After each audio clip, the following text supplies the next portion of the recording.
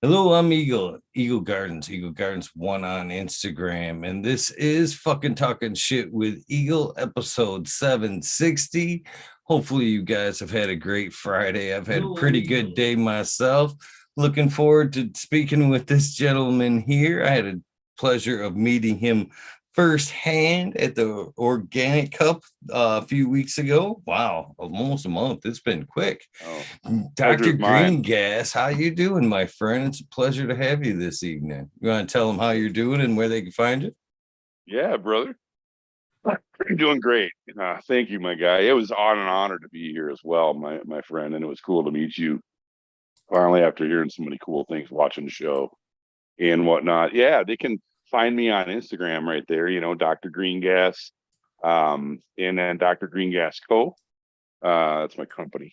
So yeah, it was really great being there. Really enjoyed it.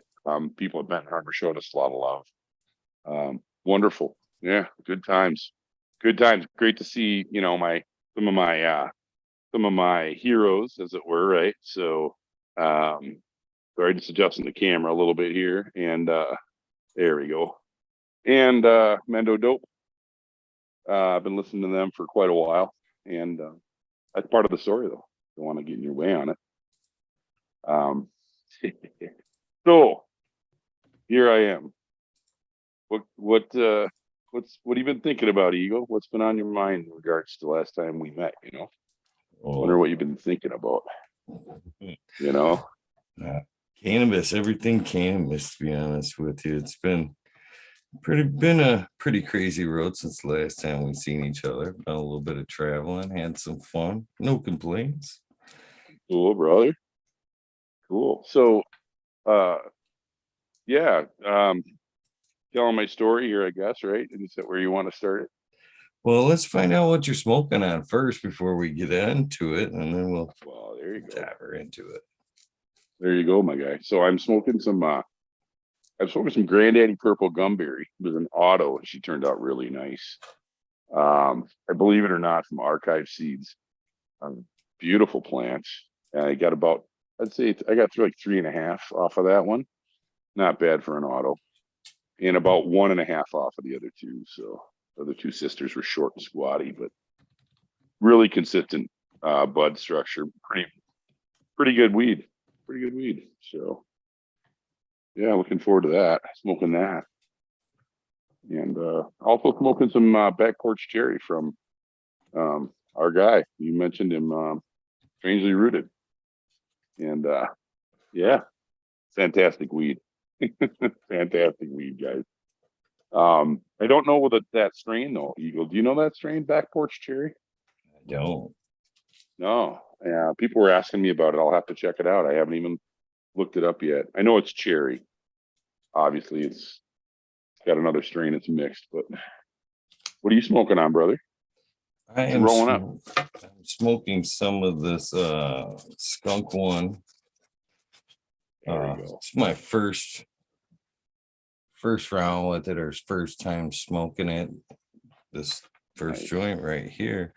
It was gifted to me by somebody that is either in chat or will be in chat.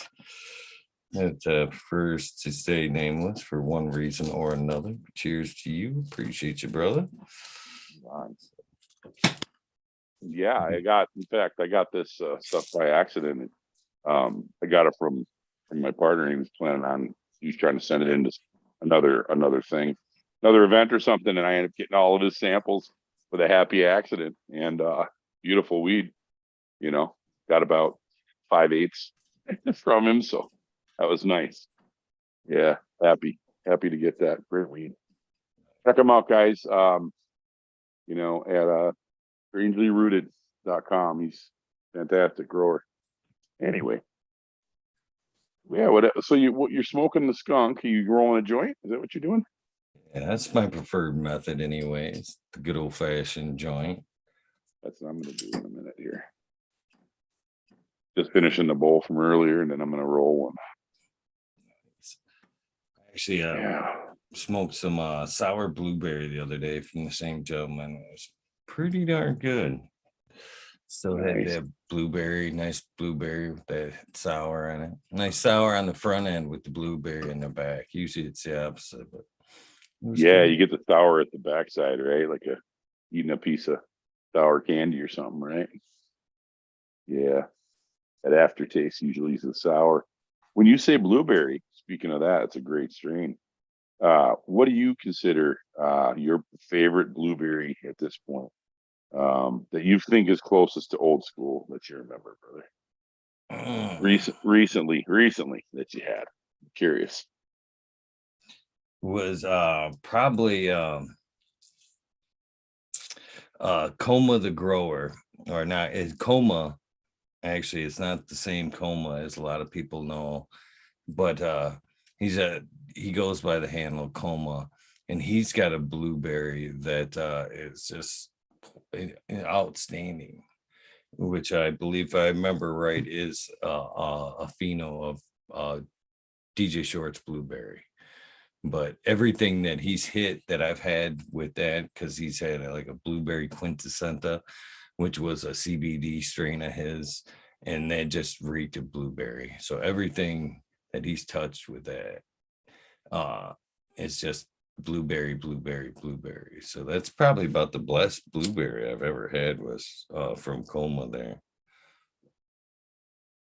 I know Humboldt Seed Company's got a really great line of blueberry, and I know they got a blueberry cupcake that sounds or smells like actual blueberry batter in the bowl. I smelt one up in Flint. Plant was beautiful, brother. Couldn't believe it. But yeah, so I Your know there's all tape's kinds of. failing you, Doc. Is it? My tape is? Yeah, you Uh-oh. slowly. Ah, leaching back, huh? How's that? There Oh you shit. go. Oh shit. Oh no. Okay. It would be cool if we weren't having to live up on the North Pole, and have crazy laws that we have, Eagle, where I could, be a little more forthcoming. But what can I say? It's been a journey, man, and it's been a weird one. Cool, but weird, you know. Well, speaking of journeys, it's perfect lead in for that question. When did cannabis come into your life? When was the first time you either seen or Oh yeah, smoked the plant? When did this journey start? yeah, 1983, and it was wild because the first time I got high was the first time I ever heard Ozzy. And I immediately fell in love because I'm a guitar player, right? So it was like, fuck yeah, and it was great. And it was, back then, if you remember, Eagle, we didn't know shit. We didn't even know there was a word named strain, right? We just smoked whatever the hell we could get, and um, back then, I was a poor kid in a kind of a wealthier suburb. My mom married a guy who wasn't wealthy, but his dad was, right? So they had a house out there, and where I lived, and I was the poor kid driving the Chevette. Remember the Chevy Chevette back in the day? Yeah, bro, that was my ride, man. That was my proud ride rolling up, silver with blue seats, and we do a 4-foot bong going down the highway in that thing. Um, but my first introduction to cannabis just absolutely just blew my mind. I fell in love with it immediately. I remember buying an album by Black Sabbath shortly after that called "We Sold Our Souls for Rock and Roll" because it had Sweet Leaf on it.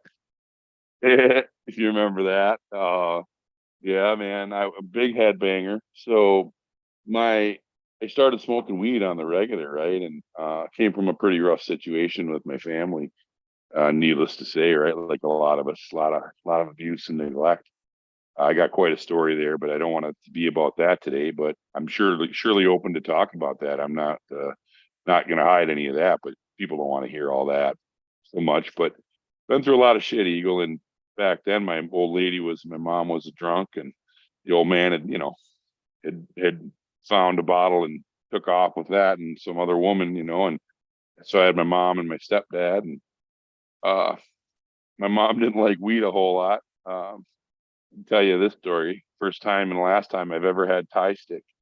I haven't had any even to this day this good, but met a kid at a up the road at the gas station, and he's like, "You smoke weed?" I said, "Yeah." "You smoke weed?" He's like, "Yeah." "You want to smoke some weed? You want to get high?" Like back then it was 1983, right? So I'm like, hell yeah. So I was only down the road from my house. So we went back to my place, and the guy broke out this little Vietnamese pipe he had, or Thai pipe. I don't know what it was, but it looked just like one of the hats, right?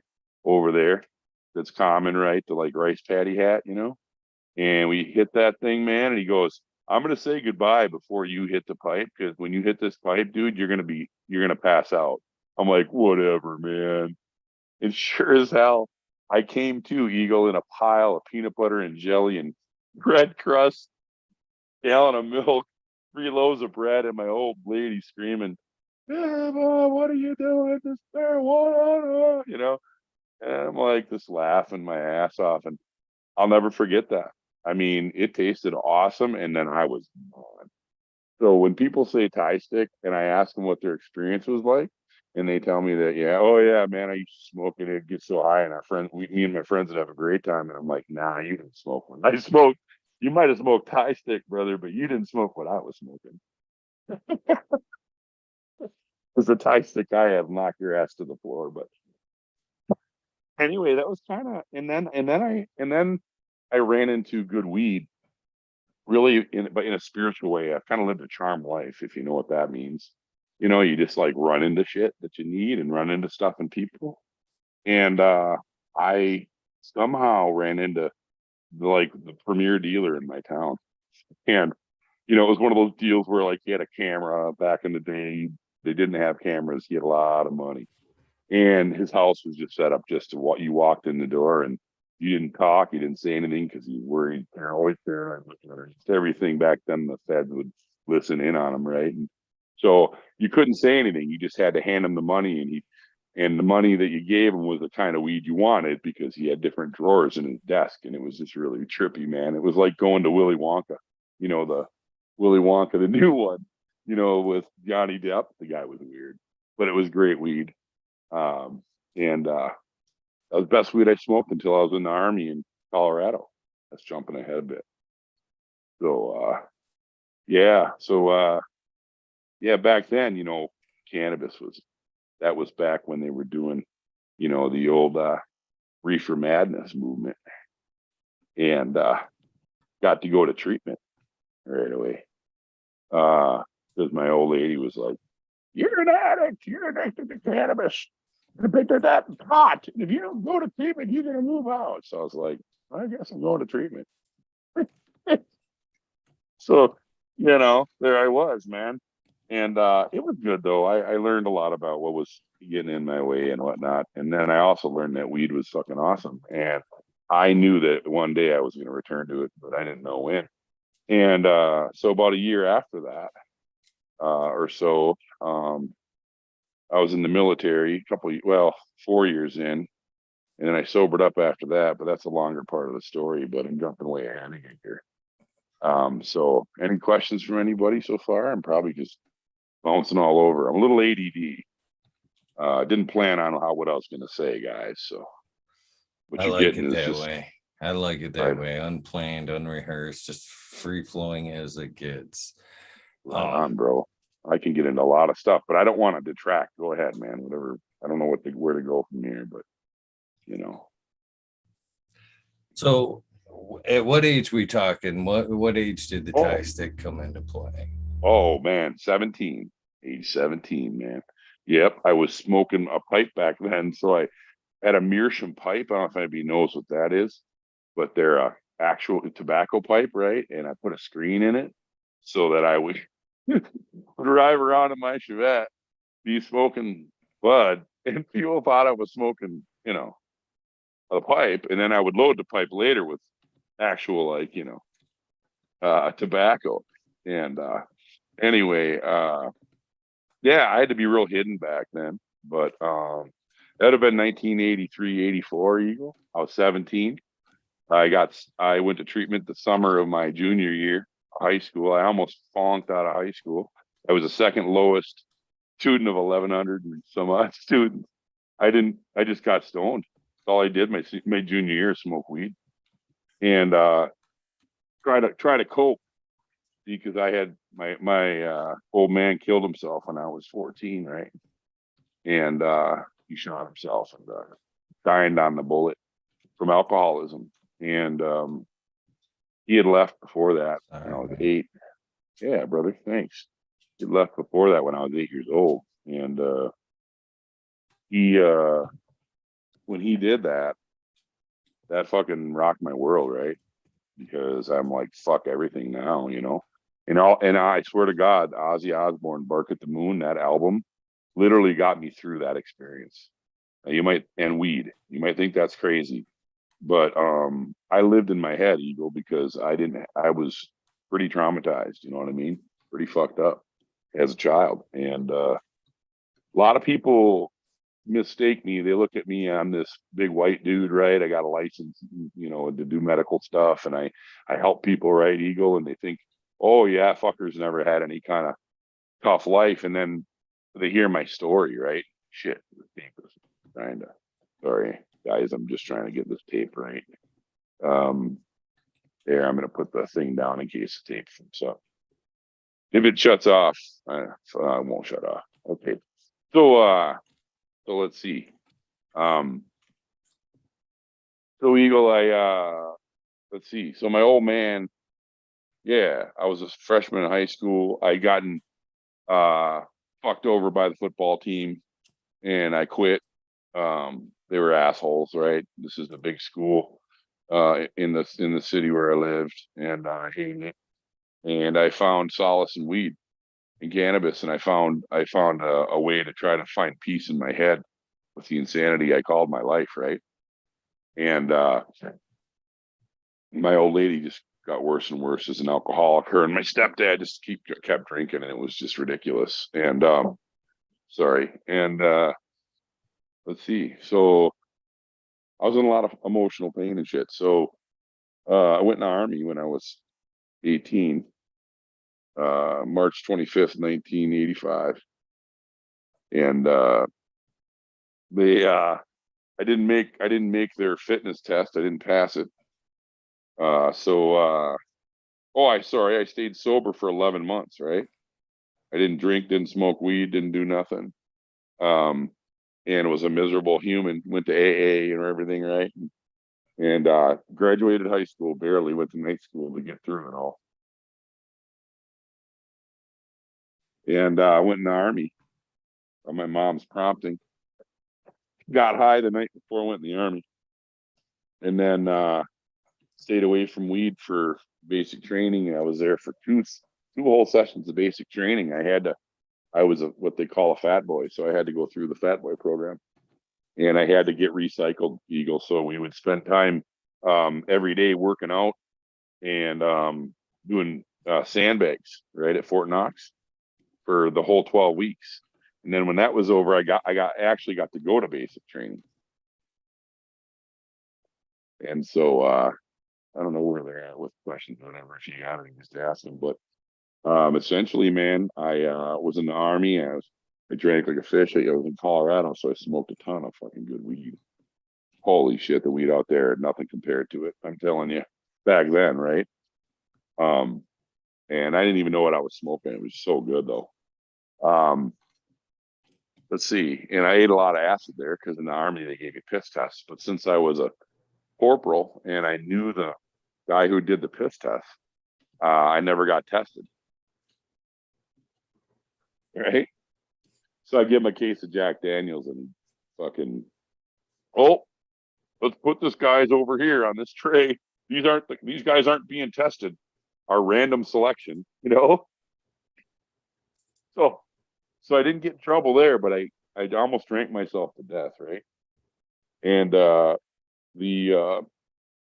June sergeant said, well, you either quit drinking or else you're going to kick you out of the army and give you a bad conduct discharge and fuck your life over. And I said, well, okay. So you know what I did? Put away the bottle and I opened up a bag for the first time in a while and said, the did one, he's out my window. So that was my art. I mean, I was a corporal in the military. I did pretty good. I got promoted, field promoted, you know, because of and they didn't. In other words, I earned my promotion. I didn't kiss any ass or suck a dick for it, you know. So Army was the first time I was ever successful legal. Before then, I was the fucked up weird kid with the drunk parents and the and the fucked up mother. You know, I was a weirdo.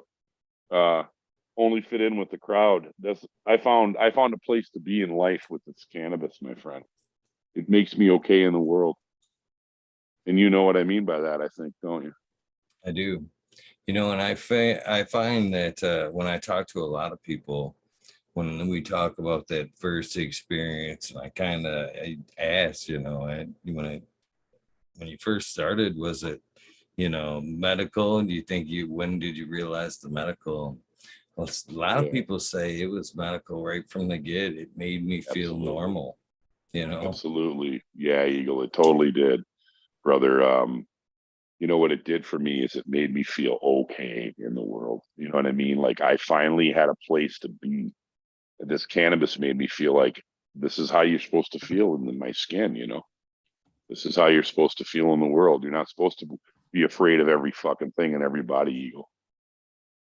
And I stayed, dude. I still haven't drank. I haven't drank since March 25th, 1990. I Good haven't had a on you single for drink of that. alcohol. Thank you, because I didn't want to end up like my old man. And um, that day, I sobered up. That was what I heard from my higher power was, if you keep fucking drinking, you're gonna end up like your old man. And I said, fuck that, right, Eagle? I was crying, dude. I was bawling. I was in a fucking dormitory room. I hadn't left that room for like 3 weeks. And it was bad, bro. And I was hallucinating. I was talking delusional to people. I was such an alcoholic, man. Give you guys any indication of how much I drank when I was 19, I used to split a 175 liter on the nightly with a guy who was 32 years old. That's a handle, guys. That's a half gallon. I'm not exaggerating, with Coke, and I a lot of times drank it myself. Sorry. A lot of times drank it myself. Um, and fucking tape ain't working out, Eagle. Dang it. It don't matter. Fuck it. Um, anyways, uh, I'm a recovering alcoholic, and I quit cannabis and everything, man, back then. It's in 1990, and I I had a series of events, man. Let me fix this camera here. Hang on, Yeah, because no problem. No yeah, problem. brother. Sorry, guys. It's just fucking with me. I like to watch your response, so I know that if I'm dragging on too far, you Oh, know what I mean, or something. you You know. have not watched too many shows then, because I love it when they go to a Oh yeah. squirrel or down an alley. Oh yeah. That's No, it's why cool. I've made the time slot as long as I have, my friend, so we can take Oh, those okay. detours and stuff like Okay. that. Sweet. Sweet. Because I'm always the guy that talks too fucking much. So No, be ready no. for that, guys. All right. I thank you, my brother. That grace is cool. Good. I'm just gonna just tell you the story then. So, and I'll give you the abbreviated version. I'm gonna give you a timeline of my life, right? So you kind of know what the fuck's going down here when I'm talking about it. So let me try this. I'm trying this tape thing one more time here. There. I think that'll do it. I rotten bugger. Hey, we'll see with this there. I think I got it. All right. You can't see me, can you? Not at All all. right. All right. Guys, the reason I do that is because I can get fucked over. That's all. So just suffice to say I don't want to do that. So let's see. So I'm gonna back up, man. So a little bit. So I was born in Wisconsin, right? There was all the abuse and all the crap, alcoholism, drug addiction. My old man left my mom. There was domestic violence. I had experienced every kind of abuse you can imagine by the time I was 5. So I came from a family that did not take care of their people. Okay. And they did not, they were drunks and they were, well, they made money, right? They had a lot of money. And so they just made everything look good, Eagle. Well, then what happened from there was I became a kid with a lot of issues, and the only thing that helped my and helps me now, my trauma brain, right, and my ADD brain, and whatever else is going on in my head, is this lovely plant and its medicine and its people. And I'll tell you, but I'm getting ahead of myself again. Let me back up a little bit. So then I ended up moving to Minnesota, and we I did not fit in. You know, I didn't fit in there either because now I'm this. I was a bigger fish in a little pond back in Wisconsin, kind of, because my grandpa owned a bank. But over here, I was now this awkward kid whose old man just shot himself, and he's a weirdo, right? Because he's fucking crying in class and shit. And I was depressed, and my old lady was a drunk, didn't give a shit. All she did was drink more and more. Back then, Eagle, as you know, you didn't have mental health people, man. You didn't go to the corner guy and go see somebody, you sucked it up and you fucking drive on, hit your oney, keep moving. So that's what I did. I just stayed high all the fucking time, and or just stayed medicated. It's been medication, Eagle, from the first puff. I'll swear to you.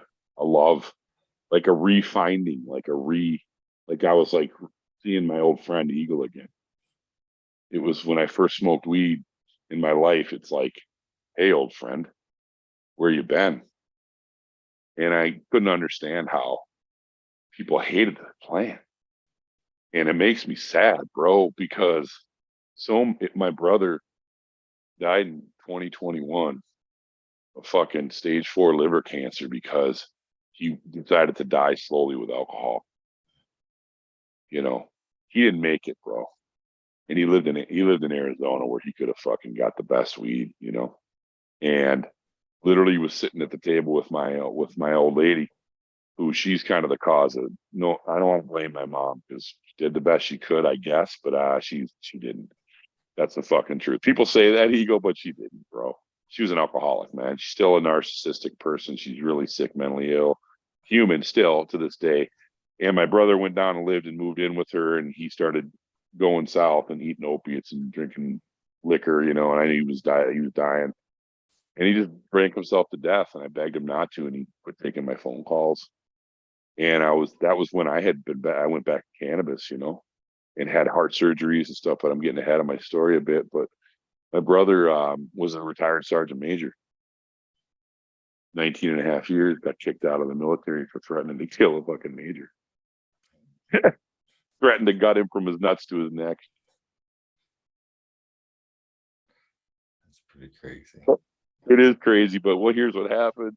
Allegedly, the officer was sleeping with some woman, and one of his guys got hurt, and they had taken the medic's vehicle in to have a little afternoon delight, right? And then the guy didn't have a medic, and he was a real mess. And my brother, the kid was paralyzed. It was pretty sad. My brother freaked out on the major, right, when he saw him, and it was understandable. But it was either sign this, get out of the military, or we're gonna fucking knock you down to nothing and bad conduct discharging and lose everything.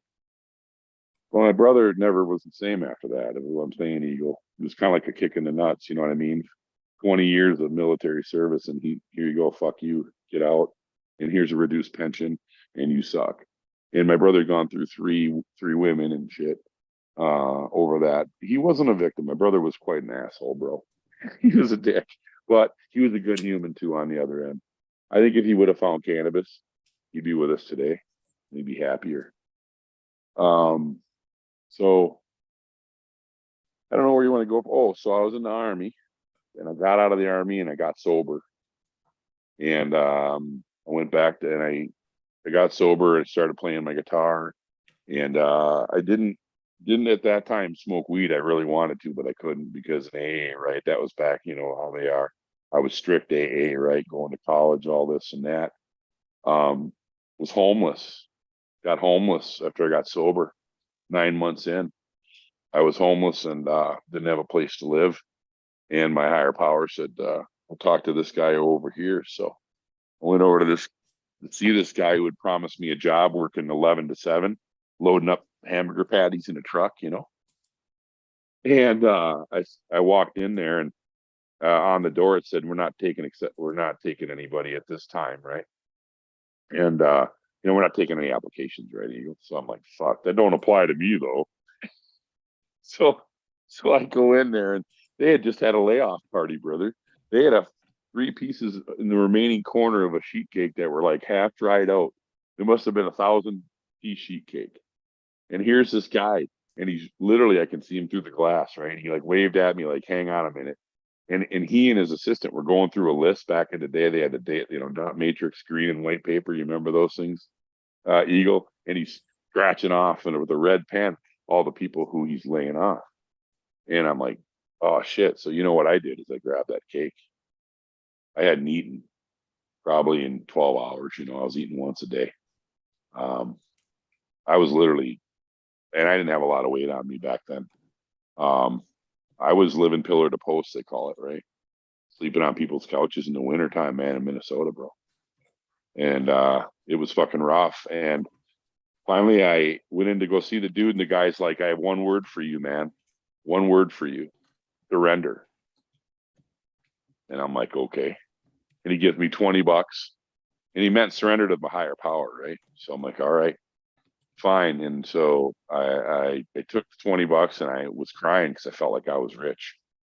I mean, dude, it was bad, brother. I had so little money that I didn't even have money for deodorant, and I had to either pay for washing my clothes or buying some ramen or for the week or buying deodorant. And I remember I had to make that decision the last week I was homeless. And I said, I guess I'm going to eat today. And I remember being on the bus going to guitar school from St. Paul to Minneapolis. And this old white woman looked at me, and she looked me up and down and sneered me and judged me because I smelled, right? I sat next to her in the bus. And I said, ma'am, I'm sorry. I had to decide on whether or not I was going to have ramen today or whether or not I was going to have deodorant on. Sorry about that. And she goes, son, that's okay. I patted my leg and she said, you're going to be okay. You just have faith, she said. Just have faith. So a couple days later, I found myself crying with a $20 bill, feeling like a rich motherfucker. And went over to the holiday station, bought a ham and cheese. And I said, okay, God, now what do you want me to do? And he said, call your mom, you proud bastard. I'm like, all right. So I called my mom, and she's like, oh my God, I've been trying to find you for 3 months, honey. Where are you? They came and picked me up the next day. I'm sitting in my mom's living room and asked my higher power, like, fine, what do I do now? The next day, the higher power said, why don't you go back to this certain school, right? As the words pop in my head for that school, Bemidji, my mom turns on her heels, Eagle, and says, well, you can always go back to Bemidji, son. Okay, I guess I'm going back to college. So my mom goes, we'll loan you the money. I said, Mom, I'm not taking your money. She said, bullshit. You never have asked us for anything. We'll loan you the money. We'll go get all your stuff. I had it all at a friend's house, right? I lost my apartment. I got fucked over on that. It's another story on the lease. It was stupid, but nonetheless, that's why I was homeless. I was a young kid that didn't know how to deal with leases and shit, but it didn't matter. Anyway, I end up back in Bemidji. Well, the reason I was homeless, Eagle, is because I'd been waiting for my $2,100 a payment from the military, 3 months, right? For my GI Bill, because I was going to school, be a guitar player, I was waiting for that funding to come through. But since I had moved like 7 times and had changed my address 7 times, literally went to the post office in Minneapolis, changed the card. You know why, right? Because I want to get my check, bro. Like I don't want to fuck up my check. I'm waiting on $2,100, 3 months worth of GI Bill. Didn't come. So then I lost my apartment, right? And that's how I got homeless, guys. And you couldn't. I was in a technical school for guitar, and they make you practice like 5-6 hours a night. Plus, the school is like 8 to 10 hours a day, man. It was crazy. They were intense, man. It was like Joe Satriani kind of school. I mean, it was wicked ass cool stuff. But, anyways, sorry, where was I? Oh, so my mom's to go back to Bemidji. So I go back to Bemidji. Listen to this. This is the coolest thing in the world. One of the classes I have to take is that because it was late in the spring, right, when I registered. It was philosophy of religion, right? And I'm like, fuck religion. Okay, fine, I'll take it. I was an atheist, right? I didn't believe in anything really. I hated God. I was an agnostic. I was like, whatever. I was like, just don't fucking kill me is what I kind of thought. And oh, you're going to be good to me. It was kind of one of these things, because I was still mad at him over the whole homeless thing. I was still being a baby. Well, I go up to this place and I'm sitting in the dorm room and one day and 2 weeks later, and now I've got a place to live. I got all the food I can eat because I'm at I can go to the dining hall. And I hear this in my head, go down, check your mail. I'm like, there's. In there, Well, I don't know why I even care about that. And I hear, no, go check your mail. So I go down to my mailbox and I open my mailbox. And here's a check for $2,100 from the U.S. Treasury. I had changed my address to Eagle 7 times. And I'd never changed it to go up to Bemidji. You tell me how that worked. Why did that check show up? After 3 months, that's more than a coincidence to me. I never changed my address to Bemidji because I didn't, you know what I mean? For a moment, I just got the relief. It didn't matter because my mom gave me the money. I forgot about it, and they drove me back up there. And here this check is sitting there in Bemidji. That's kind of a miracle, I might say. Some might say that. I bought a car, met my wife and my son, and I got married. I finished a degree, and I started helping people legal, and my whole life changed. And um, bought a house. I mean, dude, it was like a cornerstone turn. And so in the meantime, uh, I became a alcohol and drug counselor and a social worker, and I started trying to help people with all that stuff, and still do that. And I was big book, hey, big book, boom, boom, boom. Anyways, AA is a great program, but it's incomplete. They don't have any room for people like us, and that's not okay with me.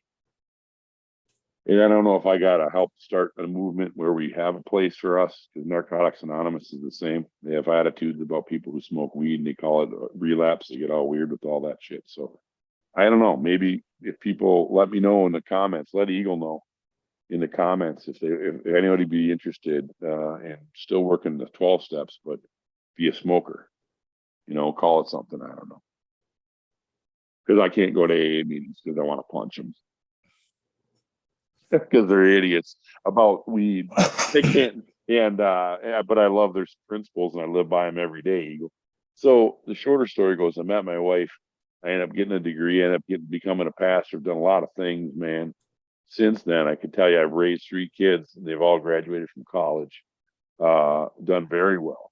And they're all not mentally ill and they're all well adjusted and they're all working and paying taxes, man. And one of them, I give her weed. My daughter, I take care of her medicine, right? Her weed and her mushies. And my other kid, my son, he's a psychonaut, so I get to take care of his mushies. And the third one, he isn't quite enlightened yet, but we'll see. Maybe he will one day. Be enlightened, brother. But yeah, it's kind of the baseline story. I got a lot of things I can fill in. There's all kinds of stuff. Um, I don't want to lose people. I want you to know, guys, I'm not a religious zealot, but I'm a real spiritual dude. I believe in, Jesus as much as I believe in Buddha, as much as I believe in the Tao, brother. I believe in so many things and reincarnation. I can talk on that all night. I've studied a lot of stuff. I've gone to hypnotists. I've done all kinds of cool shit. So anywhere you want to go, I would love to go, but I don't want to bore people. I don't want to keep our count up, and I want to make sure people we talk about stuff that people want to talk about. My story is kind of boring. So.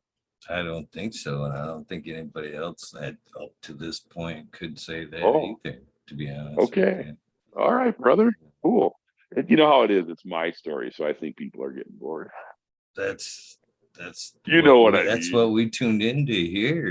We hear so much Cool. on a nightly basis. Yeah. Is it But okay to talk about the spiritual thing? I don't want to piss people off, you know? no, no, no. I'm right there with you. I same kind of steps myself at point. Very cool. I mean, we still share a lot of similarities, but in my life, there it wasn't alcohol; it was pills. I Yeah. watched, Oh yeah. terrible prescription drug. Yeah. My aunts, uncles, I've seen, family, Yeah, friends brother. died to overdoses. I watched my mom fall apart from overdoses. So, I'm sorry. yeah, it's same. We a lot of similarities in our stories, though. But Hey, brother. that makes us who we are. You know what I Amen, mean? dude. Right on, brother. Right on, man. Cool. So I'll just kind of tell you guys some more stuff that I think feels important. I'm also an empath. And so with Weird Eagle is all that stuff that's happened to me, brother. And I believe this is maybe true for you. See if this resonates with your soul, bro. And people out there, I'd love to hear your thoughts. But so there's an idea that I got from this book that's called, yeah, it's over here. I can't hang on a minute. I got to go get it. I forget the title. I'm just a little stoned, guys. This granddaddy's treating me right.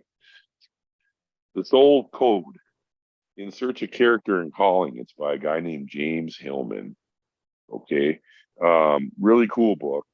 The Soul's Code in Search of Character and Calling. And it talks about how we're born with a kind of the Greeks call it, the Romans call it a genius. The Greeks call it a daemon, Daemon. Later on, the Christian church demonized that and called it demon. And what it actually was your genius is like an acorn of a tree, and it comes from. Now this is a belief now, right? But this is also in line with reincarnation. It comes from heaven, and you pick your parents. Excuse me. Pick your parents. You pick your life. You pick your spouse. You kind of pick everything, right? And but there's a veil, and the veil goes over your eye, over your mind. So you forget that you once were somebody else, and you're born into that situation. And there's kind of a destiny to it. Now you have all kinds of choices around that, and I really believe that's how that works. And so what I'm saying all that for is, I really believe, brother, that at some point before I came here this time around, and I think this might be true. I believe this is true for everybody in the planet, but I don't want people to think I'm ramming shit because But this is what I really think. Um, there's a book called Journey of Souls, and it's a book about research on reincarnation and life between life.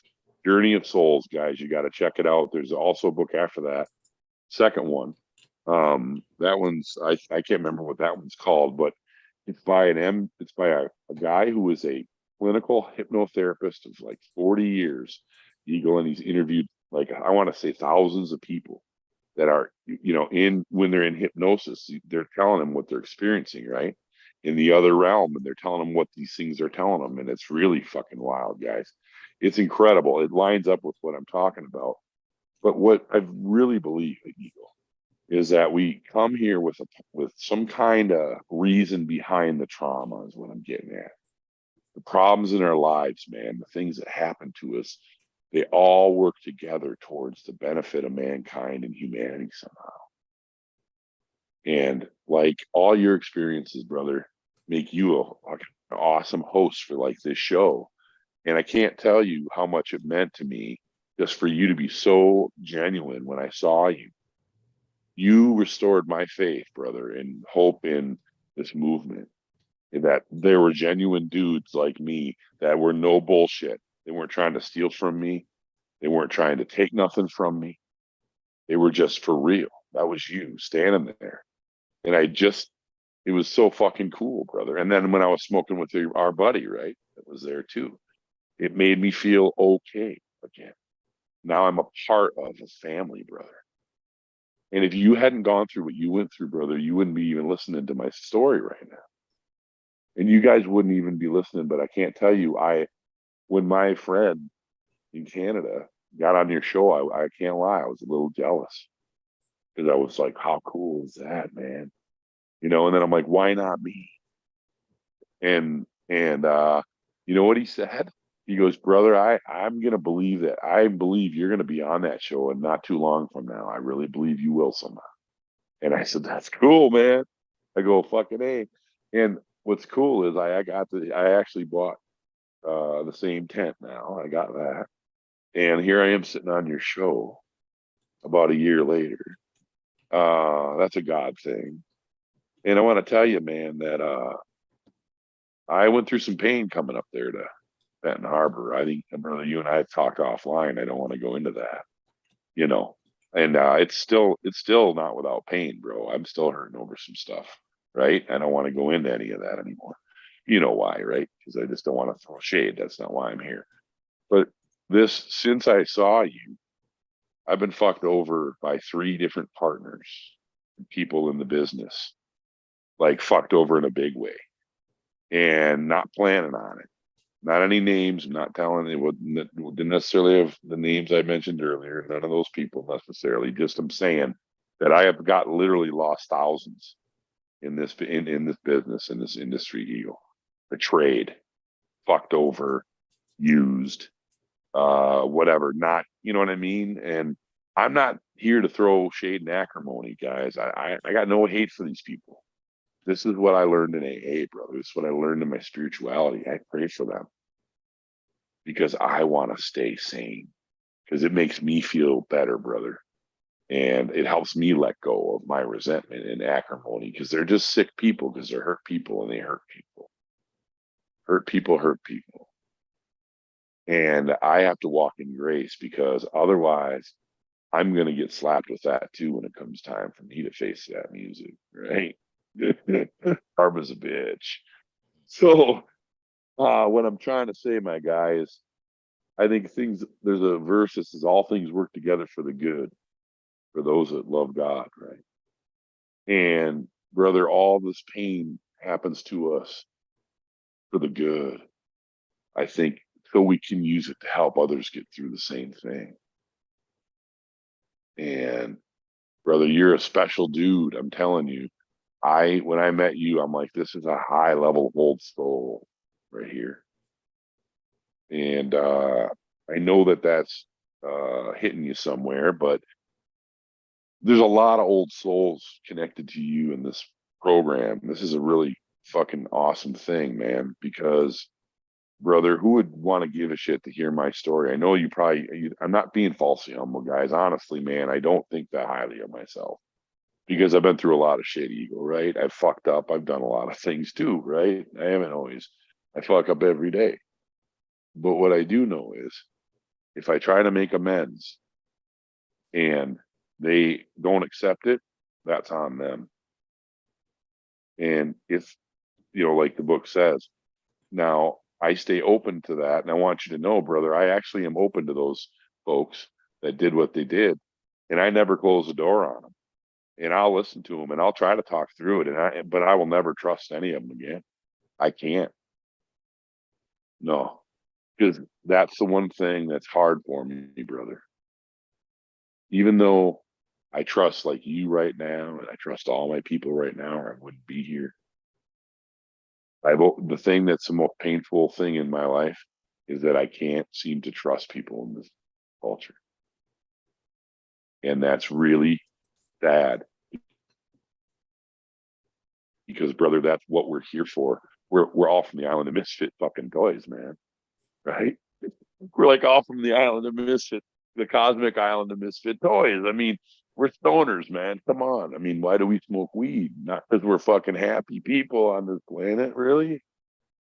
Or we are, I am now, but without mushrooms and without this beautiful plant and without growing my plants and without being connected, man, I was ready to end my life, bro. about 3 years ago, 4 years ago, Eagle, I was sitting right in that fucking corner over there, bro. And here's what happened, my guy.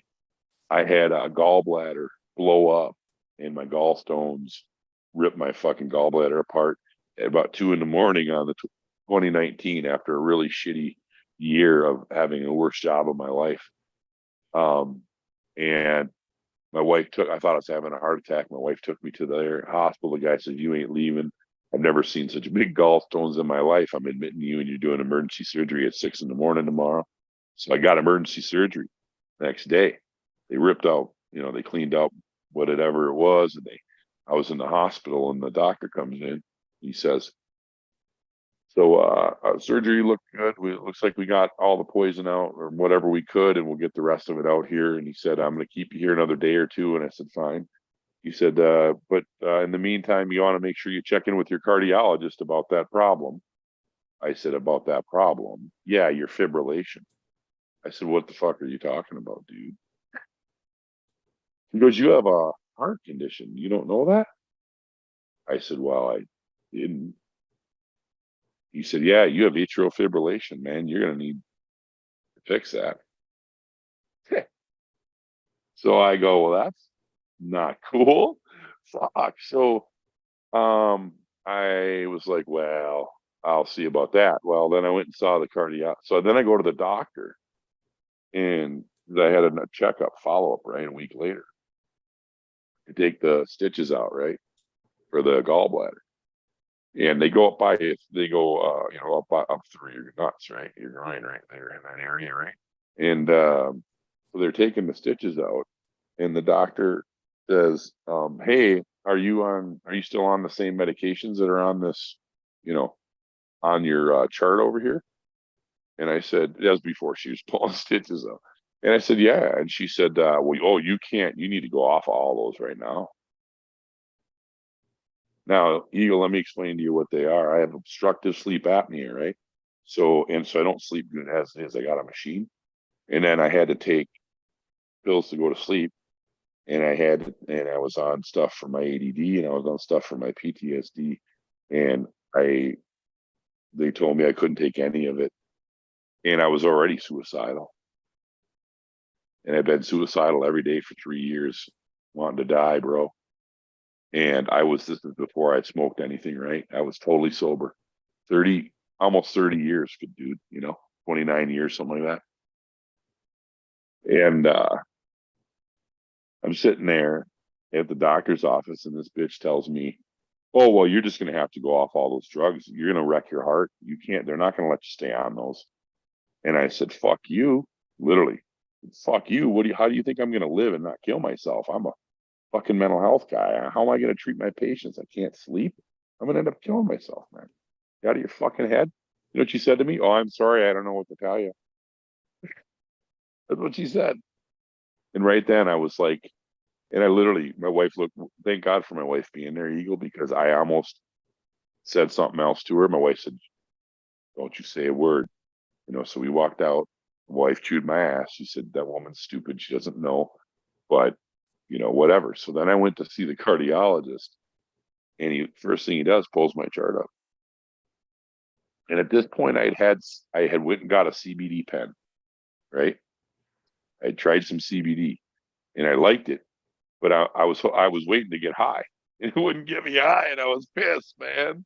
I'm like, "What the fuck is this?" So I go see the doctor, and I'm sitting in there, and the first thing he says is, "You can't take any of these pills, man. If you want to," he goes, "we can fix your heart. We're gonna have to do surgery."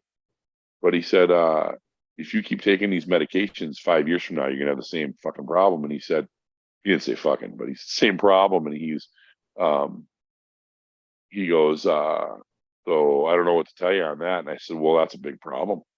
Same thing I told the other lady, right? And he goes, "Yeah, I can see that." And I said, "Well, what about CBD?" And he sits back in his chair, and his name was Reagan. I liked Ronald Reagan, man. I really did. I loved Ronald Reagan. Fucking right. But anyway, he sits back in his chair and pulls his glasses off. He goes, "What are you saying? You want to smoke some pot?" And I raise my hands up to the sky, Eagle, and like in a surrender, and I look over at my wife who's in the corner rolling her eyes at me, right? And I said, I don't know, I guess so. And he goes, well, it can't hurt. He goes, something looks like you're kind of a hyper guy anyway. So he goes, I got a place in Colorado, I get it. And I said, well, I looked over at my wife. I said, looks like I'm going to the pot doctor. And so, not even kidding. 3 days later, I was in front of a doctor, a cannabis medical doctor here, and he said, "Yep, you qualified." Paid my $200, paid my other, and then he sent the paperwork in the state. Paid another $200 to the state just for the pleasure, right? Of being a medical patient. And I'm not even kidding you when I tell you that I haven't touched weed. I never touched weed illegally. And I went to the dispensary and a lady, and I got a oil, and I got my little fucking CBD pen, and I'm like standing there at the cash register, and I go after the consult, and I go, okay, so are you telling me that like I can leave here and the cops aren't going to pull me over and fucking throw me in jail? She said, no, they're not gonna. I said, what if I walk outside of here and I take a hit off this pen? Are they going to throw me in jail? She said, hell no, they're not. I said, well, that's fucking awesome. So I go out to my car, right? you know, and I'm like, couldn't wait. Dude, I had been waiting 29 years. Bro, that's why I take issue with AA and NA, because people suffer and it's bullshit. It makes me fucking furious, Eagle. I'm sorry, man. I don't mean to offend nobody in the audience. I love the fact it saved my life, Eagle, and I mean that, dude. But same fucking time, how many people have killed themselves? How many people think that they got to be miserable without this plant because of these assholes and these people that don't understand what's going on, man? It just really frustrates me. I don't mean to go off a sidetrack. Oh, don't preach, preach. Is that Fucking, what I say? oh my gosh, yeah, man, yeah. And so I promise. I want to finish a piece of that story. So I tell you what. So I screwed that little cartridge in, and I took that hit, and I was home again. And I went, oh my God, my soul is home again. And I almost fucking cried, dude. And I'm like, I can't fucking believe I let myself go and suffer every day, Eagle. I swear to God, dude, I wanted to steer my car into the fucking traffic, bro. And here I'm a fucking therapist, dude, and I'm fucking miserable. And I have to commute fucking 4 hours one way, work for the fucking state, then work, then do my own therapy practice at night for to pay for myself to do that so I can provide for my family. It was fuck, dude. And I was killing myself for the sake of helping people. And all I could do is raise my hands at the sky and say, are you fucking kidding me? Well, this is what my life is. I'm miserable. And to be fair, though, I hadn't worked through some other shit. I needed to work through some of the stuff that I had talked about tonight, already. And so uh okay, so then let's see. Oh yeah, so I just started fucking smoking. Well, at this point my heart was still fucked up, right? And my heart got worse and worse. And I had the respiratory system of an 83-year-old man, bro. I couldn't work, and nobody would hire me because I smoked weed. I couldn't get a job on the Schwann's truck. I literally applied. They wouldn't fucking hire me, bro, because the DOT won't fucking hire you. You smoke weed. They said, sorry, man, you're a great guy. We can't hire you. I said, fucking, what are you talking about? He's like, you smoke pot. I said, I won't smoke on the job, man. He's like, that ain't the point. You can't. It's in your system. You got to take a piss test. They're not going to let you drive a truck. I'm like, this is fucked up. So I sat here in the corner, and I swear to God, Eagle, if I didn't smoke the skunk concentrates that I had, my heart was it was like two pieces of paper stuck together with peanut butter, with like my breathing. And as soon as I took that first hit, and you know how it is when you take that first hit of concentrates with some good skunk, green terpy fucking skunk. I swear to God, God was taking care of me, bro. I hit that little dab pen, with that skunk in it, and my lungs, it was like opening up. It was like I was 20 years old again. And I'd fly around the house, and my wife's like, "What the fuck is going on?" Literally said that. She goes, "What the fuck are you on meth? What is going on?" I said, "No, honey, I'm on cannabis." "Really?" She says, "That does that to you?" I said, "Yeah." She hated it, Eagle. She hates it now. Hates the smell. Fucking hates it, bro. Like, get away from me kind of thing. Dude, I literally told her, sitting right over here, brother. I was crying. I was a fucking failure, right? I couldn't work nowhere. I went from being a professional making 120 grand a year to nothing. I can't walk 3 feet without catching my breath because my heart's so bad. I might be fucked up forever. I'm thinking of selling my house. I might have to leave my wife and go trim weed in fucking Colorado and just try to live. I thought I was losing everything I had. And I looked at her and she was screaming at me and she's like, "What do you want me to do with this guy that you've become?" And I said, "You didn't fucking sign up for this. You want to leave? Go ahead and leave. And I won't fight you." This is my wife for fucking 28 years, my guy. 29 years we've been together. And bro, and she said to me, I love this woman. I can't tell you, I have the fucking most amazing wife. Eagle, she said, "What did you want me to get from the hardware store?" That was her response. And I said, "I don't think you fucking heard me." I said, "You didn't sign up for this. And you want to leave, tell me now, because then I'll just move. I'll just go to my brother's farm and start trimming out in California. I'll go become a trimmer and try to fucking live until I can get the surgery." If you said, "I don't think you heard me. What did you want from the hardware store?"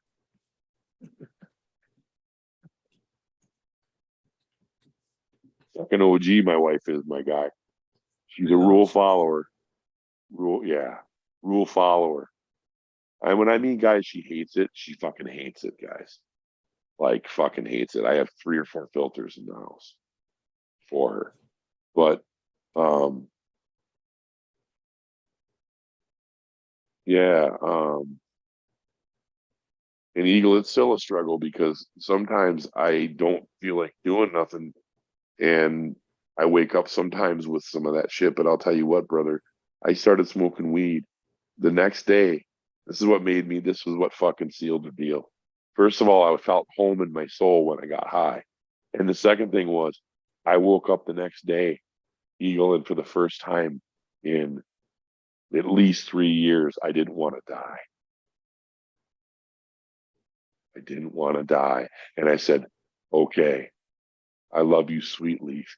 And when I came out here and I hit that pen and I cried with tears of joy, thanking God for this plan. And I'll tell you what, if anybody ever gets in the way of my brothers and sisters or me having a right to this medicine, they better hope that they got their fucking game on, because I'm taking them out. You know what I'm saying? Because I'll do it as peaceably as I can, or I'm gonna move. I'm gonna tell them, you either give them back that weed, or I'm gonna take it from you and give it back to them, or I'm gonna give them my shit when you walk out of here. Fuck you, and you're not gonna fucking mess with my brother and sister over their fucking medicine anymore. That's what makes me angry, bro. And I realize that this is complicated issues, but this is straight up fucking, like, they're trying to take it from us, right? This is straight up Mendo dope. And I don't even, and I didn't even know these dudes, man. And I was connected to them, brother, by this plan, you know? And we are connected, dude, by by collective unconscious, man. We're all connected to the plant. Plants all connected to every plant through these fields, man. I don't know if you know what these are, but they're morphic resonance. You've ever heard of, guys, look that up. It's called morphic resonance. They've proven this through a Nobel Prize. I can give you guys a bunch of citations later. You guys want the documents? I'll show you where to look it up for yourself. But there's a book by a guy named David Wilcock, and it's called it's about synchronicity. And he Nobel Prize. They do shit like this dude took a piece of his skin and attached it to a bunch of uh, reading meters and stuff, and then he got on a plane and attached the all the meters to himself, the exact same machine, and he flew 300 miles one way, and he took readings the whole time from the petri dish where his skin was, and from the him being attached to his all of his skin, his body in the plane, and they flew 300 miles one way and turned around and flew 300 miles the other way, and it collected readings in both locations, both in the plane and on his in the petri dish. They replicated this experiment multiple times, and guess what? The readings were identical. That your skin sitting in a dish, Eagle, and then you jump in a plane, and your readings are the identical off what your body's doing 300 miles away. You tell me how that works. It's called morphic resonance, guys. It's called we're connected by energy, guys. It's called every time I do something, Eagle, I affect humanity, bro. Holy shit. You know? So here I'm walking around, a miserable guy, and now I'm walking around with the freedom of the plant, and now my life's changed. But I still have to hide. And there's something real wrong with that, guys. We got to fucking change that, guys. I don't mean to bring the mood down, but we got to change that shit. I don't know what we got to do, but I know that for some people, the black market is a fucking blessing for them to feed their families. And I got no hate. I'm on the side of that too, fellas. I could be sitting in Disneyland over the shit I'm talking about right here. And I don't give a fuck, Eagle. Let them come. They better be ready for a couple of crossbow bolts. For they ain't got it. You ain't got a warrant. You ain't coming in, motherfucker. You know, I am not a violent guy, guys, but I come from a warrior class of people, and you do not want to fuck with my family, my God, my. You know, what I mean, you guys are my family too, or my animals or my ring. You're going down, Charlie Brown. And I just don't. I just won't tolerate that. But so, man, it's weird because in my state, it's a lot of persecution, right? Still for this, right? And there's not a means of being able to sequester medicine for people. So it's like you guys were, you know. Um, but you know, I don't know what people are wanting to know, Eagle. I'd love anybody that got comments or questions. If there's anything, I'd be happy to talk about it. But or you got anything, brother? I'd love to hear your thoughts and comments, man. And I'm not done at all. I'm just saying, I just kind of want to feel like I'm talking too much again. And That's the point of this, is to hear your journey, to be honest with you. And I'm, to be honest with you, I'm speechless. I can relate, and it's been a powerful story so far. oh, good, Not man. story, but journey. I really can relate to this a lot. Cool. And that's the purpose of this, my friend. Okay, brother. Is to let other people know. By the way, uh, Yeah, it says misfit across my knee. First worded tattoo I ever got I love it. is the misfit. Fuck And yeah, my dog. I can relate. Yeah, my guy. Yeah, dog. Never feeling in the world like I ever fucking fit, and I still don't sometimes, Eagle. I sat in that, but you know what was fucking cool? I sat in that room with you, man, and with Mendo and sharing weed and with my people, and I'm telling you, I never felt more at home. Okay, and that was beautiful, and that's what we got to do, and that's what we got to share and turn people on to, man, in the world, guys. That's how we're going to win the world and overgrow the fucking hatred of this planet. The only way we're going to get there, Eagle. I heard you say something earlier. Yeah. There's two walks of life in the cannabis industry. There's the cannabis community, and that's folks like me and you. And then there's cannabis industry that have no fucking faith in it, no love. And that's money is their only interest Yeah, I in found this the game. sting of that lately, bro. I felt the sting of that really recently. Yeah. And Y- I think that what I've seen lately, and I'm really afraid of this, is, Yeah. I think the message of it being a medicine is being lost in recreational. The Yes, it messages is. that we're talking about right now. Yeah, dog. If anything, made it a personal promise to myself to kind of double up on these type of episode stories, just because I think people need to hear the power of the medicine. Dude, People the can testimony. relate. Yeah, these stories. Because people get fucked up, they get locked in their head. Right on. They Yeah. think they're the only one going through this shit. You know what I mean? And when they Yes. hear Yes. stories like yours, and not so much mine, but I'm finding out more and more I should really share. Yeah, you But should, dude. I should interview you, bro. Yeah, man. I'll do it. That'd be dope. Brother, I'd love to, man. Or do a podcast with you or some shit. I don't know. But or whatever, man. I mean, just like even one time on your show or something. But I think people need to hear your story, brother. You know? it's it's a pretty powerful one. That's why, even my kids, there would be stuff that come out in these episodes that even my kids haven't heard. So Stories. I gotta yeah, brother. Brother, I gotta now I get now that I gotta tell you this. It just came up inside of me. I gotta tell you guys this story. So now again, now I ain't gotta say nothing. You guys know who I am already. So I was sitting over in this chair right over here, and it was November 20th of 2020. And I was worshiping God, man. I had my headphones on, you know what I mean? I do the music thing. And I had a music ministry, guys, like for years. And Eagle, I've seen people heal to fucking stage 4 pancreatic cancer, man. Dying. Get a brand new fucking pancreas in 3 days. Can't explain that to you. I can't. It was Mayo Clinic confirmed, my guy. It's fucking legit. Girl's still alive after 10 fucking years, my guy. And I fucking laid hands on her in a fucking high school hallway.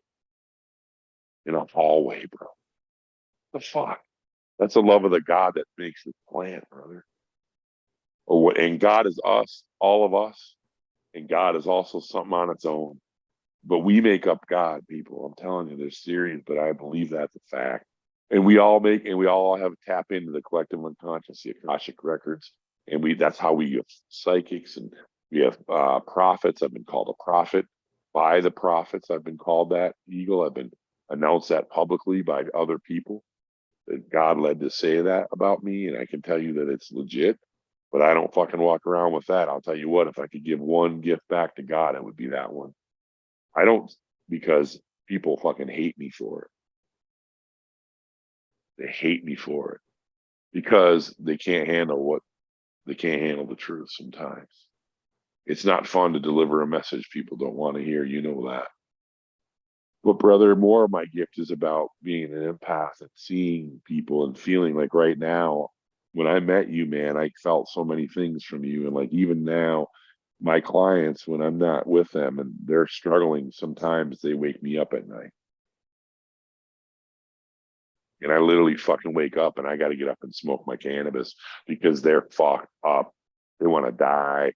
What's going on? They're not texting me or nothing, but I talk to them the next week and I say, what was going on with you at about 3 o'clock on Wednesday morning? And they're like, how the fuck did you know I was having a hard time? They're like, oh, you're freaking me out again. And I just call them mind skills I have. Hmm? You know, you know, and no, I just, it's weird, dude. But I swear to you when I tell you that, like, I can't turn that on or off, Eagle. I don't. It just happens. But when I'm sitting here talking to people in therapy and stuff, I'm picking up some wild shit. And here's what I can tell you: everything that you've ever done, I swear, whenever you're working with somebody or you're trying to help somebody, you're the person to help them. And the sad thing is, we lose the opportunity to make our pain and our suffering in this world mean something. Oh, that's right. I was going to tell you guys a story. Okay, so I was sitting over here, and it was November. Was it the 17th? Yeah, it was the 17th of 2020. November 17th. I remember because I texted my one of my buddies, and I was sitting over here and I was praying to God, and I was in a lot of pain emotionally, and I was really frustrated with my brother, the one who died. And I'm not kidding you, Ego, when I tell you that God visited me.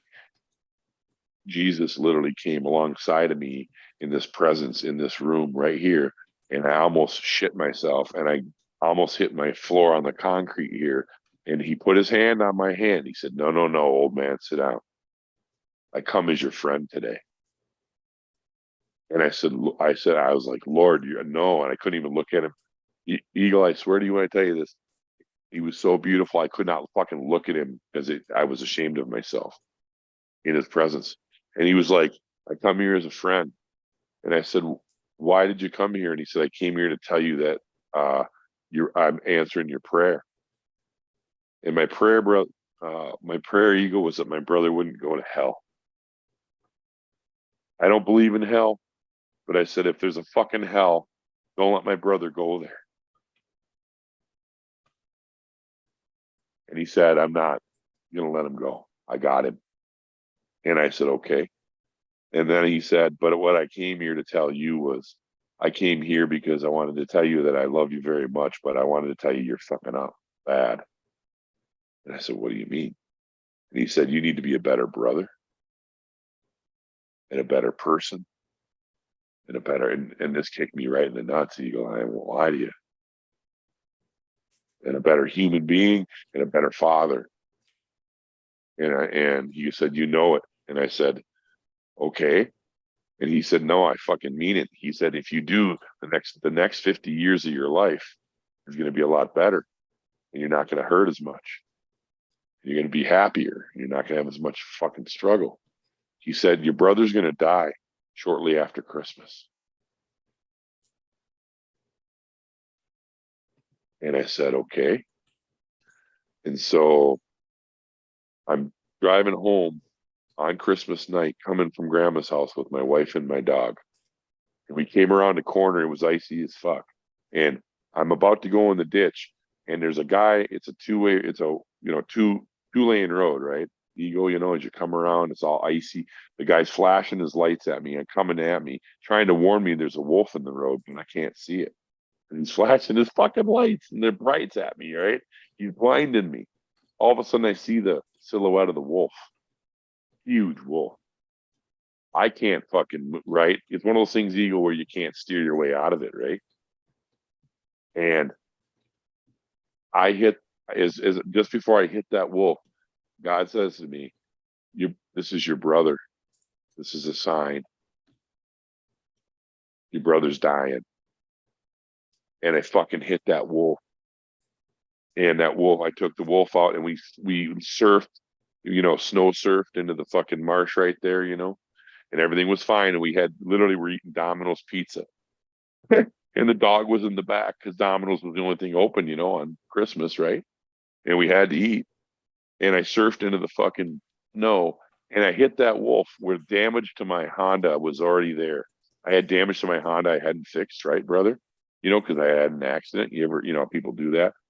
My rates were going to go way up because my daughter had an accident, and I didn't want my rates to triple. So I would just ate it for a while, right? I left my car damaged for like a year and a half, and I didn't give a shit. And I swear to you, when I tell you, I hit that wolf and it didn't do any damage to my car whatsoever. What are the odds of that, dude? That's not, you can't calculate those. Now, this is crazy. So then check this out.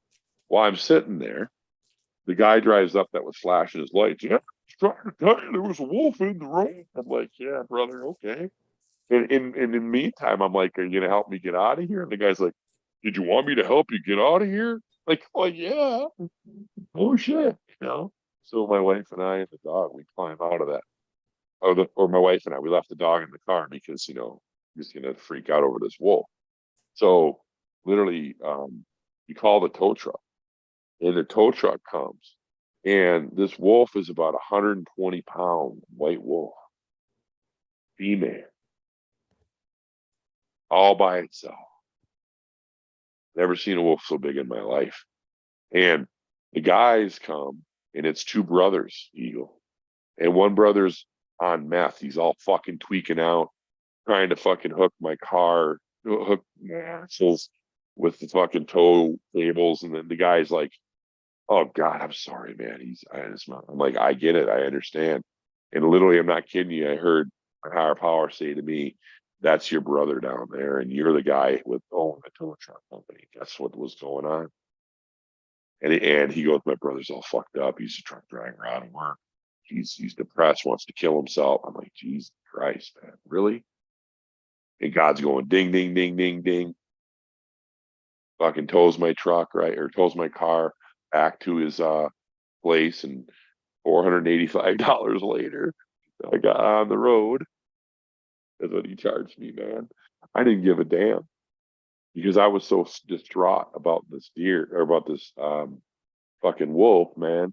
That so this is the Christmas night, right? So I get home. My brother calls me the next day, literally, the next day, and he didn't even have to say nothing. I said, "I know." He was crying on the phone. "He's dying, David." I said, "I know." He goes, "How did you know?" And I sent him the text that I had sent to my friend, telling him that Jesus had come in the room. You know what I'm saying? One of my ministry people. And um, my brother goes, "Wow, that's fucking crazy." I said, "Yeah." So I flew down to Phoenix. I hadn't talked to my mom in 5 years. You go, not a fucking word, right? I go down middle of COVID now. Okay, right? Middle of COVID, or COVID's just kicking in or something like that. Now was this 21? No, because it wasn't. No, this is 2020. I don't know why, but I had a mask. For some reason there was a mandate. Anyways, sorry, I'm just stoned. It don't matter. I went to Phoenix and I checked into the hotel. They wouldn't let me go see my brother on the ICU because they're assholes and because it was fucking COVID. And they wouldn't let me in. And I was fucking pissed. I was there a week, and all of a sudden I'm like, I should call my mom. Fuck it. So I called my mom. My mom freaks out. She's in Sun City West. I had been in Phoenix. I had to score weed in the alleyway, bro. They wouldn't let me buy weed because I was a medical patient. But this is before rec was legal. And if you couldn't get medical in Arizona unless you were a medical patient in Arizona, they wouldn't honor it. I was so fucking mad, dude. I had to buy weed from the waitress. Thank God she had stupid fruits for me. She sold me a whole quarter ounce, bro. And I'm standing there literally trying to make another drug deal because I went burned through that quarter pretty quick. And my mom pulls up, my 85-year-old mother. No, she's 89. What am I thinking? She drives up in her fucking Toyota RAV, this old wannabe, rich woman, white woman, in her RV, in her RAV, right? And I walk up to her. I go, "Mom, I'll be a minute." She's in front of the hotel. I go, "I'll be a minute, Mom. I got to make a drug deal." Fuck. So we had to go wait in the alley. I made her wait in the alley with me. Sat in the RAV, and I'm like, the guy didn't come, right? He didn't come. He didn't come. He didn't come. So I'm like, fuck. So then, my brother ends up dying on the 2nd of fucking January. Yeah. And I'm on my way back from California with my weed. And I'm racing back 100 miles an hour, and he's dying. And God's like, "He's dying. You're not going to get back in time." And I'm like, "Motherfucker." But I got to tell you what happened before that, Eagle. So the day before, um, God said, "I want you to sing him a song. Sing him he wants to hear you sing." I never got to sing for my brother. He never heard me play guitar. To this day, he never did. And well, he is hearing me. Yeah, he's heard me. He's in heaven, brother, hearing me play. But he hadn't heard me play. He wanted, and so he said, sing him this hymn, "I'll Fly Away." And my brother was there, and my sister-in-law was there, and my brother Chris, who's dying.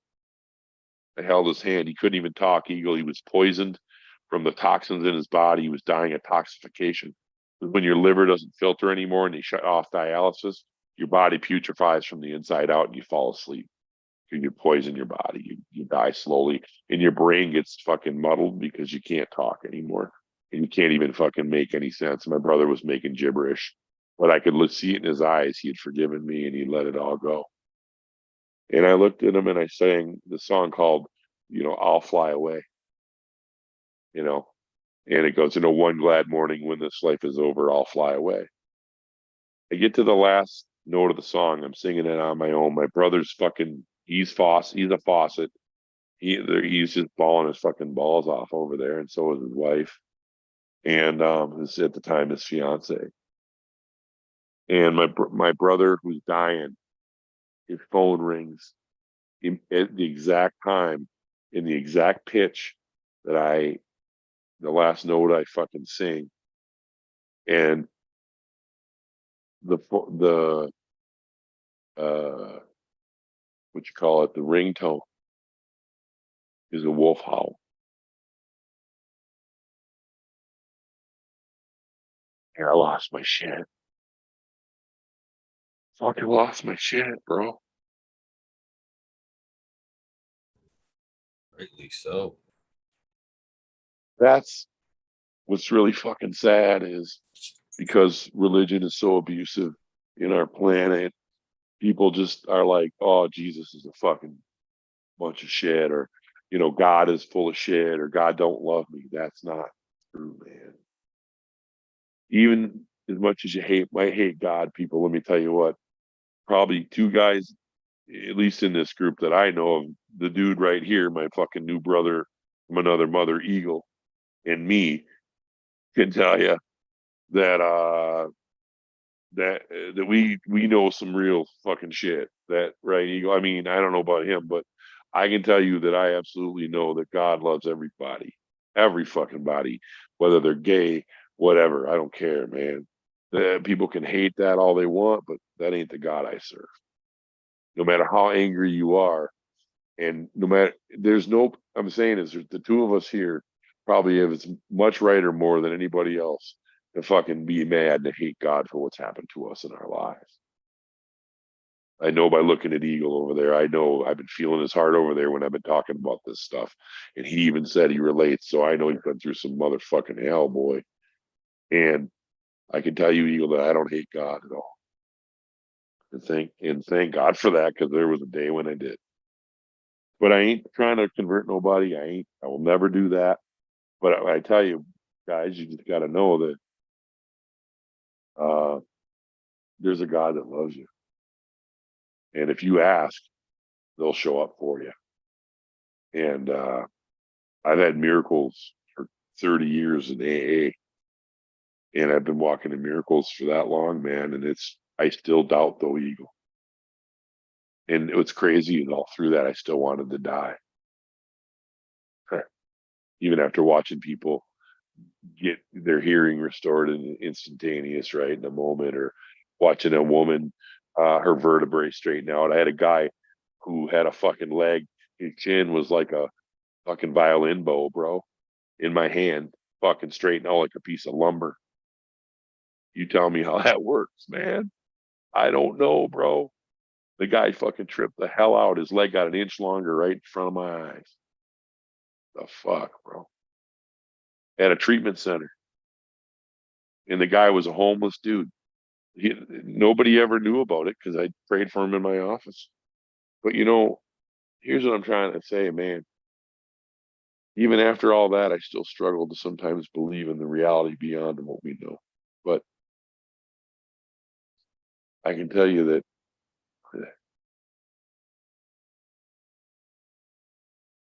you're here for a reason, and you're absolutely intrinsically invaluable as a human being. Everyone listening and everyone who's not. The cost of grace is paid. That's why you have so much grace, Eagle, because you have so much pain, brother. But that's what makes us understand people's pain, don't it? If I've experienced something like you have, I can relate to your pain. That's what you're dealing with right now tonight over there, my guy, and other people maybe too. You know, I can see it, and but I don't know what my job is in this space, and that's what I'd really love your insight on, my guy. And but I'd love to hear your comments and thoughts too. I've hit on a number of things that I want to hear from you, dude. You got a lot going on in your spirit right now, my I brother. got too much going on. It's almost hard to concentrate. It's Striking okay, so dude. many chords, to be honest with you. Good. Uh, I'm just letting it rip, bro. I hope that's all right. I really believe you're on your path. To be honest with you, I've said this to you when I mentioned. I believe this to be true now. I believe that you're on the path that you're supposed to be on. Right on, There's Chief. so many people that are kind of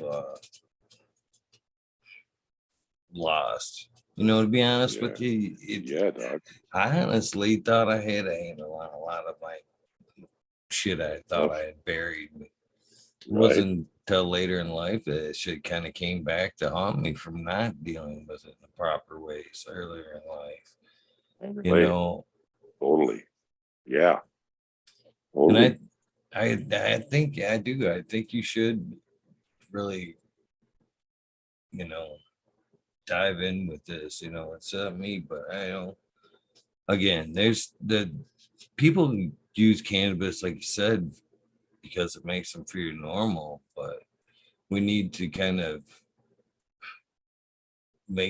have some closure with some of that stuff as we work through with Yeah, brother. cannabis. Absolutely.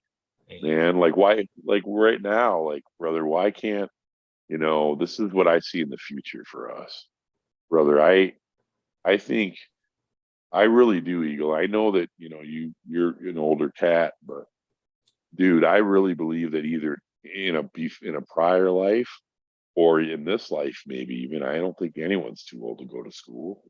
But dude, I could, you know, I you got the makings of a hella good therapist, bro. I mean, you really do. But in the psychedelic world. What I mean is, I'm still saying get licensed if you could, but I'm saying like you'd be the first guy I would fucking work with to work with people and bring them through an experience and help them deal with their trauma. There's no reason people can't be brought through that with an oversight of a therapist and another coach or something, And I have no better. I know no better medicines than our natural medicines. Our psychedelics, right? Everything from cannabis to MDMA, and fucking ketamine. Even though I hate ketamine, that isn't a good one for me. But I can tell you guys two nasty stories. Go ahead.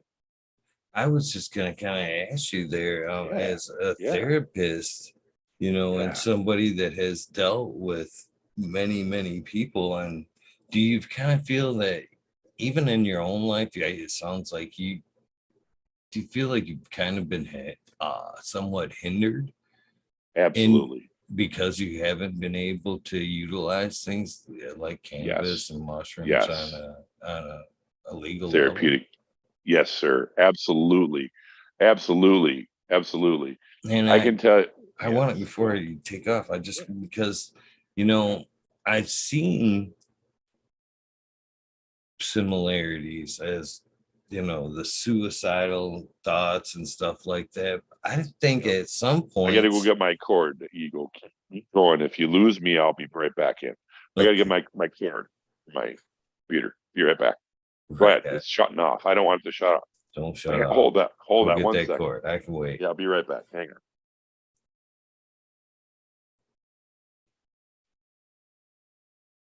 Cheers, everybody. Sacred Gardens, Jeff 42069. J5420. How you doing? Ryan, martial artist, Christopher Big Boards 54, Angel Side Piece, cheers you, Dank was kind, Angus Bucket, cheers, Canada, Canadian Cannabis Mike, cheers, Dirt Road Dude. How you guys all doing? If I missed anybody, I'm sorry.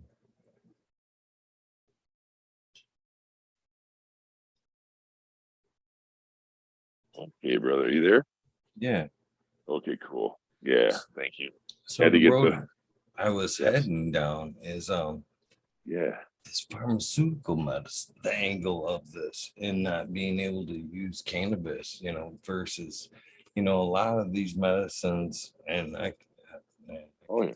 so many similarities into your stories and my Oh a yeah, brother. lot. Um, Sure. Yeah. so like the medications you were taking for anxiety and stuff like that, I can 100% guarantee that some of the side effects on those labels were suicidal thoughts and stuff like that. So I'm sure a lot of the angst, that you see in patients could in fact be Sure. from somewhat of the side effects from the medicines, no? Absolutely, brother. And I talk, you bet. And now I'm going to tell you, It's got um, to make your job wholehearted a lot it harder. does. It does. But you want to know what's really funny? Eagle is I've intentioned and I pray all the time. And I actually have seen most of my clients, about 90% of them are smokers. And I talk directly with them about it and or psychonauts. And I talk to them directly about that. And I do incorporate it because fuck them that don't understand that, because I do understand it. And I do talk to them about, hey, let's have you tried edibles? Have you tried legal edibles? We have them in our, in the state I'm in. They have the CBD derived, right? And they allow us to buy that over the counter.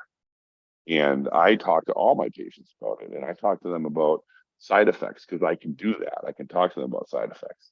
Right. And so that's within the scope of my job, right? As a therapist. I can't prescribe it yet, but that's what I see in the future. It does hinder. Oh, sorry. What I was going to say, Eagle, was I was half as perceptive as a therapist before I was using cannabis. I've become about 100 times at least more perceptive and dead on empathically with clients because while I'm talking to them, I am medicated. And I am medicated with two primary medications. Well, the only ones I use actually. And one is psilocybin and the other one is my cannabis. And so I microdose point one, right? So twice a day. And I use it in the morning when I wake up, I have it in a capsule, and I use it 5 hours later. And I don't always take a second one, but if I'm sitting there, in fact, well, it's too late now. Shoot, I should have taken one earlier. But I just I went was gonna say, I just went in. I was like, oh, let's talk. I thought about it earlier. I was actually gonna do it before the show, but it's still early for me. right on, man. So, well, hey, you know what? I'm gonna right now. So here we go. So yeah, I've got this little point one. I'm gonna do it in celebration of my people and our culture here, and that I down the hatch. Watch, I'll probably be up all night. I don't care.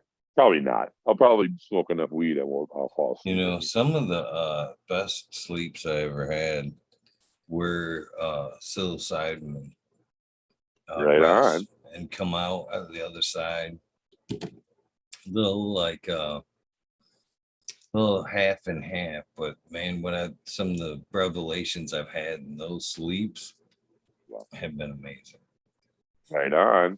In fact, did you remember interviewing Scooter's 3G? You Mm-mm. remember his trip? Did he tell you about his trip? It's been so long. I'm Travis sure. Anyway, that's okay. It was like he said it was like a tool. He ate a bunch of shrooms. He ate like a whole.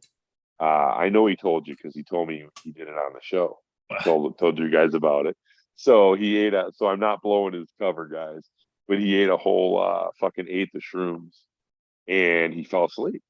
And he said he was that in between sleep, like you're talking about, in between sleep and the spirit realm. Okay, that's when the veil is down, guys. That's when we cross over and our soul can traverse into that realm. That's how we get inspired. And so, what psychedelics do, especially natural medicines, because they have our DNA in them and they know how to trigger our brain to open up channels to energy that we wouldn't normally open up through biochemical and spiritual process that we can't understand because of the technology yet to measure it.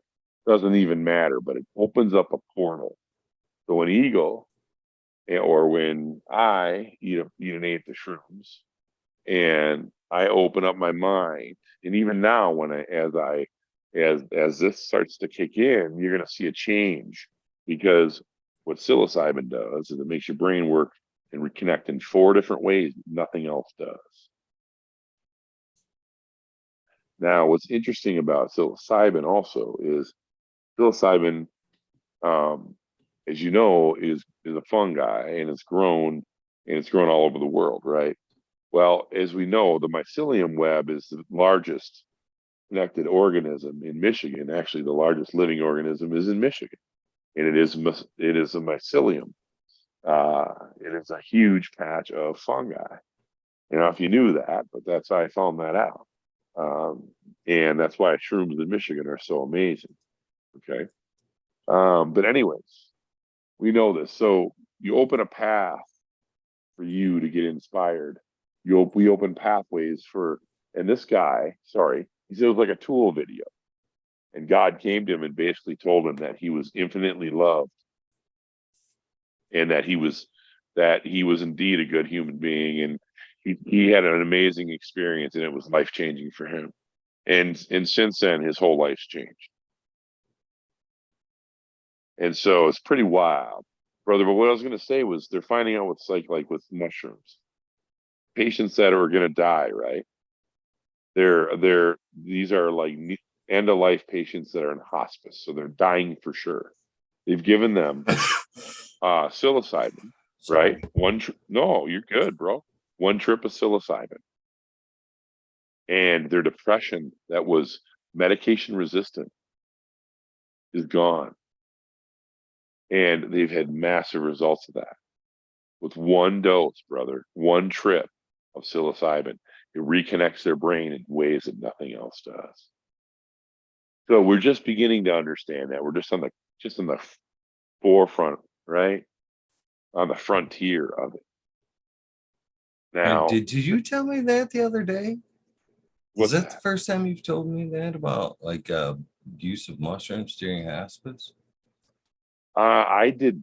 So either you remembered it, or you dreamed it, or you heard it, or you got it somewhere else. So you read it.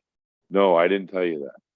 Because I just had a conversation with somebody the other day Oh, about the cool. use of uh, Yeah, hallucinogenics during their dying days and having them yeah. be more comfortable and more, open Mhm. to the next side. So they took all the anxiety in what they were saying, just like you just said, out of the next phase. They were okay. They'd made peace and moving Yeah, on. yeah, Yeah. yeah. Huge result. And I want to say it's in I think they were doing it in Australia, I think is where they were doing it. But they've also found with cannabis, like they've found killer results with like Alzheimer's, right? They've tested it with kids, autistic kids. They're testing it in, I want to say New Zealand. They're testing these kids, right? Under clinical trial. I mean, it's all, it's monitored, it's measured, right? I mean, they're being careful, but they're finding incredible results with it because it's a neural protectant, right? So there's so many things. In fact, I was going to bring that lab book in here that talks about all the different. Um, well, you guys know this. There's 528 compounds that we know of so far in cannabis. That's including THC, right? THCA, THCV, THCO, Delta 8, Delta 9. I'm just going backwards, right? THC, you just keep going. CBD, CBN, CBC, right? CBG, and it goes on and on. But those compounds, the esters, the fats, right? The terpenes. If you added up all the ones I just named, those are only like 30, right? Like 38 or 40, whatever. Brother, there's 500 compounds. You don't know what they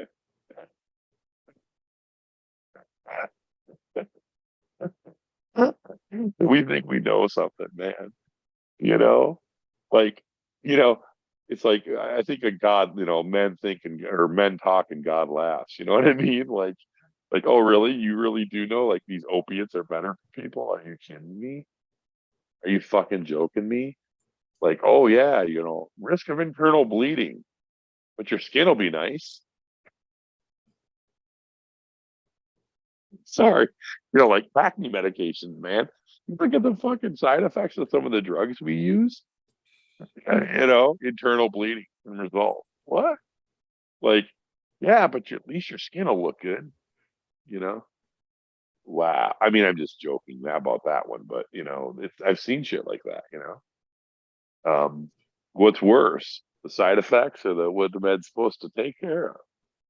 Anyways, but let's see. I'm right there with you. I mean, we should look at ourselves. I say this all the time. My whole look at life changed uh 3 years ago because of mushrooms, to be honest with you. A little battle, Sure. kind of accidental hero dose. But when Hmm. I kind of that was the eye opener for me, but then just kind of digging deeper into organics and stuff like that. I've said this forever so many times, people could probably finish this for me. But once I got into the microbes and seeing how the place they have and how they're like the base, in my opinion, of like, Yes. you know what I mean? And Yes. Yes, I do. similarity between us and the plants, we should be looking at ourselves just like the plants. You know what I mean? The Yes. deficiencies and shit like that. Fuck the pharmaceutical bullshit. You know, Exactly. Yeah. And then, that is yeah, what you said, Eagle, too, about how like all of the people don't know is that the gut bacteria, our gut biome turns off and on our genetics. It turns on cancer, turns it off. Okay. And so when people, like you're saying, brother, it's like a plant. We are like a plant in that if we don't get fed right, with the right nutrients, the right amount of light, the right conditions, we're going to get sick. And they're lying to us, people. If you guys don't believe it, look around, look in the mirror. Do you feel good? Are you eating the American diet? Why are motherfuckers dying of all these weird diseases? Why do we have Crohn's disease? We never had that before. Why do we get all this weird shit, right? Celiac disease. Why can't we eat the food that was created for us, however that came around for us to eat all of a sudden? Why is it now bad for us? What changed?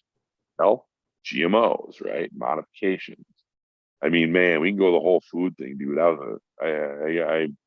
I lost 140 pounds, right?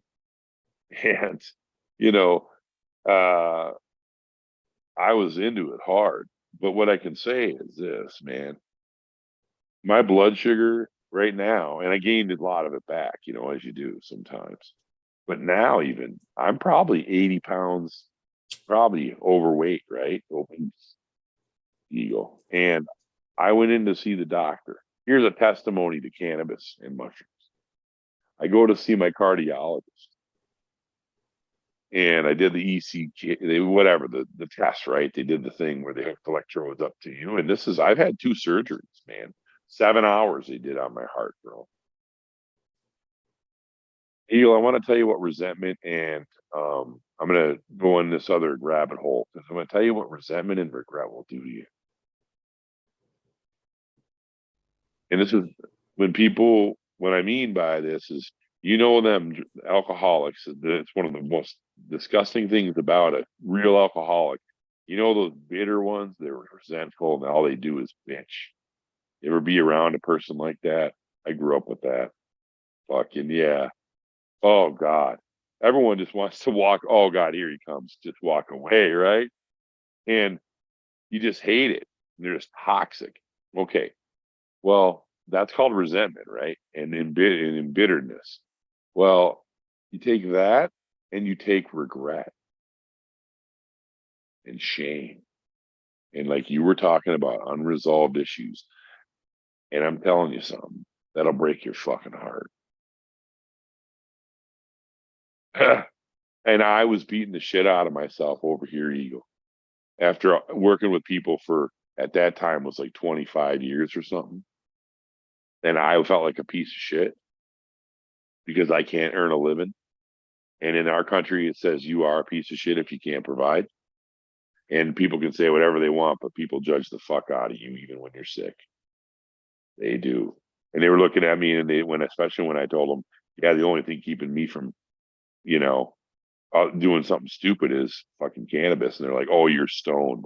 Just seeing the people in AA, the way they looked at me when I told them, I was sick and I needed heart surgery. And they looked at me and I told them, and they were felt bad for me until I told them I was, thank God for cannabis. And then they fucking looked like I stabbed them in the eye. And I looked at them and they like turned away from me and I never went back to the fucking meeting. Listen to this shit. My sponsor, who had 30 years of recovery, I said, hey, I got my fifth step done, bro. When can I come? Or I got my fourth step done, bro. When can I come do it with you? Do my fifth step with you? And he goes, I'm going to refer you to my buddy right here. I said, I'm sorry. What'd you say? Yeah, I'm going to refer you to my buddy here. Why? Well, yeah, I just feel more comfortable. You can, tell him your story. I go, I don't even know this fucking dude, man. I go, no offense, bro. Literally at a meeting, Eagle. He's telling me this, and I'm like, why? Well, I honestly, I kind of have issue with the whole pot thing. Oh, okay. So, well, I'll see you later, dude. You know, I'll catch you on the fucking flip side. No thanks, man. And you know what I did? I came home with that fucking step 5 and I burned the motherfucker and I smoked a joint and burned the son of a bitch. Never looked back and I ain't been back to a meeting and I won't. But I sorry, where did I get sidetracked, Eagle? We were talking about something really cool. Um, I apologize. I was gonna tell you something neat, but fuck. We'll scroll on that too. Well, what thing is, I believe that No, cannabis has a powerful place in recovery too. absolutely. It's sad It to think does. that it can't be included in that. I'm a big advocate for it, For sure, my guy. 100%, because I think it can help people wean off of harder drugs. Yeah. Alcohol is terrible for you. If you're a lifer during alcohol, I went to school with one of my best friend was what, and I hate to hear this too is it's gonna be it's in the genes basically. I'm gonna be an alcoholic because my dad was an alcoholic. I seen that with my buddy and his kind of outlook on it. And he had if he were to stop drinking when we were in high school, okay, if he stopped drinking long enough, he would literally get the shakes. So somebody that's been drinking excessively for a long time, it's a dangerous transition to just kind of pull the plug out. And I don't think people necessarily realize that, but I Completely agree believe with you, bro. uh, Yes, you're right. there could Medically, be it's a a weaning, dangerous.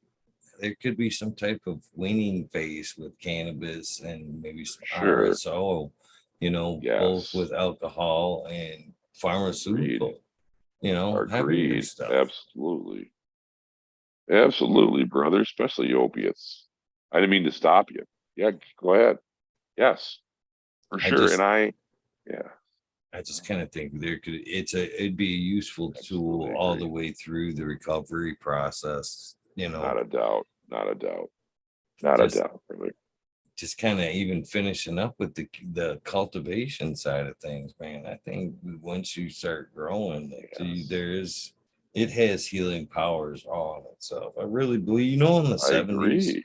Yeah. they knew the power of horticulture, and they knew No, it would help you with deal with anxiety and a lot of shit, but they wow. didn't push that.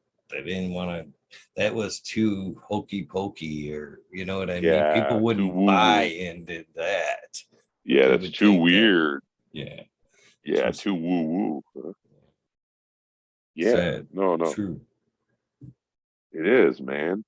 You know the yeah, the growing too. It's like it's become my life, and it's like it's weird because as I've changed, I mean, eh, the plant will really humble you. You know, when you think you know how to grow the thing, it'll kick you in the nuts. You know, just when you think you get cocky, like, oh yeah, look at my garden. Well, yeah, are you showing them? Are you showing them your garden when you open the tent with all the deficiencies that were in your soil, or your your wilted plants? Are you showing people that? Or are you showing it when you got them perfectly watered and you got all that shit pulled off?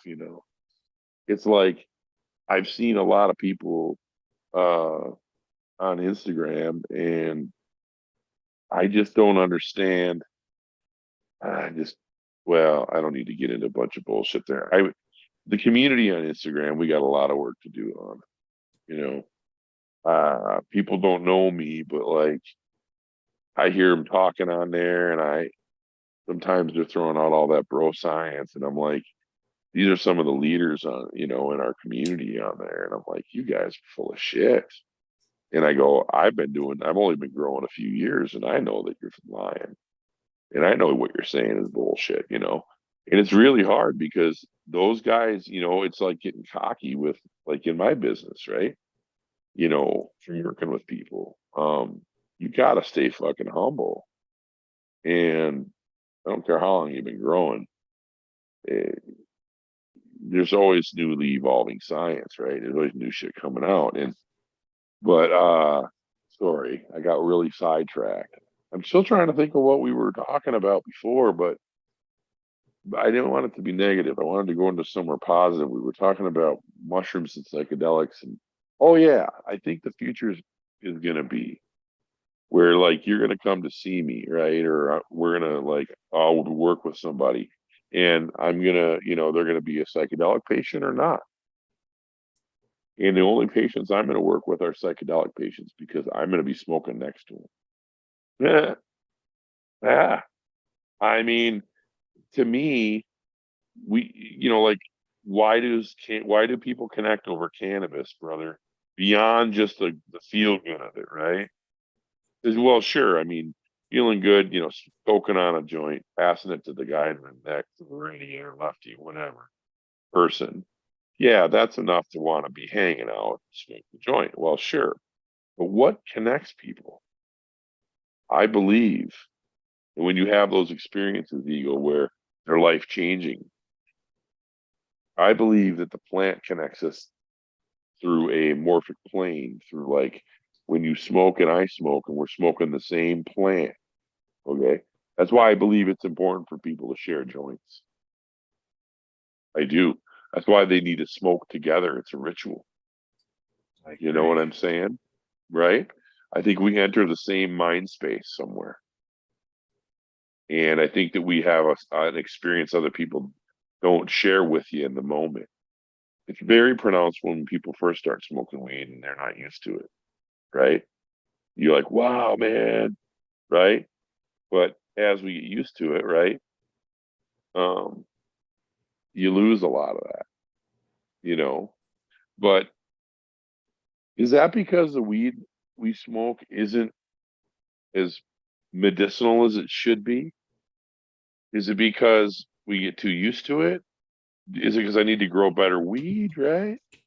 You know, I mean, because getting high isn't what it used to be when you're a medicinal smoker, right? It's not like it used to be. You know what I mean, Eagle? Where you get kind of this. Um, that's why we always look for new strains, right? Or new, because our brain gets used to that biochemical concoction called, you know, Granddaddy Purple Gumberry, or you know, Skunk Number One in that, and our brain gets accustomed to that after a while. So you switch up strains, and you're gonna, you know, that's why I try to smoke 3 or 4 strains at a time, and I don't smoke the same joint, same weed over and over. You know what I mean? From one to the next, even in one sitting, because it changes. Because then I can actually feel the medicine, if that makes sense, between the couple of them. You know what I mean? Um, and with mushrooms, I find that's true too. Like if I eat mushrooms alone and I'm not smoking, I get I get kind of fair. I start to get a little jittery, right? I start feeling a little anxious. But if I have my cannabis and my mushrooms, I'm right there, right where I need to be, right in the zone. If I have my cannabis without my mushrooms, my brain doesn't work right. Doesn't work the same. I'm not knocking cannabis. It's the way my brain works. But I've had a pretty pretty significant amount of trauma in my brain. Your brain gets rewired when you experience trauma. Well, people know that, but when a person becomes traumatized by anything at all, their brain is never the same, and they rewire. Go ahead. Yeah.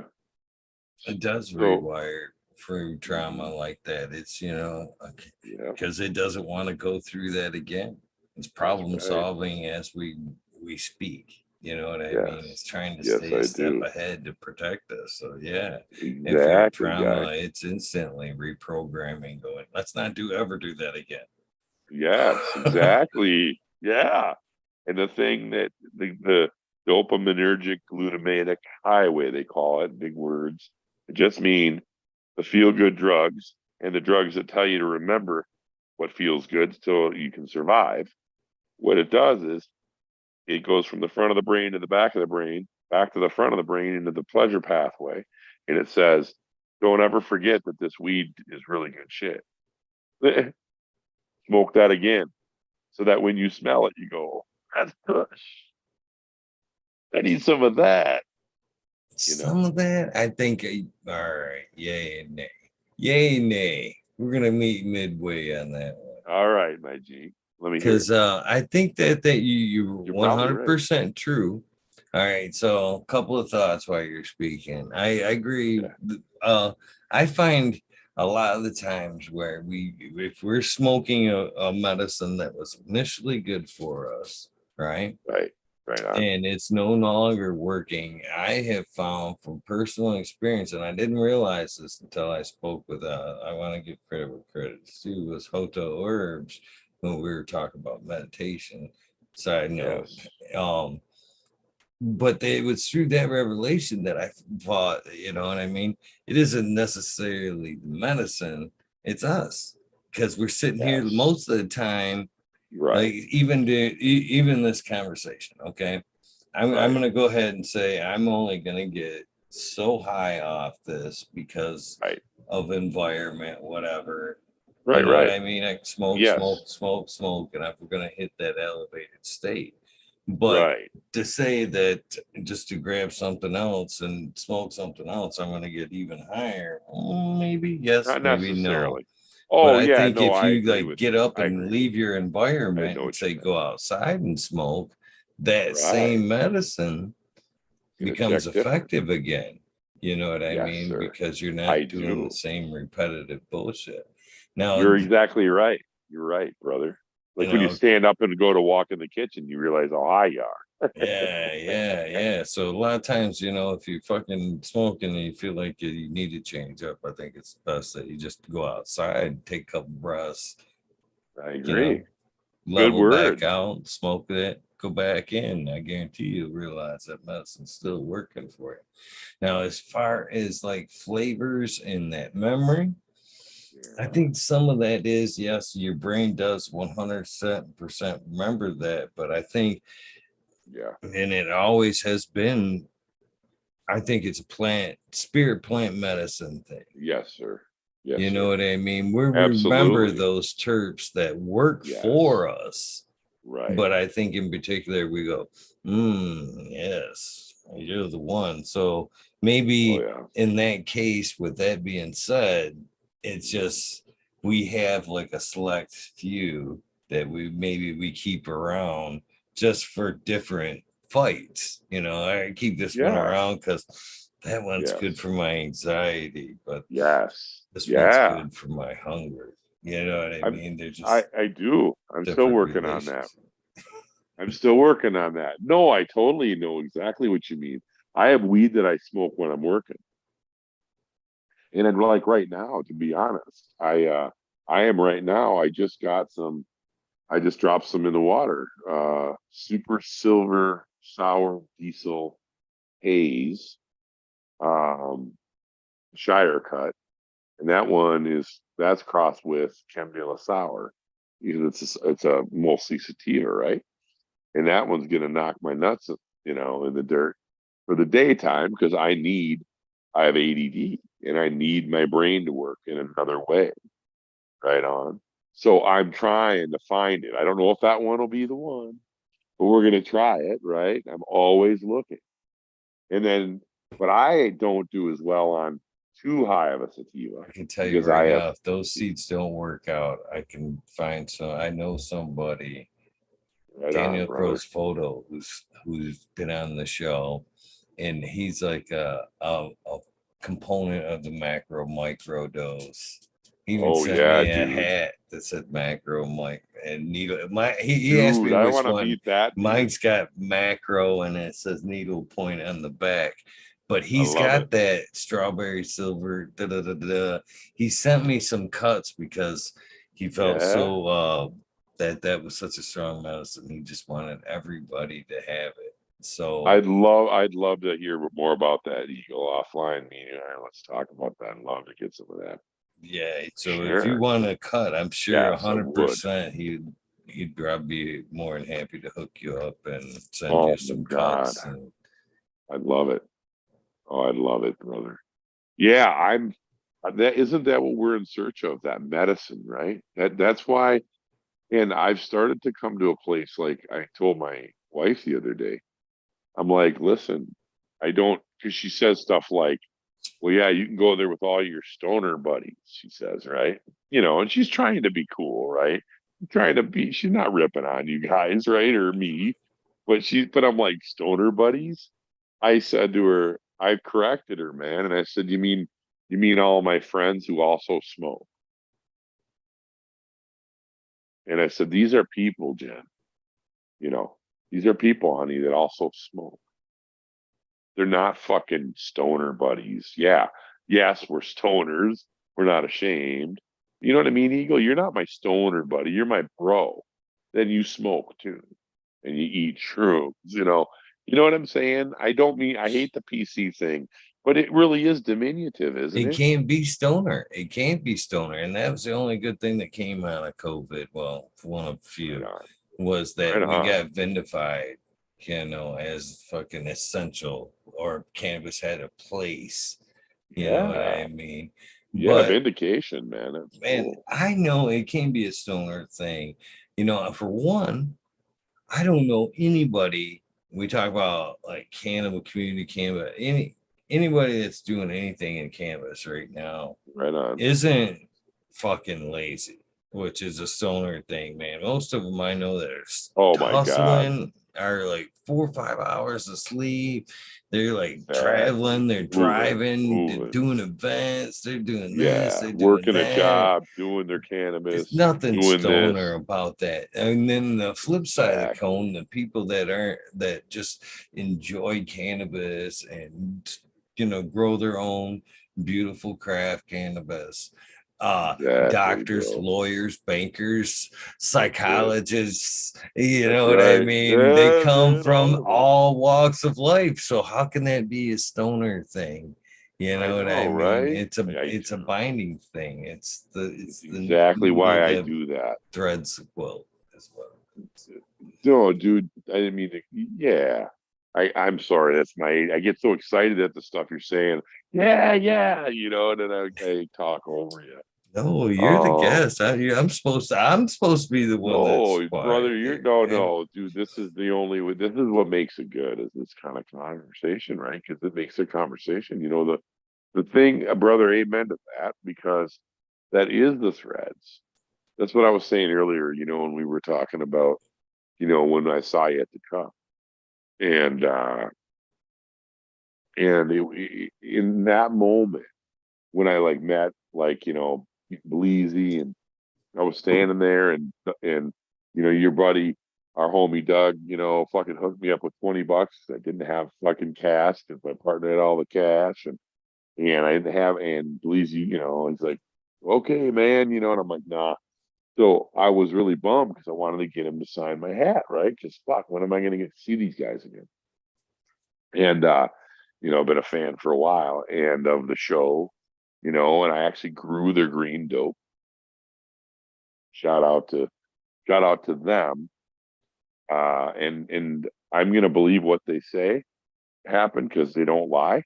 And I'm gonna say fuck you to Green Shock Farms for fucking them over. That's all I'm gonna say. I know that happened, and that's all I'm gonna say. They're never gonna say that, but I'm gonna say that. Shame on you, Mark. Fucking shame on you wherever you are. I don't care. I'll police your ass. I'll fucking talk to you. I don't care. But I'm just telling you, those are my brothers, and you fucked them over, dude. And it's disgusting because I actually had faith in you, Mark. You probably never hear this thing, dude, but I lost hell of a lot of respect for you. So you need to make that shit right. And I don't know what happened, and they didn't tell me, and Bleezy didn't disrespect him at all. But I asked Bleezy, so you guys know. He wouldn't have told me if it wasn't public somehow, but there was a falling out, and that just goes to show you. You were talking about ego. We got to be careful too, right? But at the same time, man, why do we have this keep happening? I'm not doing this to beat up Mark, but why does this shit got to keep happening, man? You know what I'm saying? Like, why should that be the end of the story? It's so fucked up, man. And I think we all asked ourselves that. So right, yeah, you know what there's I mean? I mean, that is that weird. You said it. There's that contingency. People who just want to make money. I'm not saying that's him. I don't know him, and I don't know the whole story. There's three sides to every story, guys. Right? And so I'm gonna also say, I'll always be open to the story. I'm not trying to rip on him, but um, yeah, I just did. I don't care. I guess I did, and I mean, I hope I didn't get you in trouble, Eagle. And I really do think that he owes an explanation to people because those guys gave their lives to that farm for a while, and that's not cool. But anyways, whatever happened, happened. Um, I guess, you know, sorry if that offended somebody. Not sorry because it did. I apologize on the one hand, but then on the other hand, that shit's got to be known by people. You know what I mean? Eagle, like we can't let injustice just sit around in our community because if we do, then we're condoning it. And if we don't protect our people, nobody's gonna.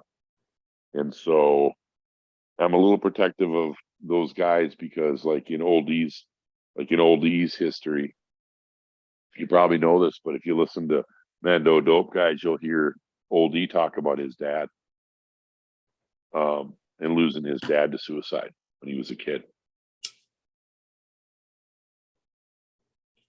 And he's my brother because of that one thing, Eagle. Because there ain't nobody that can fucking understand what it feels like to be a 14-year-old kid staring at your father's fucking head and knowing the other side is blown off. That's a fucked up thing, bro. You know what I'm saying? And I don't mean to fuck up anybody, but that shit's real, right? That shit's fucking real. Watching my brother next to me cry out of fucking guilt, right? Because he was a piece of shit, still is. Uh, sorry, but I don't even call him my brother anymore because he's that big of a fucking toilet. But he's like my mother. He's just like my mother. Um, he's everything that's wrong with the right wing and the right wing church and all that shit, right? You can put it together. Ted Cruz is a hero. That's all I gotta say.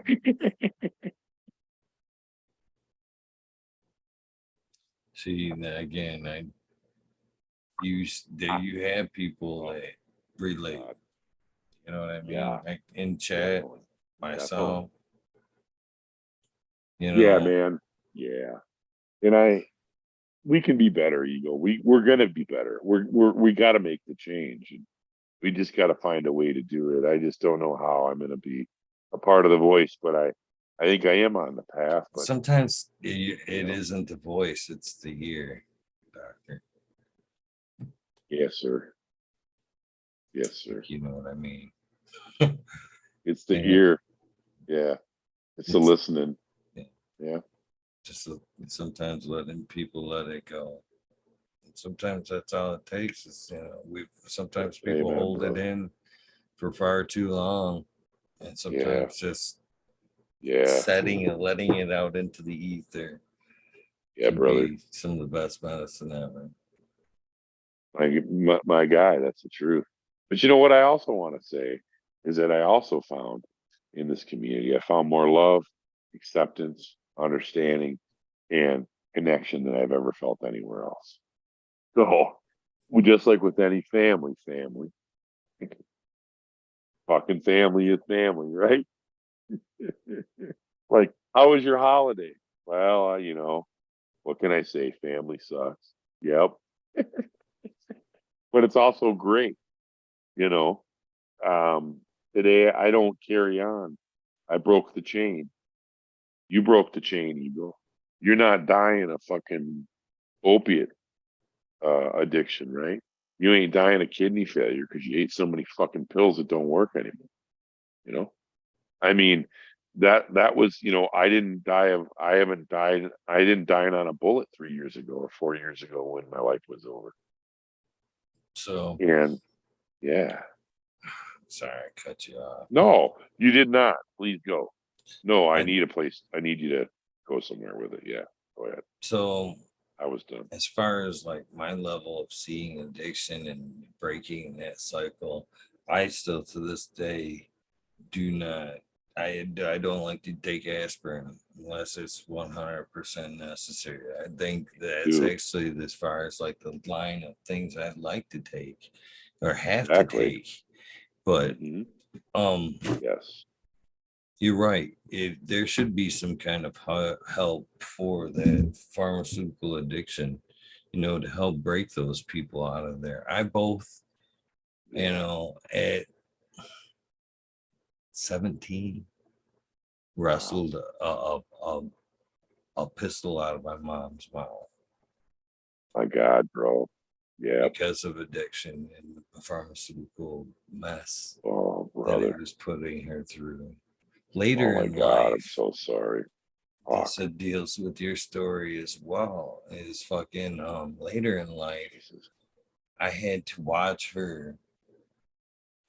I had to pull the plug on her, brother. And by the time she had made it to the hospital, the the piece of shit that was her Yep. significant other at the time, Worse. um, let her lay around for days as her body shut down, her liver shut down, Oh my God. and was puking up pretty much gray matter, Oh, kidneys, everything was. So by the time she had made it to the hospital, she was already shutting in a off. bad place, yeah, and didn't fight Right.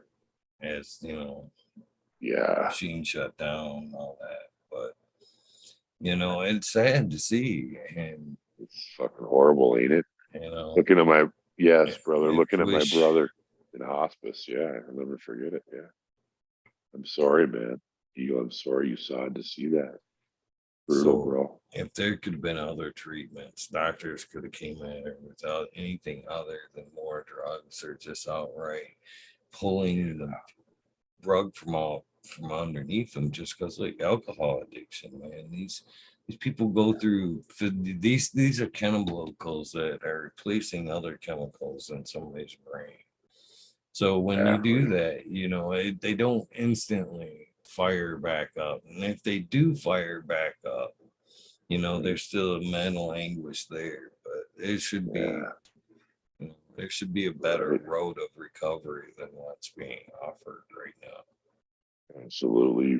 Absolutely, my guy. Absolutely. I mean, we, and we are starting to see some of that, right? We're starting to see some of that in hospitals where people can actually smoke weed in the hospital. You know, they can walk in, and it is part of, we are seeing it, Eagle, it is part of recovery now in some places. We're seeing it. It's part of withdrawal, right? They can smoke joints right in with detox, thank God.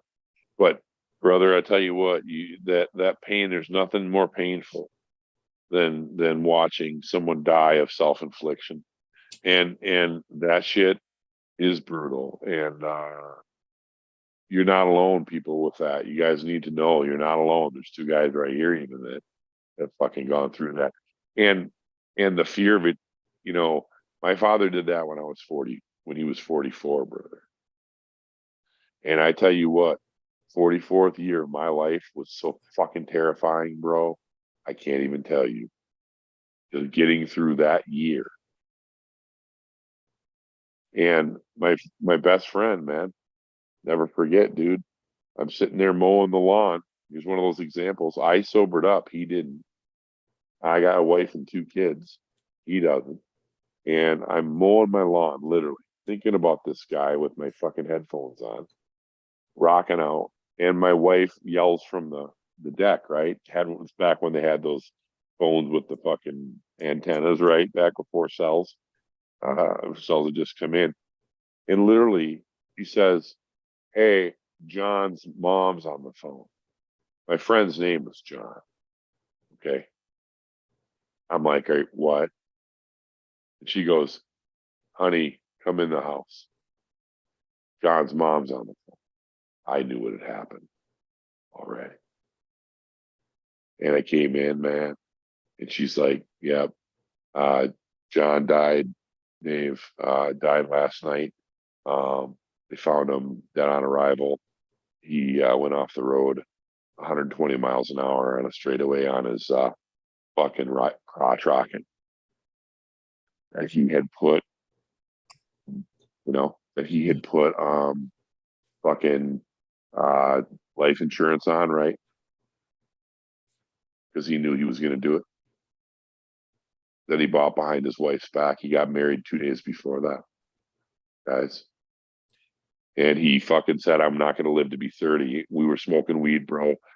We were waiting for Van Halen tickets to come on sale outside the Met Center in Wilmington, Minnesota, in my fucking Chevette. I swear to God, Eagle, I can feel it right now, like it's right fucking now. And it was like this. It was cold as fuck. And it was like you and me sitting here. We were sharing his fucking bowl. I'll never forget it. He had the one of those old school, fucking obsidian bowls, right? Remember the ones, the stone bowls? And he used to pack a whole lid in it. And we were fucking smoking weed. And he looked over at me and he goes, "I'm not going to live to see 30." And I said, "Yeah, me neither, man." And inside, I'm going, "Fuck, I hope so." You know what I mean? Fuck, I hope I have kids. I hope I, live to be 30. Fuck. And you know what? He was 29 years old when he died. And I never fucking forgot that, Eagle. And I'm like, motherfucker, how many people do I got to lose, bro? And, it's like, I lost three people in 2021, Doc. I lost my brother, I lost my grandmother, and I lost my friend's dad. And all of that happened. And I was sitting there in my car and I was overwhelmed with grief, right? Coming back from the fucking last funeral, the third funeral. And I'm going, "God, help me understand what the fuck this all means." And there was a song that came on, and I don't normally like remakes, especially of fucking classic songs, but this guy is so fucking incredible in this song. It's Simple Man, and it's not the one it's with him in an acoustic. I'm trying to think of the fucking artist, man. You guys know what I'm talking about? That guy. Yeah, I do. Yeah, he's Shine down. incredible. Shine Down. Oh my God, guys, it'll break your fucking heart if you hear what his heart sings in that song. And Eagle, I'm driving down the road and I'm like, tell me what this fucking means because I don't understand anymore. And what he said to me was, I said, how am I going to live my life? Because all this shit's confusing. And he said, be somebody. And it was for the first time at that moment, Eagle, I was listening on my car radio to my Spotify, right? And I hear the lyric for the first time ever in that song because the way he sings it, he says he doesn't drag it as much because he doesn't have that southern drawl, right? That the original guy had. But there's a line in the song that says, and be someone you will you will love and understand. He doesn't say you will, he says you will understand, right? You'll love and understand. You know the lyric, right? But it's you will, it's not they will. It's someone I will love and understand. I need to be somebody I will love and understand, Eagle. And if I can tell you that at 55, I'm finally starting to understand what that is. Because, and the real tragedy, Eagle, is how can I really love you, my bro, when I don't love me? And they say you can only love people as much as you love yourself, and you'll love them like you love yourself. And Eagle, I can tell you, in my 30 plus years of working with people, that's a fucking fact, Joey. That's a fucking fact, homie. That you'll see the people that are the meanest people that hate people that are in prison, they fucking hate themselves worse. And concurrently, the people who love people that people want to be around, like you, people who've learned to love themselves, brother, in that same place. So the cost of grace is pain, right? And if I got to love my neighbor as myself, if I can't love me, man, they're fucked, homie. Look at our world we got. Yeah, we need a lot more weed and a lot more love. I'm So glad you point that out because it's very true.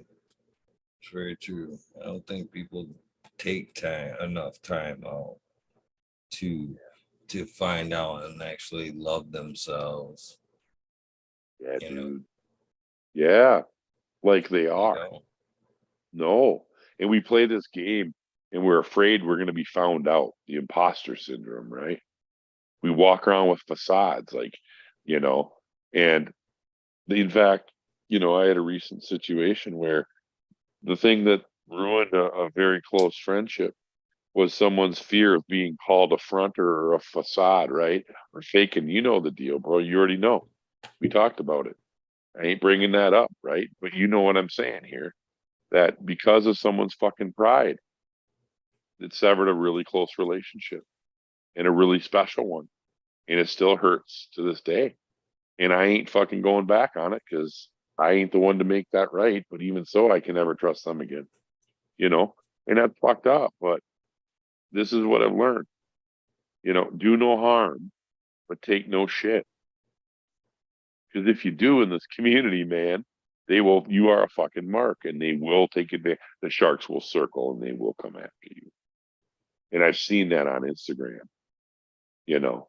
And what I'm going to say is, people, the only thing I ask of you ever, if we want to change this thing, this negative shit on Instagram, this bully behavior, the stuff that ain't, Angel pointed out some issues that's not just with those folks, it's all over Instagram. There's all kinds of crap going on, right?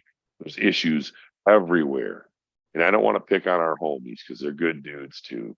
I'm just saying there's shit going on everywhere. We got to clean up our act, guys.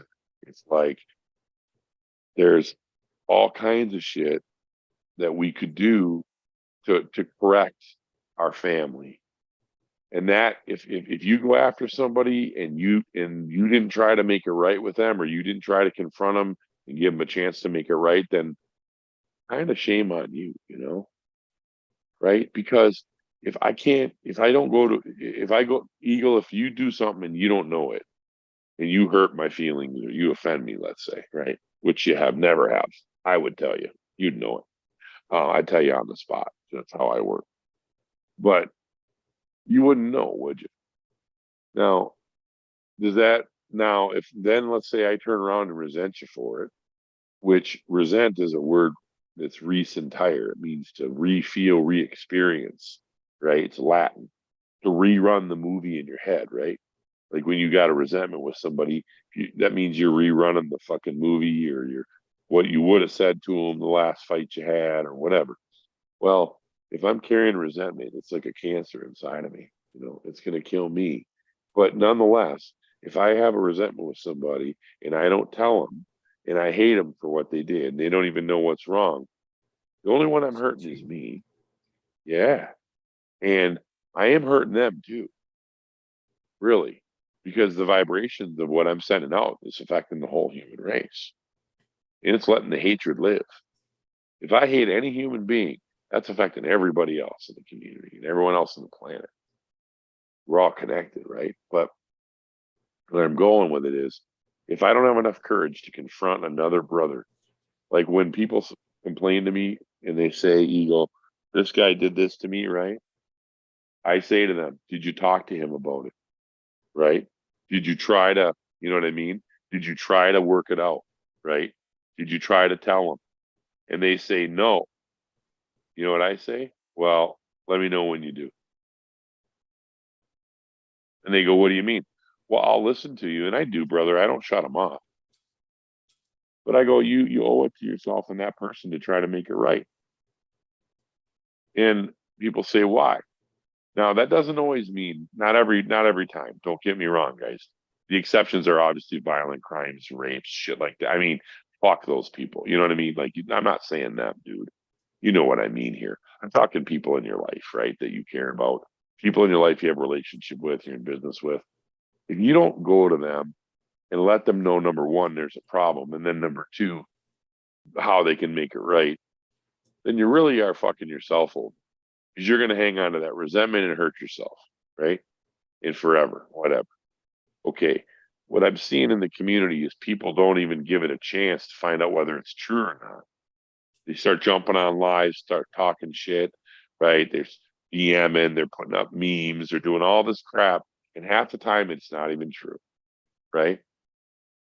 And they do all this stuff. So what I'm going to say to the community, whoever's listening, is if you don't have the courage to confront somebody, you don't deserve to be their friend. And I'm sorry, you don't have to be elaborate with your words, but if you don't have the courage to confront somebody that's a friend and say to them, you wronged me this way, you fucked this up, I need you to make it right. Or, hey, did you know you did this?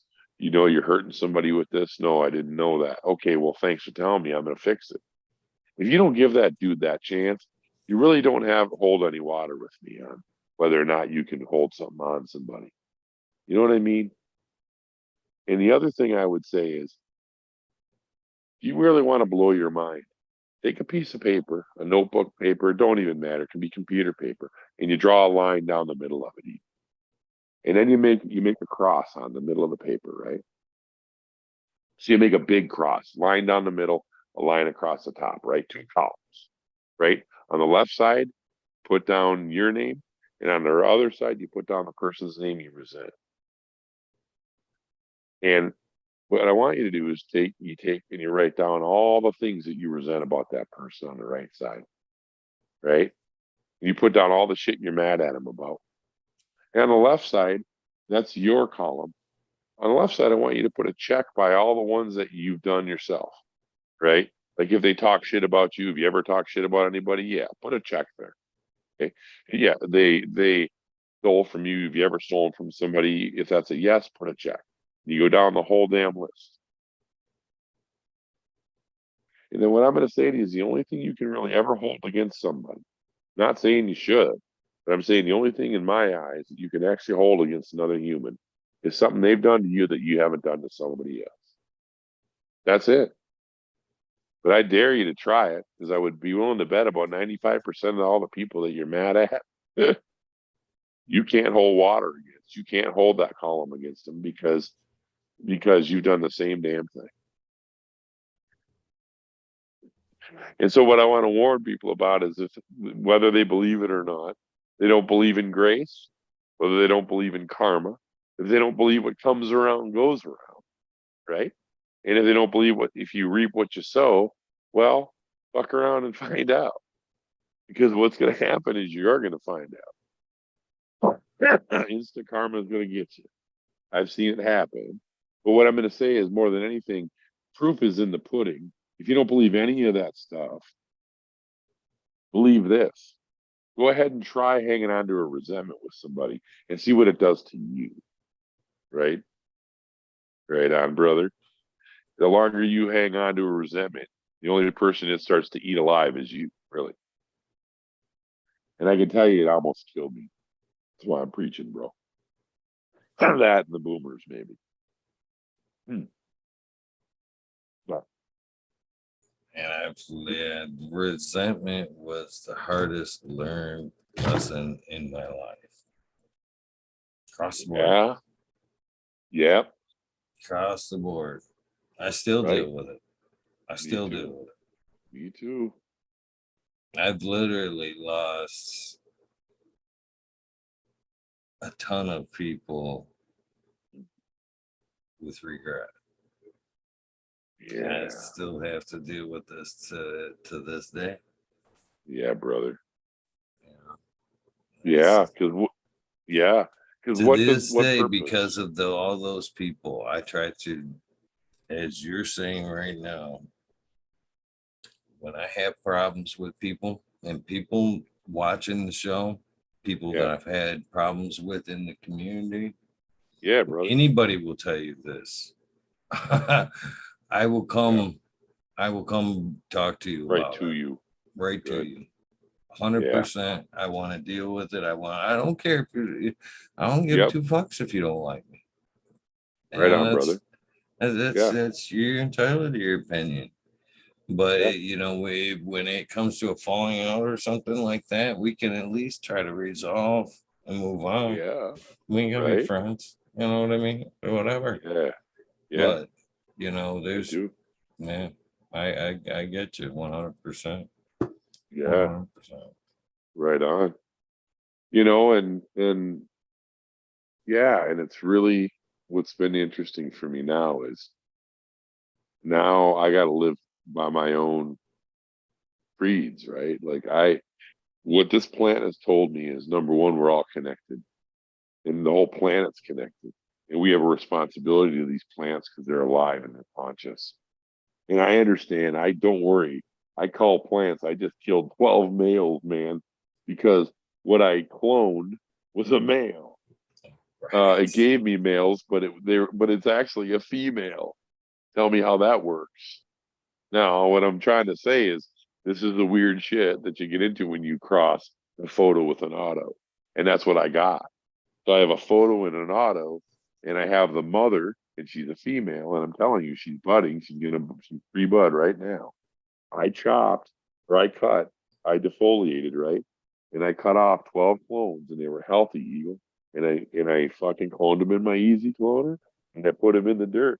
And I just chopped them, and they were all males.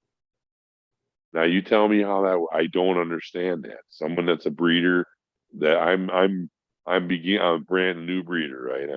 I'm a new chucker. Okay, and this was intentional. What I did, I intentionally bred the plant, is what I'm saying. It's across a SOFEM, fruity patootie, and in adhesive genetics, I had a male, I had a stud that was incredible, and it was Cadillac Rainbow, and it's pure Michigan, cross with the runts, cross with Platinum Kush Breath 3 revisited by in-house, and they're all just finer strains, right? And that's all in that cross. I just killed 12 males, and they were not hermit. These are not herm plants, right?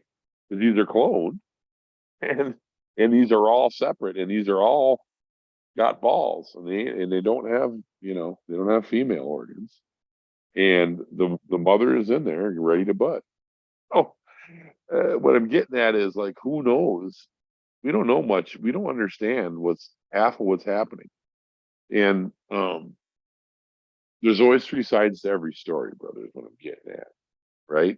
Like, there's three sides to that story. I'm sure somebody who's super smart breeder, some nerd, weed nerd, probably get on here and tell me exactly why that happened. But I'm not afraid to kill plants, but we're all connected, okay? And so what I'm saying is that we're learning. We're all learning, and we have to have room for grace, because if we don't, I'm telling you, you're gonna pay for your fucking sins, man. And I don't believe in sin, because you know what I'm saying. I'm figuratively speaking. We're gonna pay for what we, if you guys remember, there's this idea that there's a guy who gets let out of jail for being a debtor. And the first thing he does is he walks out and he sees somebody who owes him money, and he takes him to the debt court and demands that they throw him in jail. And that's what they did.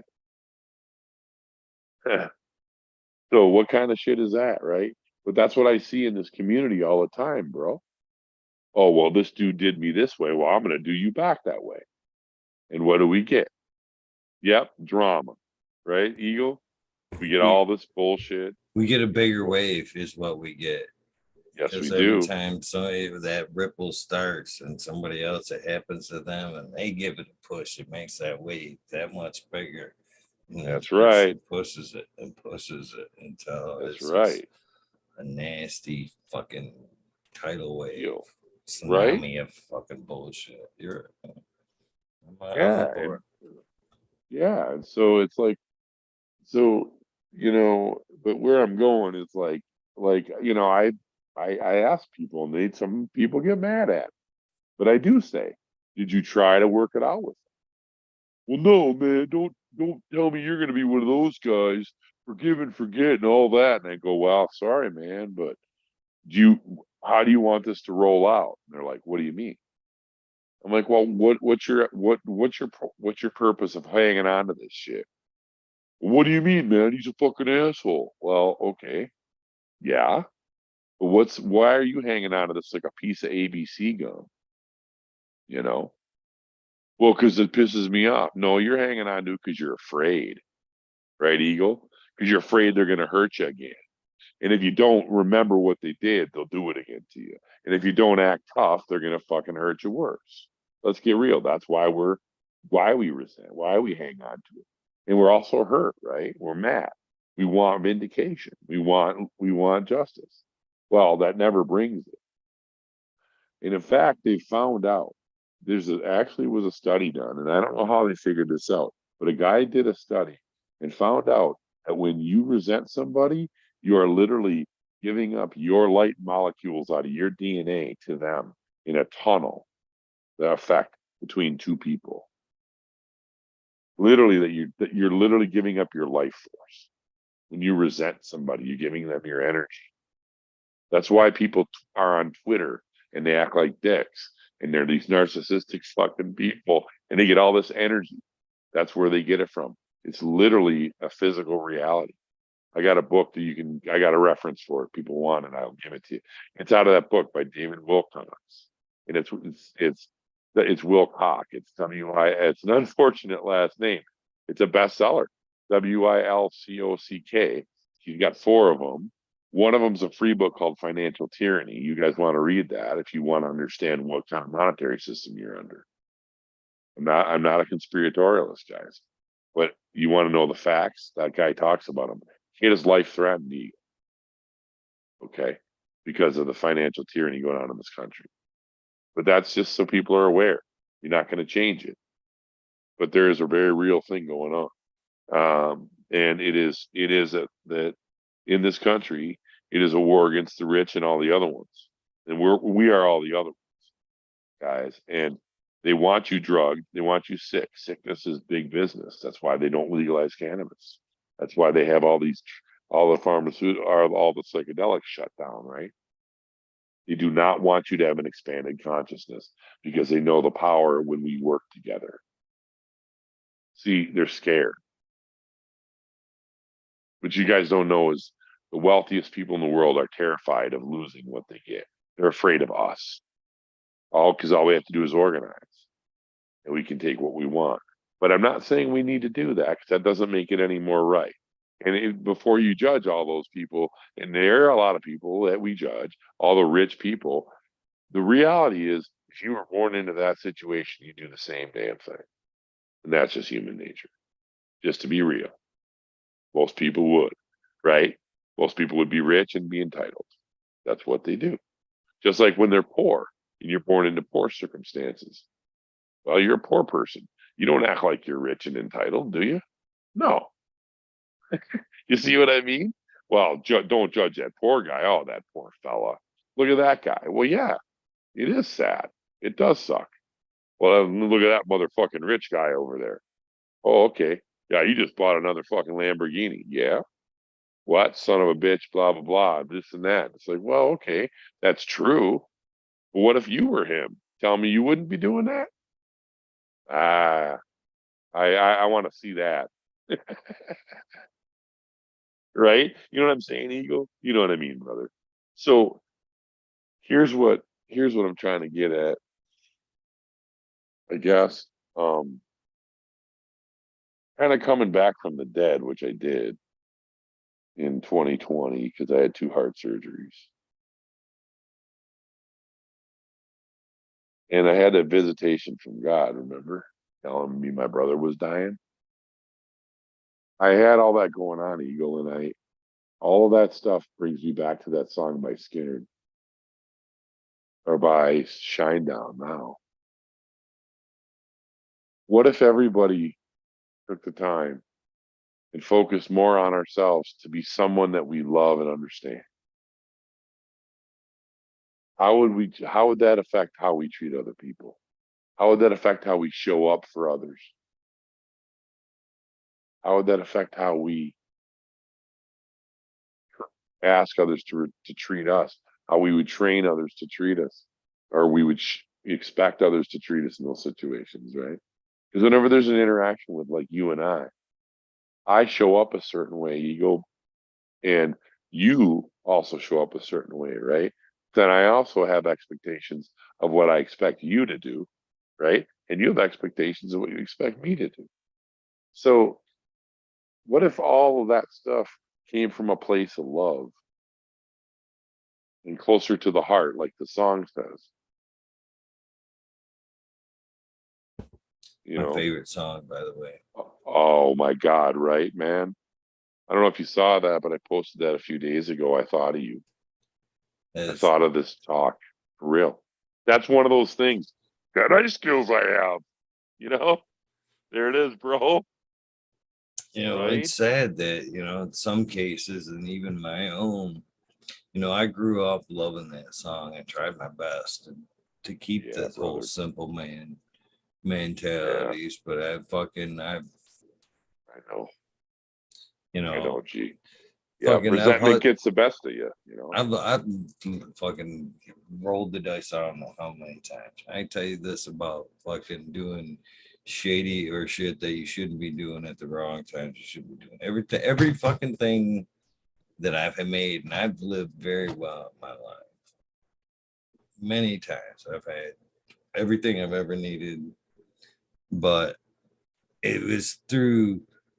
I didn't appreciate none of it.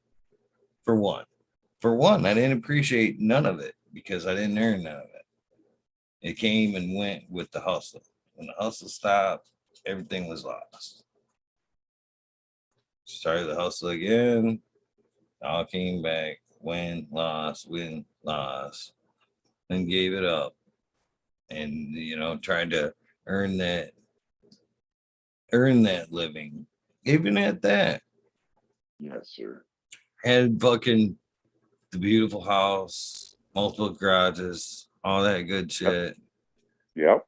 Wasn't until I fucking lost it all. I appreciated none of it at the time. None of it. It wasn't through that process of actually losing it all that I appreciated everything. And now, even to this day, I still wake up with no expectations and I appreciate everything. Oh my Simple God, as that. right? Yes. You're Simple talking as that. about the yes. Oh, brother, now you got me excited. Now we're talking about the Buddhist belief and the idea. It's not a belief, it's a reality, guys. If we can live unattached, the level we live on, Ram Dass said it right. To the level we can live unattached, Eagle, will we also live happy? Or maybe it was Fat Tao or Fat Nang or whatnot. It was maybe the Taoist guy. It don't matter. But if we can see life as an uncarved block of wood, yeah, that was a good one. You got hit there. Eagles got a good hit there. Fucking A, brother. Is that a good one? I saw Oddly, you. I, uh, yes, the gas company. That's us, baby. Fucking right. Are you smoking that right now? that's what Good. that's what I'm smoking. That is exactly what's in Nice. this bed. Ice cream cane. Ice cream cake, brother. Ice cream cake, my guy. Good I stuff. watched that shit. I watched that shit you smoke. I'm so proud of that. Even though it was, it's the only hash I've ever given to people. Otherwise, I've only smoked it myself. Gee. Good. Now, it's good. Is it good? It's good. It's really good. Yeah. So I want to shout out to Detroit Hard Press, my friend Andy. Um, he's the one that pressed that. It's fantastic rosin. Unfortunately, it didn't win at the cup. That's okay. But shout out to him, Detroit Hard Press and Full Spectrum Seeds. He actually is a close friend to our guy, Strangely Rooted, who people are starting to see he's gaining, and rightfully so. He's an incredible grower and incredible rosin maker. I mean, the guy won the second organic cup. That's incredible, man. I'm just proud to just be associated with those guys. And shout out to those fellas. He actually was a mentor to Strangely Rooted, as the story goes. But you'd have to ask him because I don't know the rest of it. But shout out to Strangely Rooted. He's got some of the best weed I've ever smoked. Eagle, straight up. His outdoor is better than most indoor I've ever smoked. It's some of the best weed I've ever smoked on the planet. But I've only been smoking again for the last 4 years. So uh, you know, brother, I think we as a people can really do a lot if we just love first and we judge last, right? If we take the time to say, what the fuck happened here, dude? You know, or, hey, man, I'm seeing this thing this way. It's your side of the story. And then what's the third side? Because the third side's somewhere between me and you, right? And, it's, but going back to how we're connected, they say that in that book, Journey of Souls, that we plan before we come down here, Eagle, we go before a panel of these these mystical folks that have lived forever. Some of them are like what we would call avatars, right? They walk the planet sometimes they don't. Sometimes they say that our soul at any given time can be in 5 or 6, 8, 15 different realms, that all of our spiritual power is not in this body or it would blow up. And that we have all these different spiritual bodies in these different realms all at once. Now that sounds crazy, but if you understand Einstein's theory of relativity as a reality that everything that ever is, was, or will be, everything that ever is, was, or will be. I'll say it a third time in case people are stoned. Everything that is, was, or will be is here right now, here and now. As you and I sit here, brother, Hitler's exterminating the Jews. As you and I sit here, Jesus is hanging on a cross if that really happened. As you and I are sitting here, um, Moscow just fell. As you and I are sitting here, my brother died. As you and I are sitting here, right, my friend died on a motorcycle. As you and I are sitting here, I was born. As you and I are sitting here, I'm dying. I'm dead. This is wild, but if you think about this, we are all connected this way, and we're connected in that time space. We're also able to access more. And if you take time to understand that, and if you really do give yourself enough faith in what's happening around you to see that your life means something, you will find a use for it. I don't care how bad it's gotten, but if you do for other people, you'll soon find a lot of things you can do for other people and a lot of things, a lot of good you can do in the world. If you're feeling like shit about life, looking around and everyone else is a piece of shit, you're not doing so good, homie. At that point, you got to reevaluate your own self-hatred, work through it, and then everything else will change around you. And before your eyes, people will go from being a turd to a Twinkie.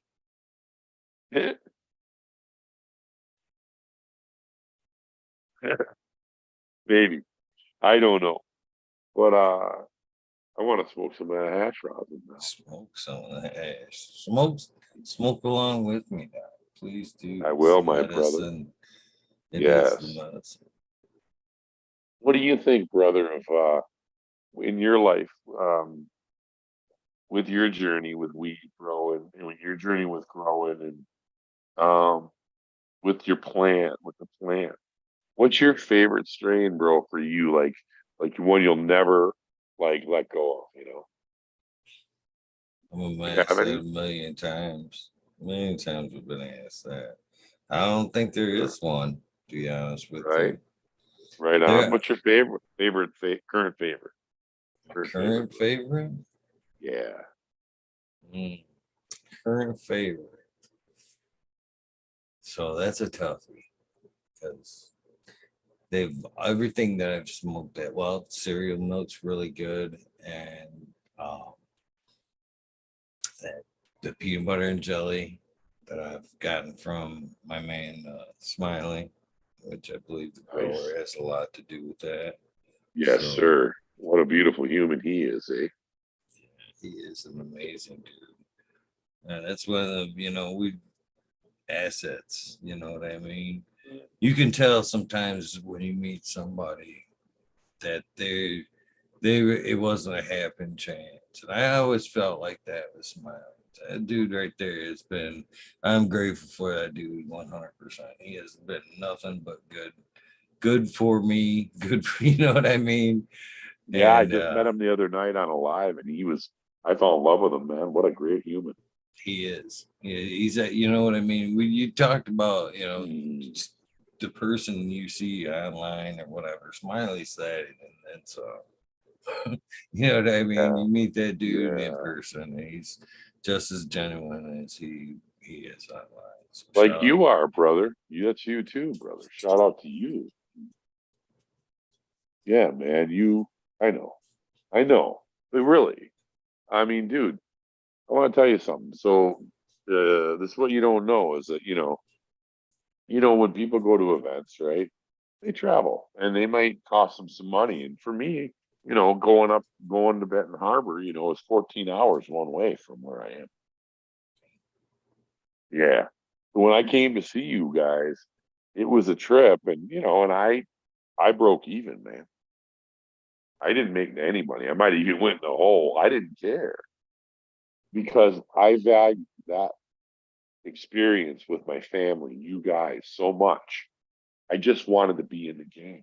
And here's my brother Eagle fucking smoking some of my rosin that I helped make, That's fucking dope, bro. Like that's a dream. I got to give some to Bleezy and fucking Old E. I got to give him my rosin, man. My buddy and I made, right? He grew it, but I helped him wash it and he pressed it. And what a fucking blessing, man. Like how cool is that? Um, but what I wanted to say was I that day was tough. Before I saw you, we were having a tough fucking day, bro. Like we hadn't done very well the day before, right? Financially, we just didn't sell a lot. And so we didn't do well, right? So the next day, we literally covered everything in the next day. And before I saw you, my day was really going. I was having to make the day happen. You know what I'm saying? Just before I saw you, that joint we smoked, I smoked half of it with the homie outside, the security dude, because he had a fucking, his back was hurting him. I walked out there and I said, "Hey, what's going on, bro?" And he's like, "Yo, man, my back fucking hurts bad. I'm waiting on my old lady. She's gonna bring my weed. I ain't had weed in like hours." And I'm like, "What? You kidding me, man? There's weed everywhere in here." He's like, "Yeah, I know, but he couldn't leave the back door. You remember when I saw you right out that door?" Well, so I said, "Brother, man, I'll fucking be right back." So I said, "No, that ain't right." So I went and I rolled him a double XL joint, and like I like to smoke, like I just finished over here, and I went and came back because I used one of them. I cheat, guys. Sorry, I used one of the raw rollers, the big ones, silver ones you get for like $15. They work awesome, man. I'm like 3 years into one, still got all the original parts on it. It works every day. But anyway, I go out there and I started puffing that joint, and I swear to God, I know that like it's not always this way, but I'm not kidding you. You get those rewards right away sometimes because I'm standing there smoking with this bro, and here who comes out the door? You here comes here comes Eagle, and I'm like, remember I go Eagle, and he went, huh? He turned, he went, huh? Do I know you, bro? And I went, yeah, man, I know you from online, brother. And you're like, all right, man, I'm a huge fan. You're like, I'm gonna get you a shirt. Are you an XL? You know, and then you got the shirt and came over and we literally smoked that the rest of that joint with our homie Doug, right? And that timing would have never worked out if I wouldn't have maybe wouldn't have worked out if I wouldn't have been like, you know, generous to that dude, like been thinking of him. Do you know what I'm saying? In that love connection, just between bros, you got to come out and I gotta believe that that worked out like it should have, you know. And I had some weed to smoke with you, you know. I don't mean to make a big thing of a little thing, but I think that stuff's big. And you changed my whole day, is what I'm saying. By meeting you, you, dude, are 100%. For those of you that have never met Eagle, what you see right here is the dude you get, and it's fucking beautiful, brother. Don't change a thing about that. You know, we need this, bro. You gave me faith in the whole fucking movement because you didn't change. And so did Boldy, and so did Bleezy. And meeting those dudes and them being real in front of me fucking restored me when I felt like, damn, I don't know if I want to be in this community anymore at that moment. That's sad to hear, Doc. I really do. This is one thing. Sometimes, the things that don't happen are sometimes the best things that happen in our lives. And then Yeah. cannabis has taught me less. Cannabis has taught me fucking a lot over my life. It is. It is. I really believe that. Yeah. Fucking Bob Marley said it makes you more conscious, and I really believe that is true. It slows us or speeds us to that rhythm that makes us more In touch with ourselves. and with ourselves and everything. I think it Yeah, does brother. make us more of an empath, 100% in some I cases. complete I can't agree more than I can't agree any more than you said that, brother. I absolutely agree 1,000,000%. But one thing every time, and I've hit that bottom quite a few times. Life's played me dirty, but it just makes me stronger. Tuck and roll. That's what I call it. Tuck and roll. Tuck and roll, baby. I love it. And Fuck yeah, but bro. the dreams aren't always what we think they were set out to be. Right. Long story Yeah. short. My line of what I thought I'd be in cannabis changed many times. And I think Right? that the road that I'm on right now is the road that I was meant to be in cannabis, to be honest I with you. think so. Brother, you are where you're supposed to be. But I think when I met you, I think I, that I think that you're headed down the right road. There's, people need help 100%. And there's that's why a lot of people turn to drugs. That's why people get addicted to a lot of cases. They don't know about it. They don't talk to people. But I'd like to see you head down the path that you're kind of headed down. You know what I mean? Uh, Yeah, brother. a kind of therapist, if you will, and that's Yeah, dude. open to more non-pharmaceutical remedies because people need Oh, that for sure. ear and a little bit of advice. So I Yeah, hope dog. you that Yeah. you tend down I your cannabis path to wherever it takes you. But I hope that's oh dog, that's where I'm going. That's where you're headed to, bro. Thank yeah. you. Yeah, no, and two things, just to let people know the doctor piece is so that people it's more of a function, right? I'm not a doctor by license. I'm not. But I'm an honorary doctor. I'm the psychonautic. So Psychonautology, my G. Yeah. I take my own medicine, right, before I give it out. And that's true physically and figuratively, my G. And I can tell you this that yeah, brother, I tell you what, this is such a special thing that people miss, I think, that cannabis brings us closer to ourselves. They only miss it if they don't smoke enough of it. You know what I mean? And I do. I've never met anybody that didn't come closer over weed, right? Like what was it, Snoop that said you know, you take a bunch of people and you get them drunk and they're going to be brawling in 10 minutes, right? But you take a bunch of people and you get them high and they're going to be hugging in 10 minutes. You know what I'm saying? Or an hour later, whatever. Um, Eagle, coming back full circle, brother. I know what you mean about that pass, and man, it's wild. I don't.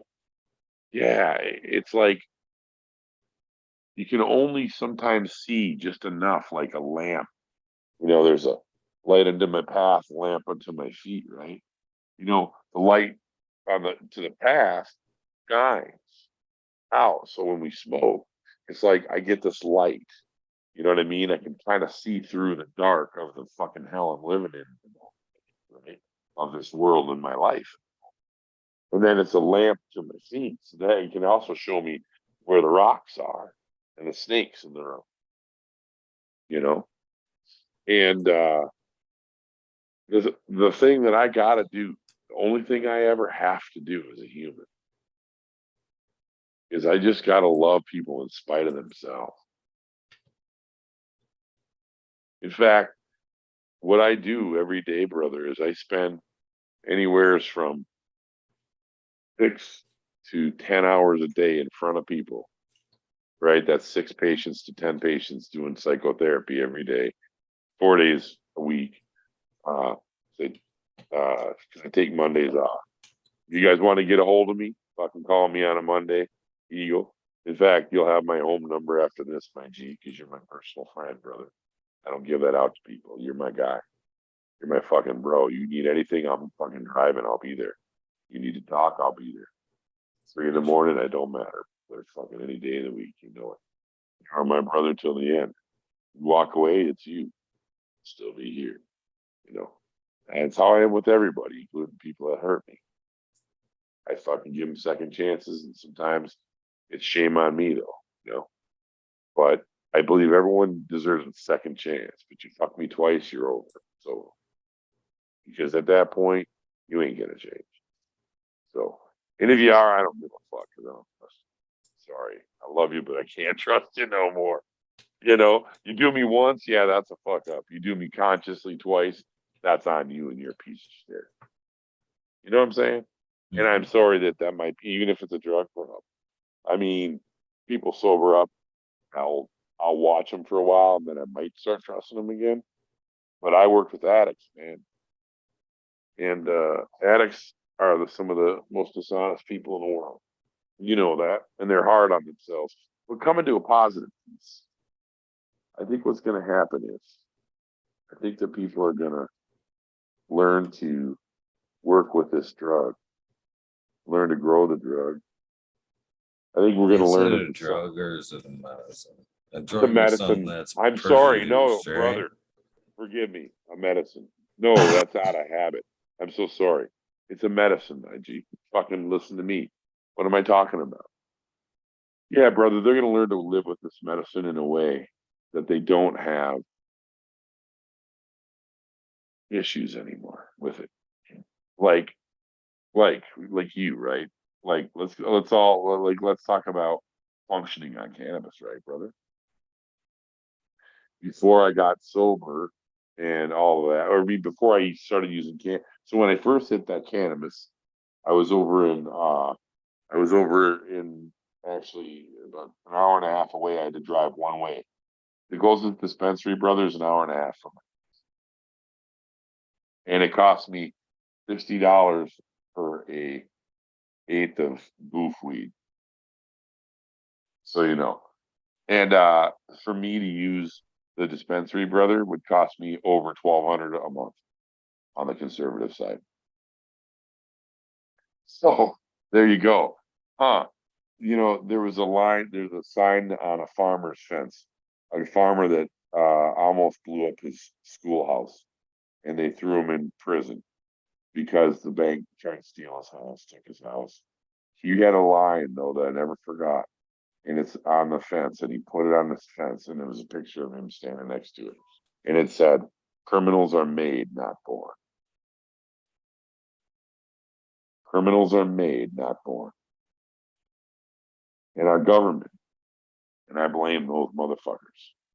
I do. But we are the government, so I blame ourselves. We can't turn away from it because we are electing the people. But I'm just saying, okay, we are supporting these people that are denying us access and that are making some people into criminals, brother. Because if you tell me that I can't have access to my life saving medicine and that I have to commit a crime in order to get access to it, you can motherfucking bet I'm gonna. So, And that itself is a crime that you make me have to commit a crime to get to it. That's your fault, not mine. And I love this line. And honestly, I know people say that's criminal thinking. Okay, sure. But I also remember this line, I think it was by Alexander Hamilton or by Thomas Jefferson. It was one of those guys. both of They them said, cannabis grows or hemp grows. fucking right, my guy. And they were smokers. And they said, it is our duty as citizens of the Republic to break an unjust law. I believe that, Eagle. Do you know that your name, Eagle? Do you know that what that symbol is in all the books, brother? All the spiritual books. You know what that means? The eagle in the book. Do you know what that is? Somewhat. Yeah. It's prophet. It's a prophet, brother. It's a seer, an oracle. I live on Eagle Lake, bro. It's pretty badass. Isn't that badass, dog? That's why when I saw talking shit with Eagle, I'm like, that's my gene. I'm gonna meet that dude someday. I'm like, I'm gonna meet him, and that's why I was a little jealous when old Scoots got to meet. talked to you a little bit at first, and I was like, I'm gonna meet that dude.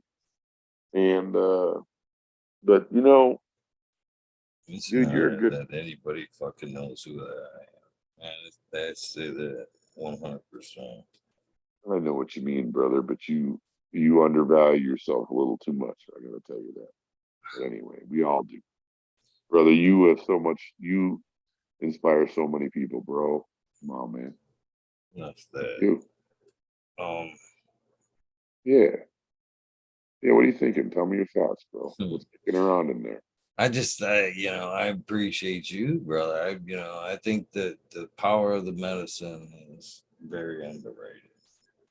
And Absolutely. I hope that you continue down the path that you're on 100%.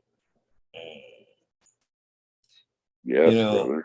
I another somewhat similarity to your story, and it Yeah. choked me up as I listened to your story um, about cannabis saving your life, because I've seen it firsthand. I almost lost something the one of the most four things I value in this earth more than anything. Of course, my three girls and Chase. Oh my Chase. Um, I almost lost Lexi after a car accident. She was thrown, her and her friend were thrown from a vehicle. My God, And man. luckily Who? made it Sorry, out. brother. Who was that? Who was that, brother? Sorry. My daughter, she was Your actually daughter. Oh my in God. chat earlier. She won't get mad at tell. Oh my gosh, man. So we were lucky enough she made it through the accident, Amen.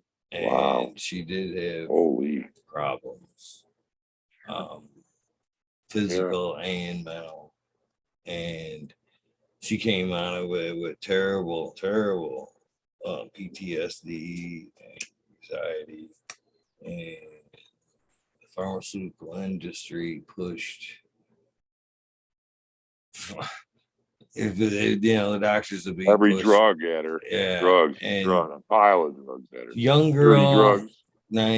19 at the time. I can't eat mashed potatoes. She can't swallow pills. I'm not judging. So all the medicine she Oh yeah. takes is a Yeah. liquid, and so Oh, like her first prescription was Valium, 5 mils in a bottle this big, Jesus. You know. and Valium. terrible You said. Valium. Fuck. Yeah, and Jesus, then man. it Benzodiazepines, man. Mess it you up. Most addicting substances, I'll tell you. she went Jesus. through the back and forth, different drugs, different levels, and we almost lost her, twice, three times that year in total My reality. God. Once through the Yeah. accidents and twice because of Like the OD and battle stuff. through the medicine to try Drugs. to give her some calmness. And Yeah. it was through CBD Yeah. that we Able to. yeah get her off Yeah. that and find that balance for her. So when you talked about, I knew, I knew what you were saying. I've seen it firsthand that, you know, so shout out to you Calm the for squirrel. finding your way back. 100%, man. And, Thank you. Shout out to YouTube. I'm honest to God, brother. and Because I so didn't I found you guys and Mr. Canucks grows that's and why it's fucking Cali Green, and super Sub important. I Cool. think you continue on that path, man. Giving people such an ear, alternative, some knowledge, if anything,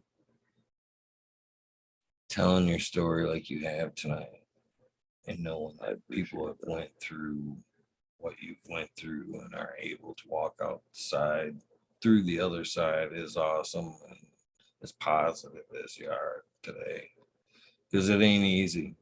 It ain't easy, and to take it on the chin repeatedly and still wake Yeah. up with a smile. So shout out to you, my friend, for being pretty Thank you, fucking my brother. awesome and finding your way through all that shit, man. It's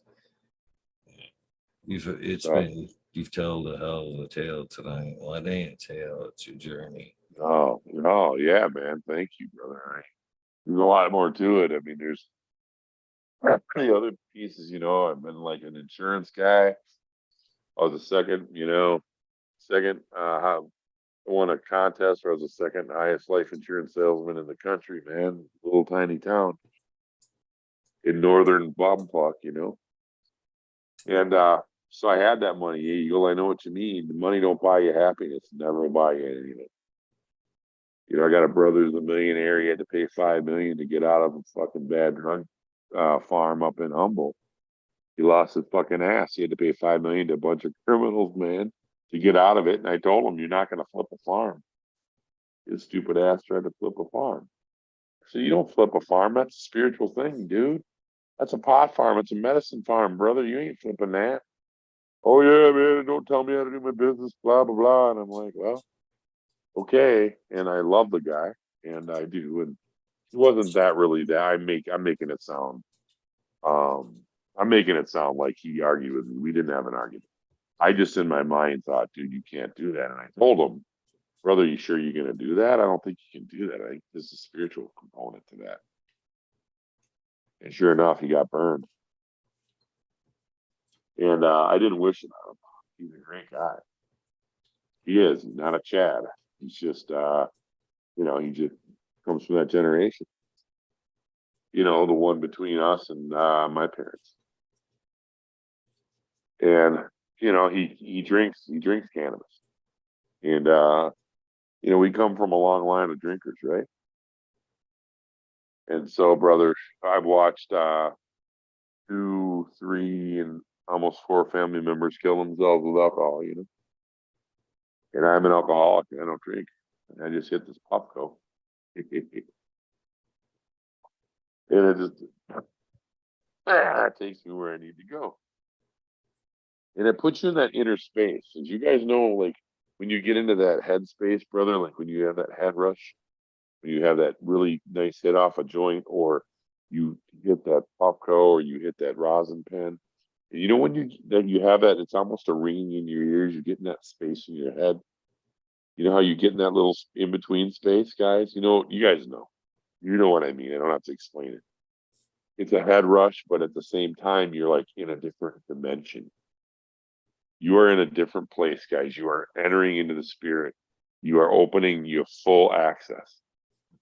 The reality is you have full access all the time, but you don't experience it in an experiential sense, but in those moments, and that's what psychedelics do for us. That's what DMT does, I guess. I haven't had it yet. That's what acid does. I've had a lot of blotter acid. In the military, we couldn't smoke weed, right? So we ate blotter acid. Yeah, camouflage they called it back in Colorado Springs. Smoke 3 packs of cigarettes, right? Drink 40 beers. Get up and run PT. Fucking 6 o'clock tripping. I was a Cav Scout, right? So the first night, I got to tell you this, man. I show up. I remember now. I went through 2 cycles of fucking basic training, right? So I was 8 up. So I get there, Eagle. This is funny as hell. I get to Fort Carson, Colorado. It's a fucking summer day. I'm wearing dress greens, right? I got my duffel bag, and I walk up to the to the CQ, and he's just a CQ is a post quarter sergeant. He's just a full time guy who has to sit overnight to make sure the barracks don't burn down, or they don't kill each other, right? We don't kill each other or some shit. And I walk up to him. Hey, Sergeant, right first number, reporting for duty, sir. And he's like, at ease, private. God damn. He goes, what the fuck? He goes, where'd you come from? Blah, blah, blah, blah, blah, blah, sir. Or Sergeant. And he's like, fucking settle down, man. Because you're off duty. He goes, you don't have to do all that shit. And I go, well, okay, Sergeant. He goes, dude, fuck, man. He goes, you must be the new scout. I'm like, yes, Sergeant. He's like, shut that shit up, man. He goes, you need to fucking chill out. He goes, I'm going upstairs to get one of your asshole buddies. He goes, you just relax, man.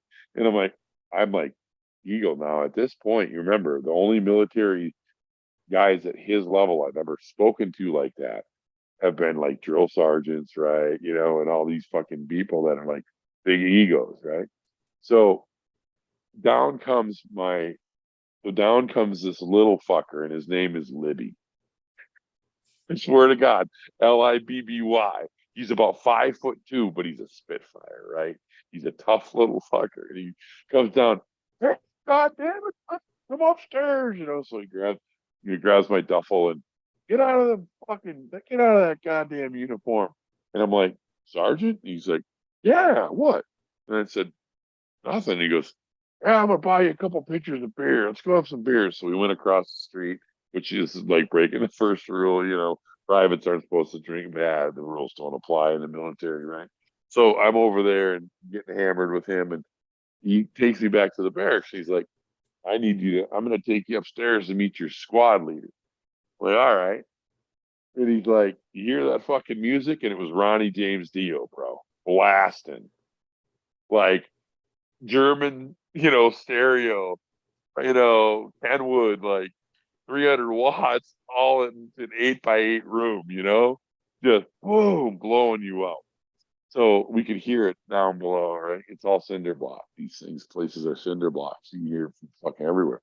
So I'm like, yeah. And he's like almost having to scream, right? Just down below so we go up there and he's banging on the door like he's killing somebody.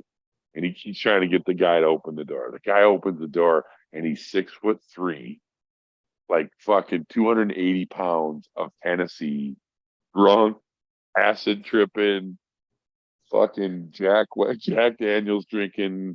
What else were we doing that night? And he got hands like meat paws, right? Like a pound of meat. Grabs me, get your ass in here. That pulls me in. And he goes, Libby, you can fuck off. And he shuts the door on him, right? And I turn around, not kidding you, Eagle. And this little guy, he hands me a bottle of Jack. It's a quart with a chem light in it. And I'll tell you what that is. It's, trail marker, right? Green chem light. And in the other hand, he goes, open your mouth. I said, what? You open your fucking mouth. Are you deaf? I said, okay. Open my mouth, and he drops a hit of fucking camouflage blotter acid on my tongue. And I go, what the fuck is that? He goes, shut up, put it underneath your tongue. You'll find out soon enough. And I'm like, what the fuck did you give me, man? It's like, shut up and take a drink of that Jack, private. And then he turns the music back up. And before I know it, you know, they're doing a fucking scout ritual on me, and they're all beating the shit out of me, because that's what they do. And shut the lights out, and they have a blanket party. Got the shit kicked out of me. That's what they do. And I'm tripping my balls off. Welcome to the military. Welcome to the scout platoon. Then I proceeded to drink and trip with them all fucking night, and didn't sleep a wink. It was my first day in the fucking platoon. And I get my PT uniform on and go down, and the corporal is next to me, right? My squad leader. And we start running. And we're running and singing cadence. And we had been drinking beer, like when you're tripping, we drink fucking shitty beer, right? And it was Pilsner beer. You ever had Pilsner beer? It has a riddle on the top of the cap. It's just shitty ass beer. It comes in like cases of 32 and shit, those cardboard cases. It's like malt liquor. It's good to drink when you're tripping and it's cold. Anyways, um, he drank so much he was running next to me, and he's like, you know, singing cadence, and all of a sudden he turns his head and he fucking throws up projectile, doesn't miss a beat, keeps running, throws up, and turns back, looks at me, wipes his chin off, and he laughs and he goes, "Scouts out." That was my that was my first 2 years in the platoon, and I actually became a corporal. like he was, and I took care of people like he did. And he and I smoked a lot of fucking good weed, man, in Colorado. He took me to my first Ozzy concert. It was Ozzy with Metallica opened up for him, and it was with Cliff Burton.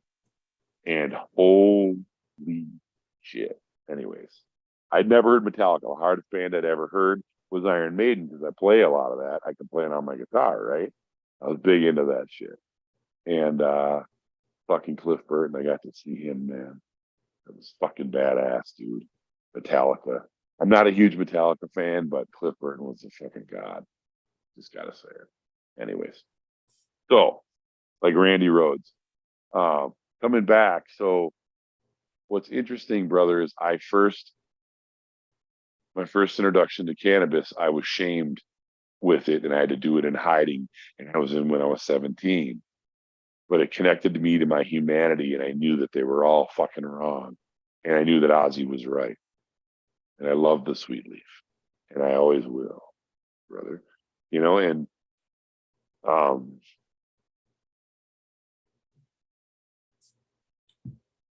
yeah, it's for everyone listening. You're listening to this for a reason, and I'm not going to try to overly spiritualize this moment, but I'm hearing something here for some people, and I can tell you that you guys need to really take in the piece about letting go of resentments and love and self-love.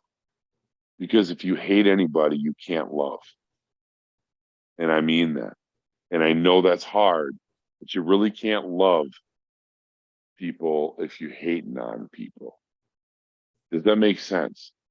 I don't know if that makes sense to people, but it's like trying to carry a positive charge where there's a negative one. You just can't. It just doesn't work at the same time. I'm not saying you can't love people, brother, like, like you do. Like I can love you and hate somebody else. Yeah. But what I'm saying is, if I'm projecting hatred, you can't tell me that I can project and love at the same time. And it is affecting everyone around you.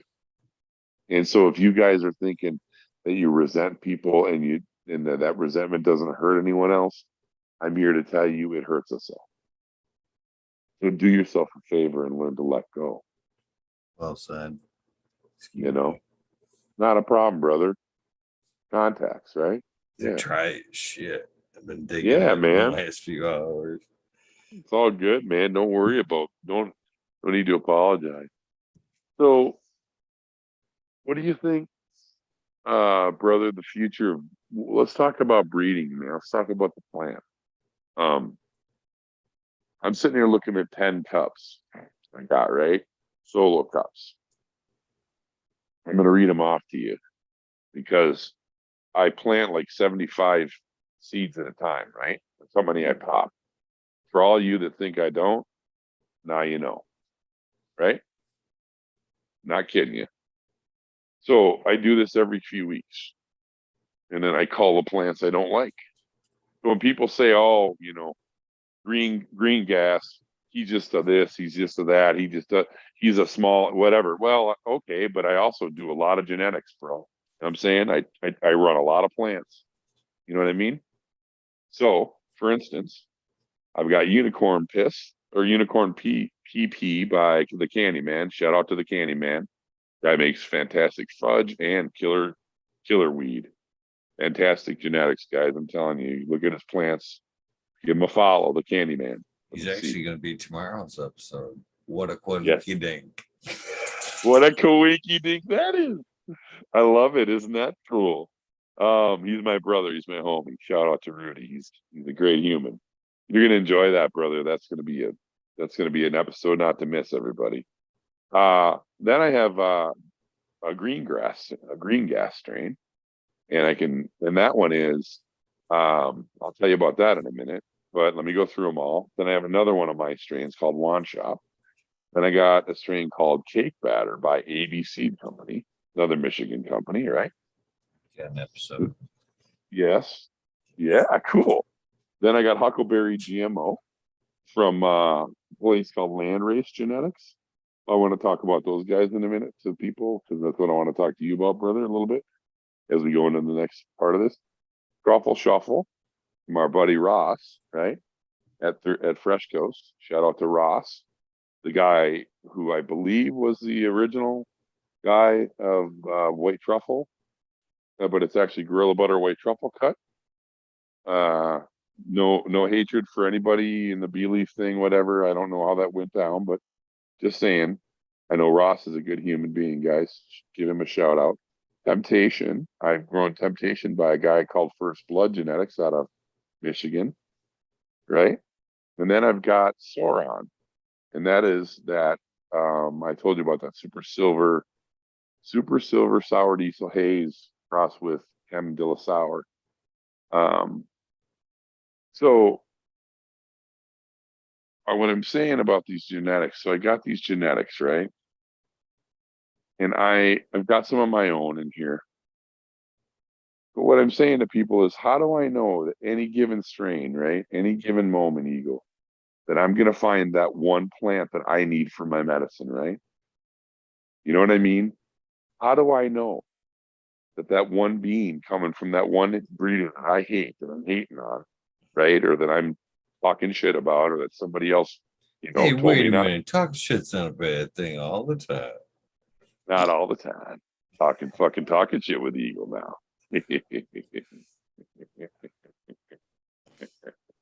I forgot why I brought up this stuff, but I was bringing up the beans because I think people need to pop more beans. Okay. I think people need to start to experiment with genetics. And I think that they need to, instead of judging a breeder and instead of trashing a breeder, you need to run their gear. And if you run the gear and it's shit, now you can say something. But don't say something publicly. Why do you want to do that? That ain't helping that dude out. Tell him privately. Tell him what went wrong. And tell him what he needs to know. And if you can help him, well, then great. We all benefit, right? Because if he grows better weed, we're going to smoke better weed, and the whole community is going to be better for it. Praise in public, right? But punish in private, right? So our community, guys, if we need to correct each other, please, please DM them, talk to them, right? Correct them in private, give them dignity, let them make it right, right? And praise them in public. Give a heart, give a like, have the balls to like something that's controversial. Have the courage to support your friend even when they don't deserve it. Have the courage to like a post even when those people have fucked you over, right?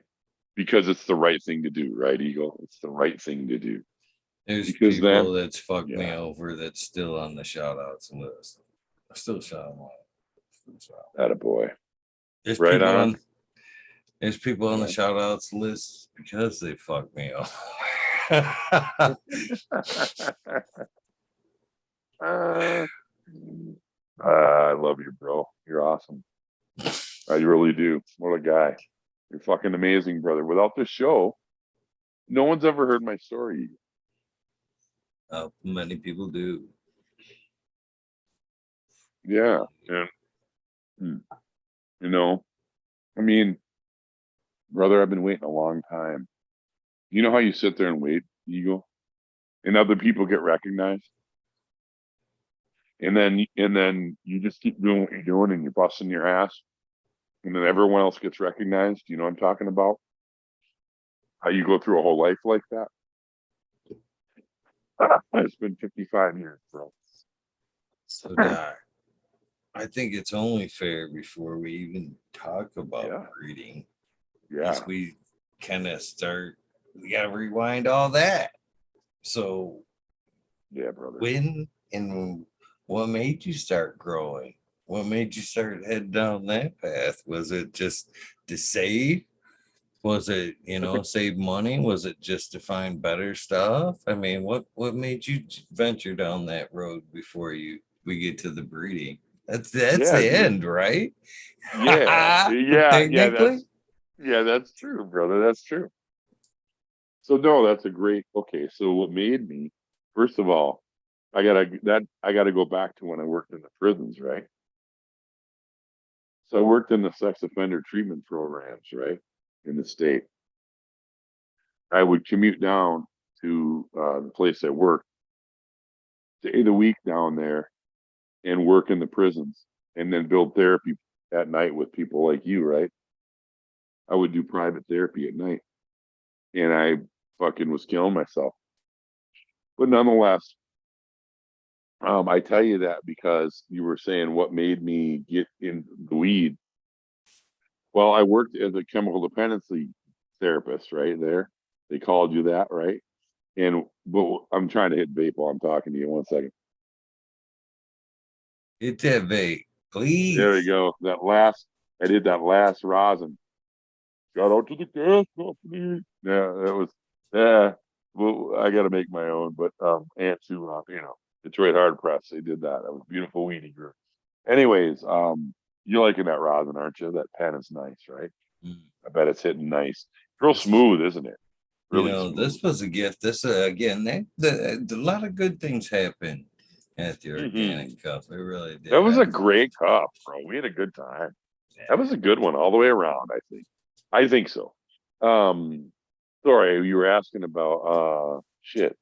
How did it? Oh yeah, yeah. How I started growing. Okay, so here I was, and I was jealous as hell. These guys are talking about blueberry, and they're talking. Remember, because I quit smoking weed back before we had names for it.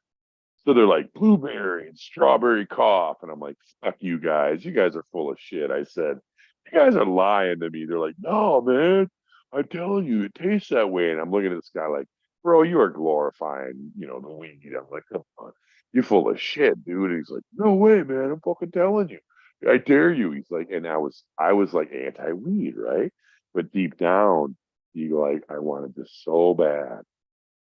And I was like, they were talking about growing weed. And then I had a client who was from California, and he was in the gray market, right? And he was growing weed, and he would talk about it. And I was fucking fascinated. And I was like, dude, what do you mean strain? So tell me about that. And I'm talking to him. And at this point, he go, I'd never grown a fucking tomato. Okay. But I was just enamored by this, and I didn't know why. Well, then I started, right? I got my cannabis, my medicinal license, and I started using it as a medicine. And I started paying out $80 a motherfucking gram, right? For rosin in the hometown, because that fucker knew I had nobody else I could go to because had a medical license, and I could lose my fucking nuts. Even though it's legal, you see. And he knew that, so he fucking burned me, right? But I didn't care because the medicine was helping me breathe and live, and I was plenty happy to just fucking have it, right? But dude, I had no other hookups. That's the biggest crime to new people, is they don't have access to medicine. Guys, if you know somebody's new, if you know somebody hasn't grown, somebody needs it, do not be stingy. Do not fuck people over. Give them some medicine. Help them find the medicine. Help find it for them. I mean, don't let people swing on the tree, guys. That's bullshit. Come on. I mean, even if you hate them, don't let them go without having medicine. That's just a crime. Come on now. Anyways, so what I ended up doing was watching these videos, right? I started watching these videos sitting right in this chair, watching these videos, watching Mr. Canucks grows, right? Watching Hallie Green grows. And I started going, and they're like, you can grow, man. It's not that hard and all this other stuff. And I'm going, fuck, fucking A. And at the same time, I'm coughing up all this money, right, at the dispensary, right? And all this money to these private people, right? And I'm paying out my ass, Eagle, and I'm not working, and I'm getting depressed, and I'm not feeling like I want to die or anything, but I'm just like, I got to do something because I'm sitting here all day. I couldn't work, right? So I bought all bunch of stuff on PayPal, and I secretly bought seeds from Seedsman, and I half hid it from my wife, right? and she was working, so I get the packages, the tents and shit. And finally, well, at first I did talk to her about it. Yeah, I did talk to her about it. I didn't totally do it behind her back, but I talked to her about it, and she fucking lost it. Right? Are you fucking kidding me? You're gonna do what? No way. No way in hell. Blah blah. You're gonna do what? You are you out of your mind? And I'm like, yes and no. I mean, I'm like, okay. I said, so I'm gonna run to Houghton, Michigan, closest place, fucking 12 hours one way. I'm like, you realize that like in driving across some some states across the North Pole here, I said, you realize that I can go to federal prison, for that, honey. And I'm like, it's actually less risk. Was she mad at me? Oh my God, was she pissed? Because I was right. She couldn't argue it. So I said, you want me to risk that every month and drop 400 or 500 bucks every month? Fine. And that's only going to go up in cost. I said, as my tolerance goes up, I'll need better weed, more weed, whatever. I said, that's just going to go up in price. So just saying. And that's what I said. You go, that's how I talked her into it. So she's like, okay, fine. You can go ahead and fine. But you have to grow underneath the bar. So I have this stand up bar, right? That like, is like fucking 5 feet because you stand up. It's like a stand up desk, right? Like a normal bar, right? But I use it as a desk. Well, it's 6 feet wide, and I put two 3x2x2s in there right next to each other, and I ran HPS, and I fucking my first 5 autos. I fucking grew, and they grew all the way. I used soil. I used what did I use? Fox Farm, of course, and then I used what was the Kyle Cushman's fucking Vega Matrix. Vega Matrix. Yep. Great product though. I gotta hand it to him. That shit works. It did. Expensive as fuck. Exactly. That's why I quit using it. And we got into organics, right? But but no, I blew up some autos. I grew 5 of them. They all grew, and they were classic. Northern Lights, strawberry cheesecake, right? These are seeds, but purple, Alaskan purple. That's where I fell in love with Granddaddy Purple. Beautiful, really nice, believe it or not. And then I grew Amnesia Haze. I grew 5 autos or 5 photos next in the tent next to it, and really fucking love that because I was like, holy shit, these are big. And not in HPS, dude, in a 3 foot tent. I mean, it worked though. And I was like, I just took care of these little buggers, and I fell in love with growing. I fucking fell in love with it, man, and I was obsessed. And my wife was like, "You're freaking me out. You're taking this thing way too far." And I'm like, "If you only knew." And I was buying seeds and buying seeds. Now I got a whole vault full. I got a whole safe full of seeds over here. And what I've actually done now, is brother, my wife now sees. You know what I mean? Now 3 years later, 4 years later, brother, my wife gets it. My wife understands. Now I have a room, my tents in it, right? You know what I mean? I've got this whole place out here. I got a pile of soil sitting over here, and that I can't put in my trash can. I got those rolling trash cans, brother. With the custodian, like with the custodian wheels on it. Great idea. It works good indoors if you grow soil. Anyways, or cocoa. Uh, but let's see. So how that's how I got into it, and how I started breeding by accident. Right? Had some regs. Had 808 genetics. A WAP. Or no, wait, no, that was Don Magic Wand. Sorry, Masonic Don Magic Wand, and had a dude, and he popped out. It was either that one or 808. I can't remember which one was first. No, it was 808. I apologize. Or wait, was it? It was a WAP male. WAP, right? It was wedding cake, animal mints, and cherry cupcake. And that mail, I hit it against Don Magic Wand, Skittles. Yeah, it was the first one.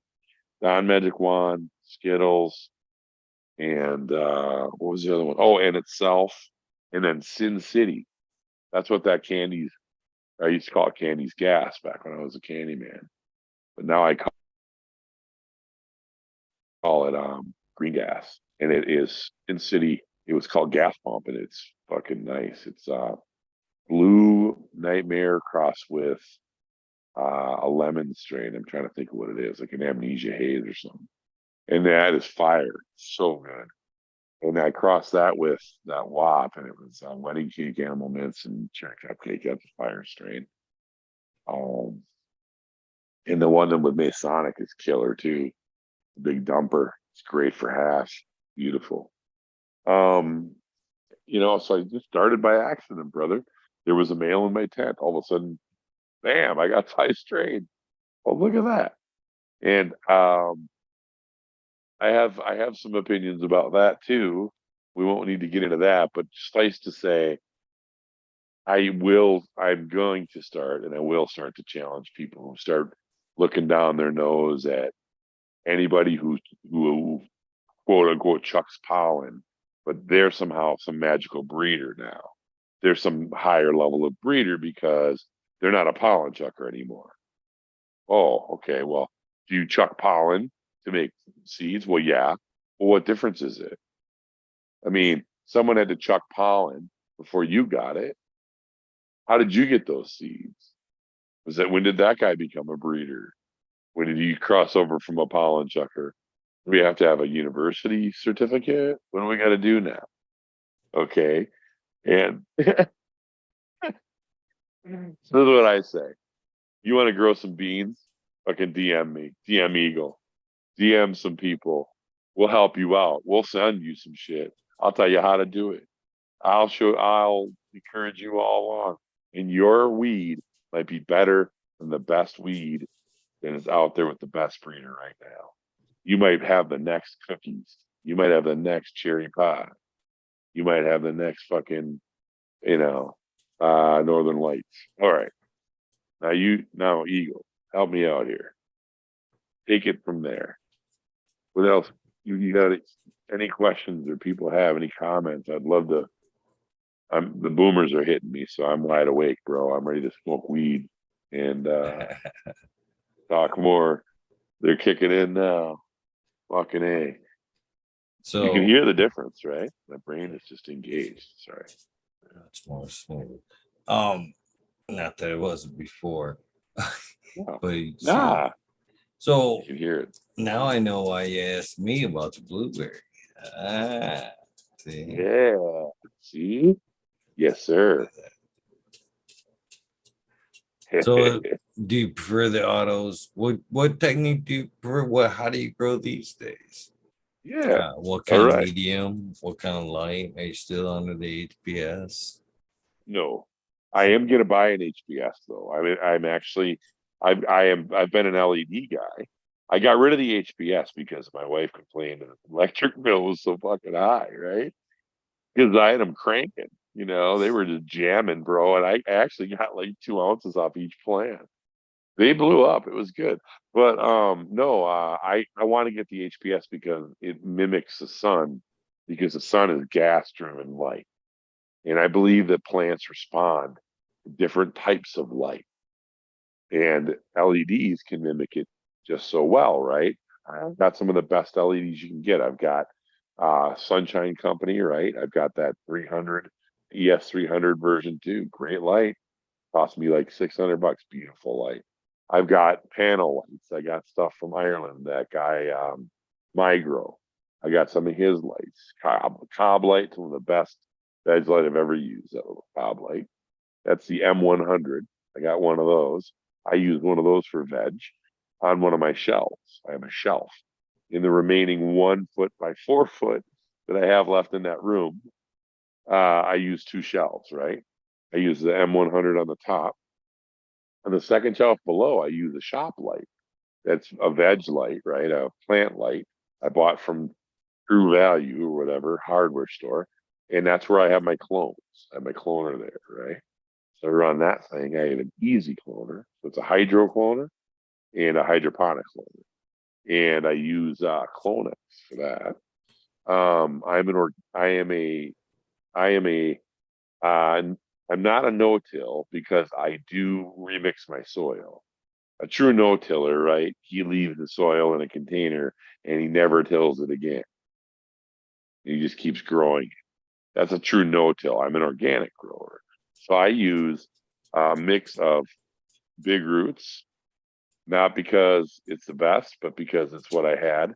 I've I have a story regarding Patrick King, but I don't want to rip on Patrick King. God bless him.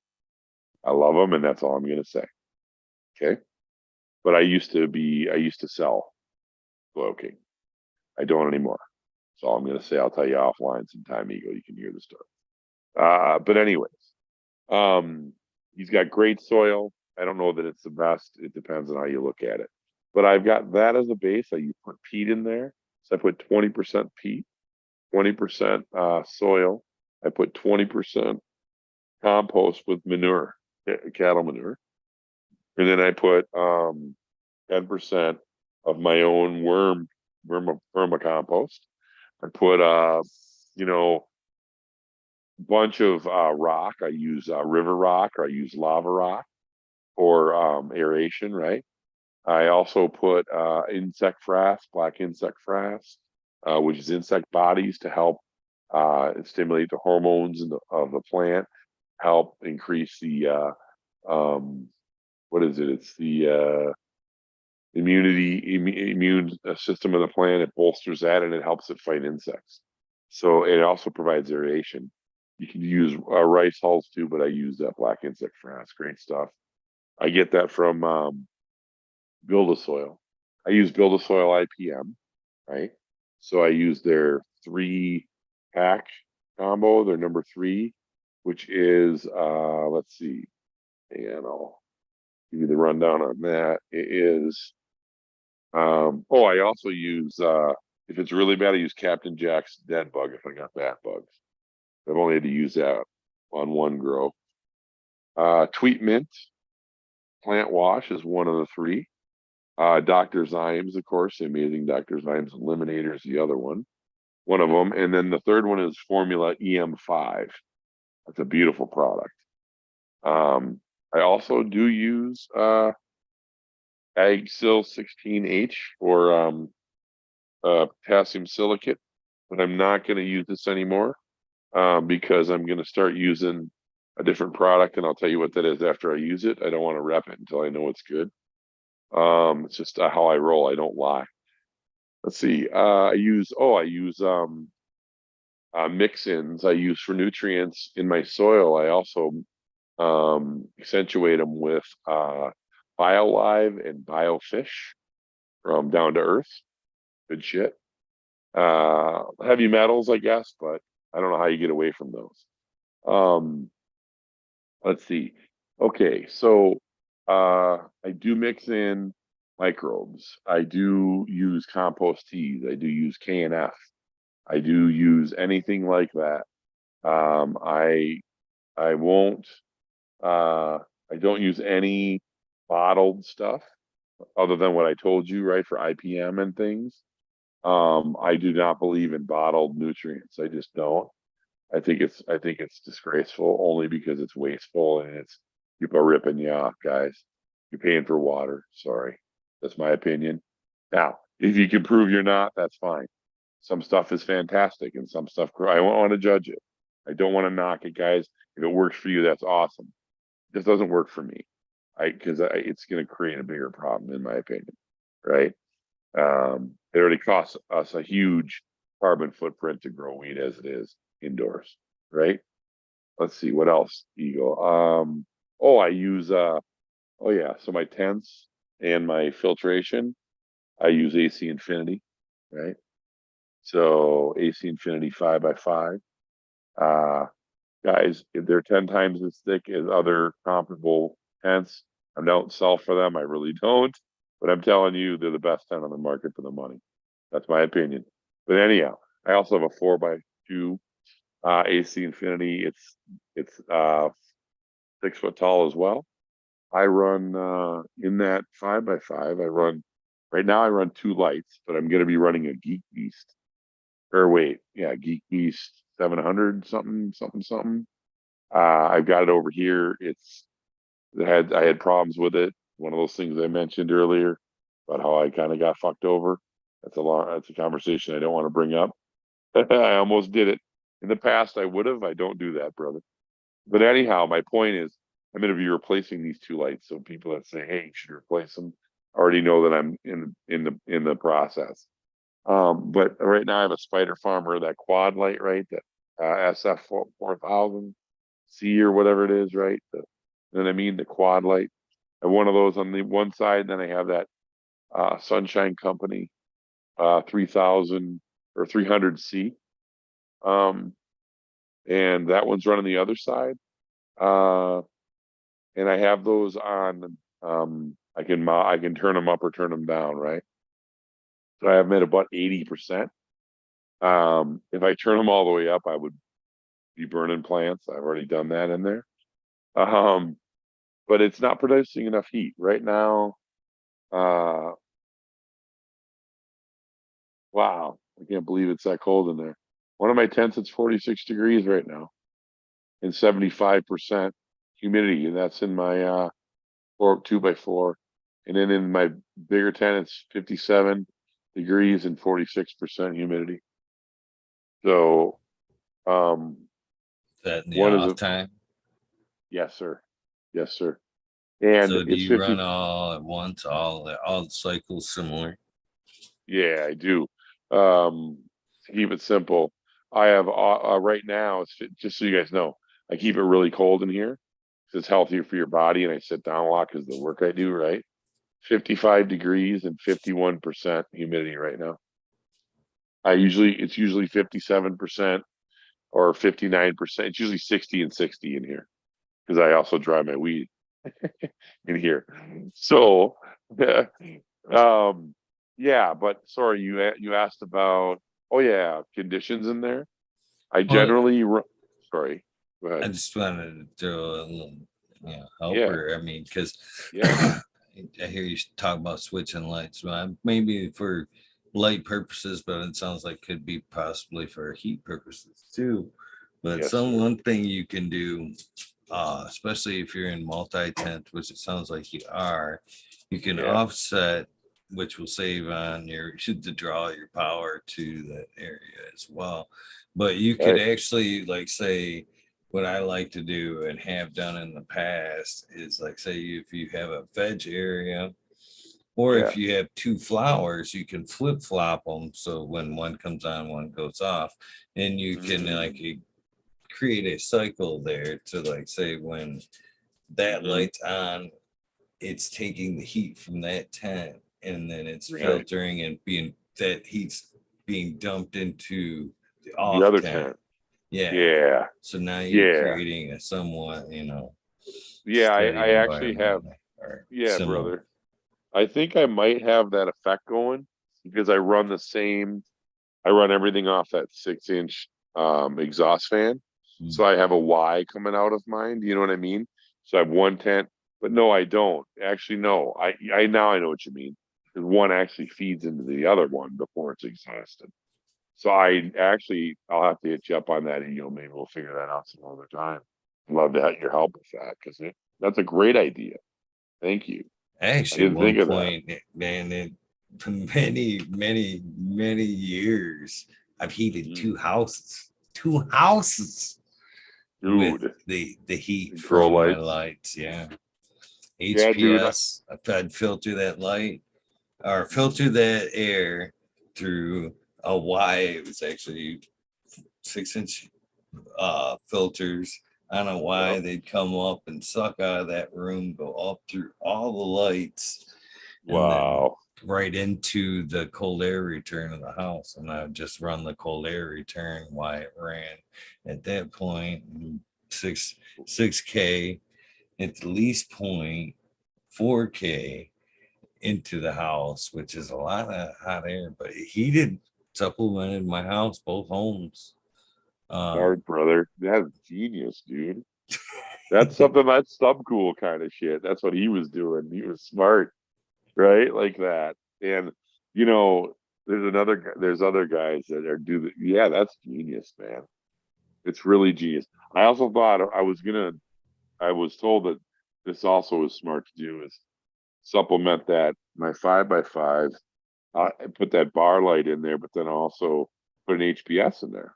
You know, like just a regular 100 watt. You know, or not 100 watt, but sorry, a regular $100 HPS light, right? When then grow use that, and that'll supplement. That'll kick off more heat because I actually need more heat in there. Right now, it's too cold. It's not too cold. It's almost too cold. You can bring a plant all the way down to almost 32 degrees, man, and it'll live.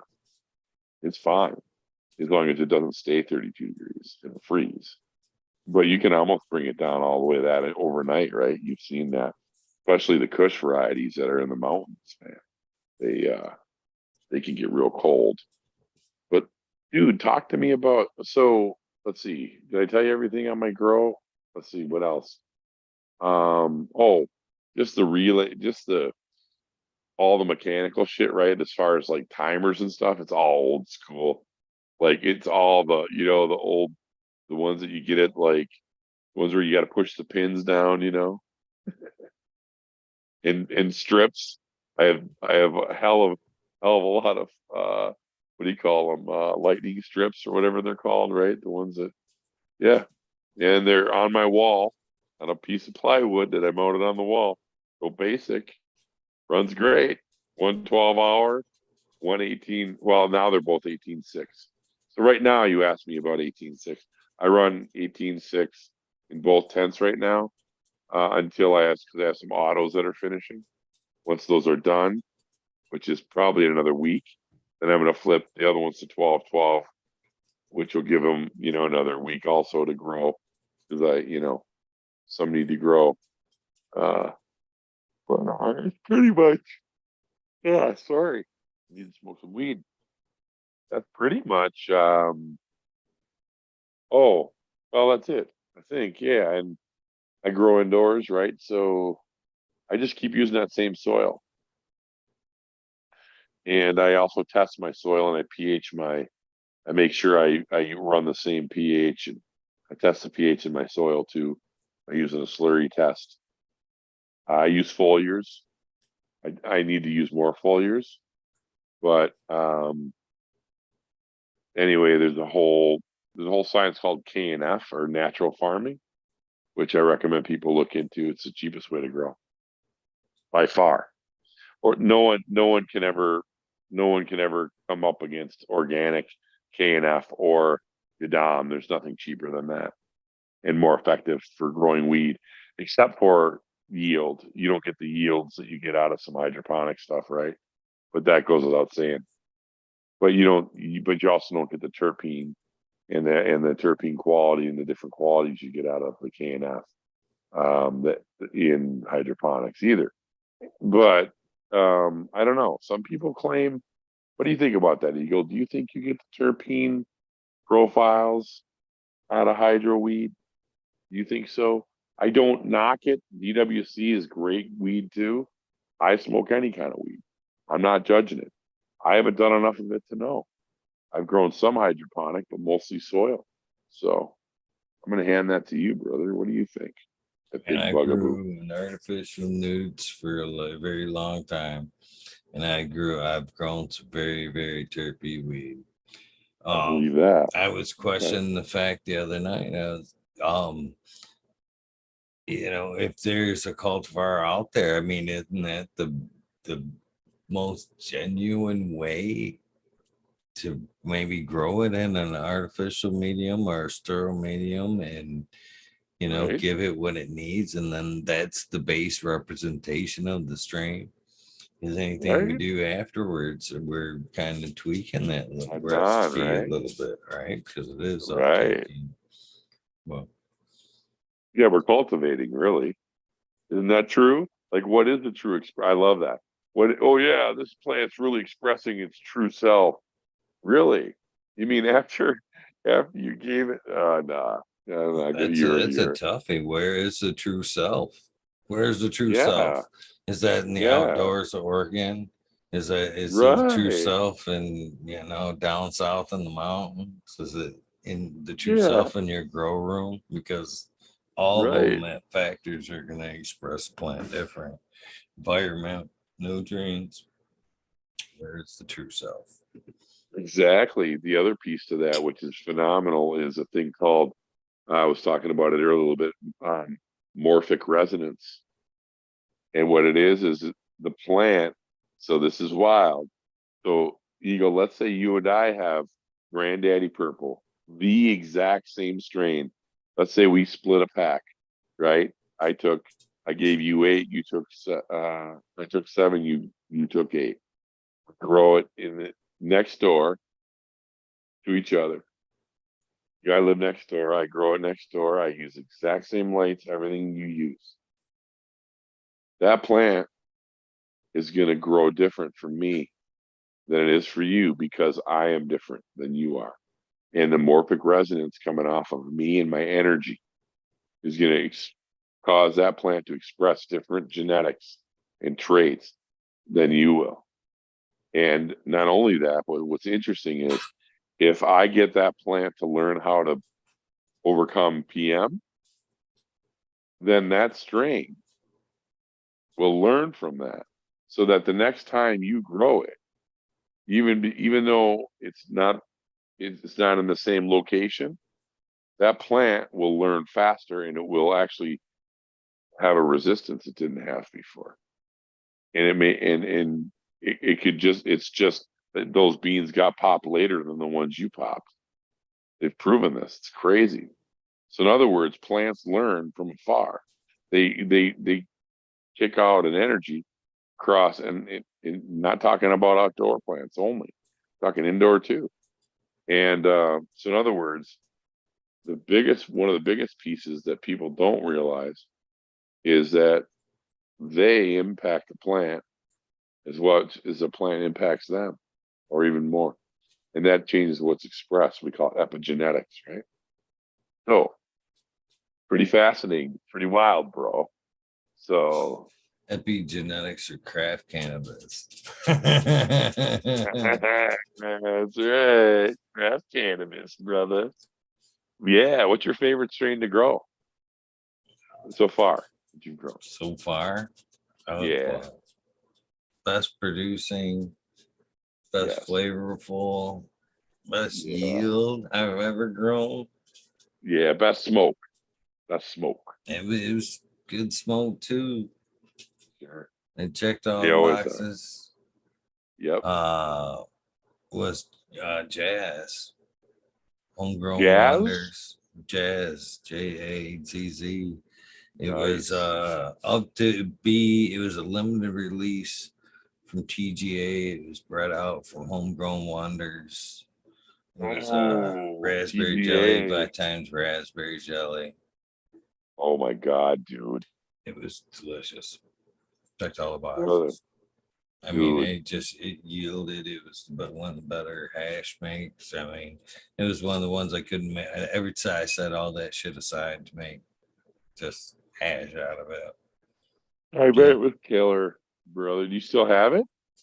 I think I had a few beans. I actually gave it to another gentleman that I was really hoping that would Old Man Hermit hash.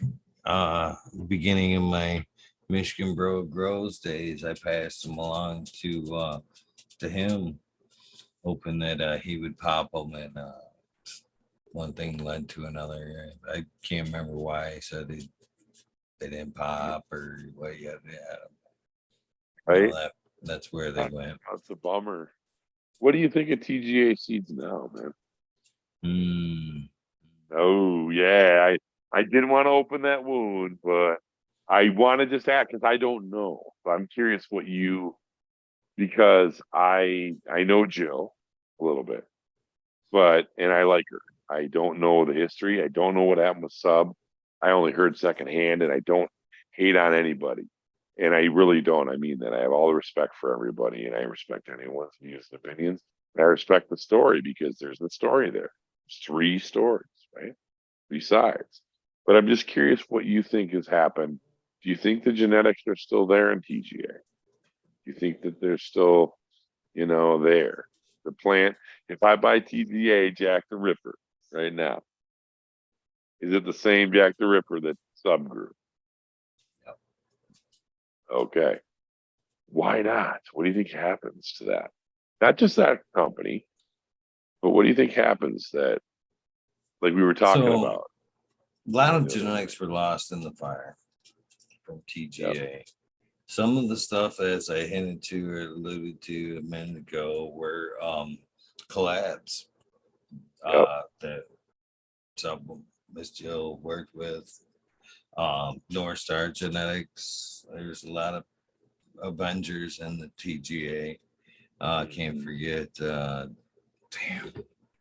Joel, the other Joel, which was the breeder of Chemdog there, or not Oh, was Chemdog, that? but Chernobyl. Excuse me. Oh, Chernobyl. Yeah. In fact, I have that Ms. Jill. I got right here. I got Jilly Bean Lime, Chernobyl. It's got Chernobyl in it. So I Yeah. guess to answer your question, Yeah, brother. so I guess we're gonna exclude the dank. I wouldn't even think about buying anything dank. Just Really? wouldn't do it. No. Who Uh, is who does the dank? Who does that? Who's that that company? is a couple of yeah, I don't Spin-offs? want to go down this No, no, no, road no, no, no, because no. That's fine, uh, brother. No, I uh, didn't want to try to. No, I well, just wanted to I know who just to I'll avoid. leave it at I wouldn't buy the gear because I don't want to head down the road to where, No, no, no, like no, you no. alluded to, I don't want to Yes. put out that negative energy, and I don't want to Nope. necessarily. If you know, you know. I If gotcha. you know my relationship with Sub, you would know if it was worth supporting, then I would 100% say, yeah, support that. But no, I wouldn't buy Okay. any of that gear. It's not anything. It's not anything Sub did, produced, approved of. It's all with recreation and fake. So that being said, back to TGA. Back to Yes, sir. TGA. If Miss Jill has, I'm sure she has or has reacquired cuts that were the ingredients of some of the stuff on the roster. And even if Back they cleaner were and to stuff. have to be a recreation, I know the fact that the recreation process are strains that are her and sub bred, and they weren't collabs. And if that's another thing I've always bitched about too is uh breeding, breeding. You open up a world. I So know. Yeah. I really Sorry. believe that parental stock is very important to reproducing an amazing strain. So you always have those ingredients always putting out, and there's always going to be a tweak every cross every time you make it. I mean, it's just like making kids. Back to the human plant thing. We're not that far off. We can breed, and each kid of ours is going to be somewhat similar, but they're all going to be different. And that's the same thing with breeding cannabis. But that's going to be your best shot of a recreation using those two parental styles. So very important there. And then of course the intention of creating a strain. What did the breeder look for? What was the things that struck their eye about that cultivar, that phenotype right there? What popped in mom, dad, that made you go, "Ooh, these things are fucking, this is gonna make something beautiful." Only the breeder knows that spark. You know what I mean? So anybody else that goes from there is gonna have a, you know what I mean? Yeah, you have to go through again, almonds hunting on mother and father to find similarities to begin with. You know what I mean? And only the breeder is going to know those similarities. You know what I mean? So if there's been some recreation done and the things are back on the menu, I would say they're as close as they could get on the TGA lineup. Is there a difference between older stock and newer stock? Probably.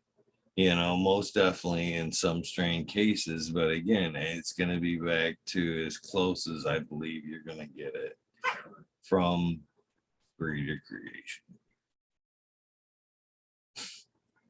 What do you think made Sub so instrumental in our fields? Because Hmm. I, you know, some of the things he said and did, like everybody back in the day, and even now, that why do we do? Is everything we do and say as growers? Is it stuff that is It was scientifically based? Right? No. it was him. It was 100% him. His character, his charisma. He had both. He was a good salesman. He was good. He had a good eye and understanding for what the plant was doing. Right. Moreover, he walked it as he talked it. We talked about earlier. The people that you meet, and that's a conundrum. That's a double-edged sword with Sub because there was two. There was two. There was Sub 100%. There's that cocky motherfucker. My shit don't stink. You want to grow my shit? My shit's the best shit Yep. In the um world. in the world. Yep. Exactly. Sub. And then there was the dude that had probably one of the biggest hearts. You know what I mean? He had off camera. Actually, He'd give you his fuck shirt off his bag. You send him a yes, he does. fucking email and tell him you're in a tight spot and ask him for some free seeds. He'd moreover probably fucking send you 5 packs. You know. Exactly. So what Yeah. made Sub so influential with Sub? He was the same Mhm. dude. He walked it like he talked it, and fucking like him or loved him, or like him or hating. A lot of times he was rememberable, Mhm. so you talked about him one way or another, or you Right were. on. So There you go. Your love for him is pretty evident, man. That's pretty awesome. You know, and I think that love, brother, that like he lived for, and all the other ones. Rest in peace, all of them, man. Bog, rest in peace, Frenchie. Right, well, another hero. You know. that love right there is what you talked about, and we talked about earlier. The love I have for you, the love I have for other people, Back the at you things, in the everyone else. mindfulness I have with people. You know what I mean? Yeah, I know why the people I keep close, why I keep them close for the right reasons. on, G. I'm grateful for that. You know what I mean? Right on. Hmm. So I sure do. you Sure should do. know. I'm breaking up. Go ahead. Oh, You go should ahead. know and tell them people at all points. The gratefulness you Yeah. have. It could definitely, it's like you were trying to talk about earlier. Reasons why not. Hard times. You should always, you never know when life's gonna switch. And you never, like you kind of imply, you never know the impact you have on that person. But you should always let them know how grateful you are for the impact they've made on yours, good or bad. Stop it, guys. Jeez, what? It's like they just woke up. And you see me look over my shoulder for the last bit. They're over there. I hear, yeah, they're tussling. Yeah, You they're know, they're full blast right now. they're awesome. Mindfulness, right on. That the intentions. The thing that's interesting is there's when it comes to like you were saying that like it makes a difference. It does make a difference, guys. It all makes a difference, right? All the time. Everything makes a difference all the time. I heard that from somebody that you know, was influential with me in their own right. But again, once again, because their character got away from them. I wanted to talk about that, brother, because in the industry, I wonder what your opinion is about it. in ministry we would see all the time where there was a guy that did a preach one time about how ministers go wrong, right? Like I'm not going to get into this much because it's not that germane, but suffice to say, egos get in the way, right? Ministers go wrong because their fucking egos get too big and they don't get checked, right? So I see the same thing in the breeding community. I do think their egos get too damn big. I think that I do. I think they're in danger of that, right? And that they lose sight of what's real and what the plant is. And I think that we got to watch that. And I think people need to really check themselves or they're going to wreck themselves. And I don't see enough of that anymore. Some of Or at that, least yeah, okay, no, yeah, yeah, all right. You I asked know, I that know. line, all right, yeah, you asked for a mouthful, and I'm I sorry, did now. I did, you brother. Let's did. go. You I did. Let's go. I gotta so go. the I had to line go there. between pollen chucker, and breeder is somebody that's 100%. It's not like they're chucking pollen. It's somebody that's working on a fun level Right, and creating seeds. Um, right, but right. hasn't taken it to the next level. And this is where it's I agree with you 100% on when do you call somebody which is which, because there's a Right. lot of both going on right now, Yep. taking some strains, smacking together, throwing them out there and selling them. Right. That's where a lot of one hit wonders basically, it's the same fucking Milli Vanilli one hit wonders kind of shit. You know, Girl, you know it's true. it is too. And it's just working off of other people's works and just singing over top that I created. Yeah, no, you didn't. Yeah, There's a lot of people's no, work that went into that. But see, right. if it's been created on merit, and this is how I've asked for the line to me is okay, a breeder is going all right, right back to the beginning when I was talking about the creation, the selection of mother and father. Hopefully, a breeder, and I have no shame in, like, say, collecting a cut that has been worked and it is what it is. And okay, it's tried and true. You've smoked it, you know the results. Some of the work's been done there. Okay, okay. But I would honestly let's see some like selection there. So a true breeder would probably start from, or no, probably in my opinion, would start from seed stock and then Right. try to work because sometimes, and I Large plant. learned this in the DOA project. Sometimes the direction of the project may not be the intended goal. You know what That's I right. mean? The intent. So Yep. The something that intentions. you may have intended the mother side to be, you may along that lines found an amazing male that you'd like to work with. And Hmm. again, that's and you're not even going to know what the male's capable of until you've okay, you put it up against that clone a few Hmm. runs, and now wow, this brought out this and that. Now I know what that male's bringing to uh Table. something, yeah. And that Hmm. can only be done time. So popping the seeds, doing the selection from one side or another. Now, Hmm. boom, you've kind of crossed those two together, and now you've kind of started phase one of what you'd like to see. And I think at some point, you're gonna find something there, and you're like, oh yeah, that's what I'm looking for right there. The flavor profile that I was looking for, the structure, everything, boom, boom, boom. Right. And now For you're gonna sure. work it. I see my name lit up in there. So I Yeah. think at that point, you're going to continue to work that. And so the cocky guy with the ego, maybe if he's done the work and he's worked it down, so like every pack you popped, there you go, almost clone like.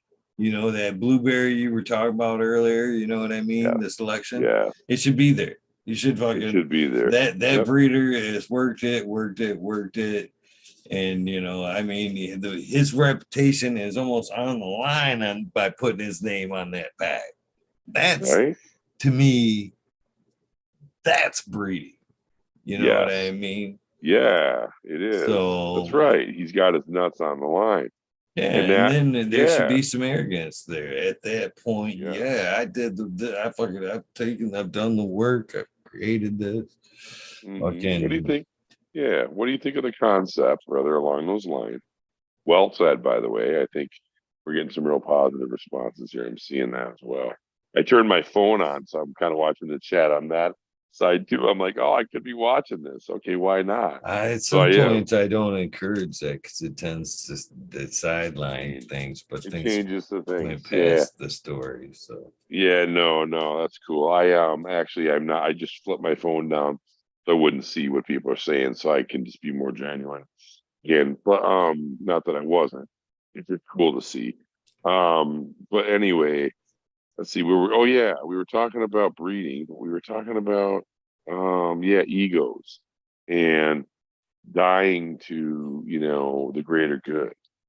And I think that that's been lost a lot in our community. We've gotten too caught up in, well, my shit's better than your shit. And I got this award, you got that award. And it's all ego. It's all ego. And the saddest thing to me that I see is when you got new breeders and new people that are really pretty creative and that are actually really have a lot of promise. And because somebody needs to be big, and they're so small in the heart, they got to make others smaller so they can be bigger. They get pushed out. They get talked about. They get trashed. Then the memes start, right? Then I've seen this crap, and it's like, how do we? How can we do better? You know? Um. Oh, I remember what I was going to ask you. So, do you think that the weed? Do you think? What do you think about the like again? Going back to TGA. Okay. If the weed's different, why is it different? And what's happening that's making it different? And it was the weed, we somehow fallen off a cliff genetically, and now because we have so much hybridization going on, are we not ever going to have good we're weed close again? to cliff. We're close to the fucking cliff. Close.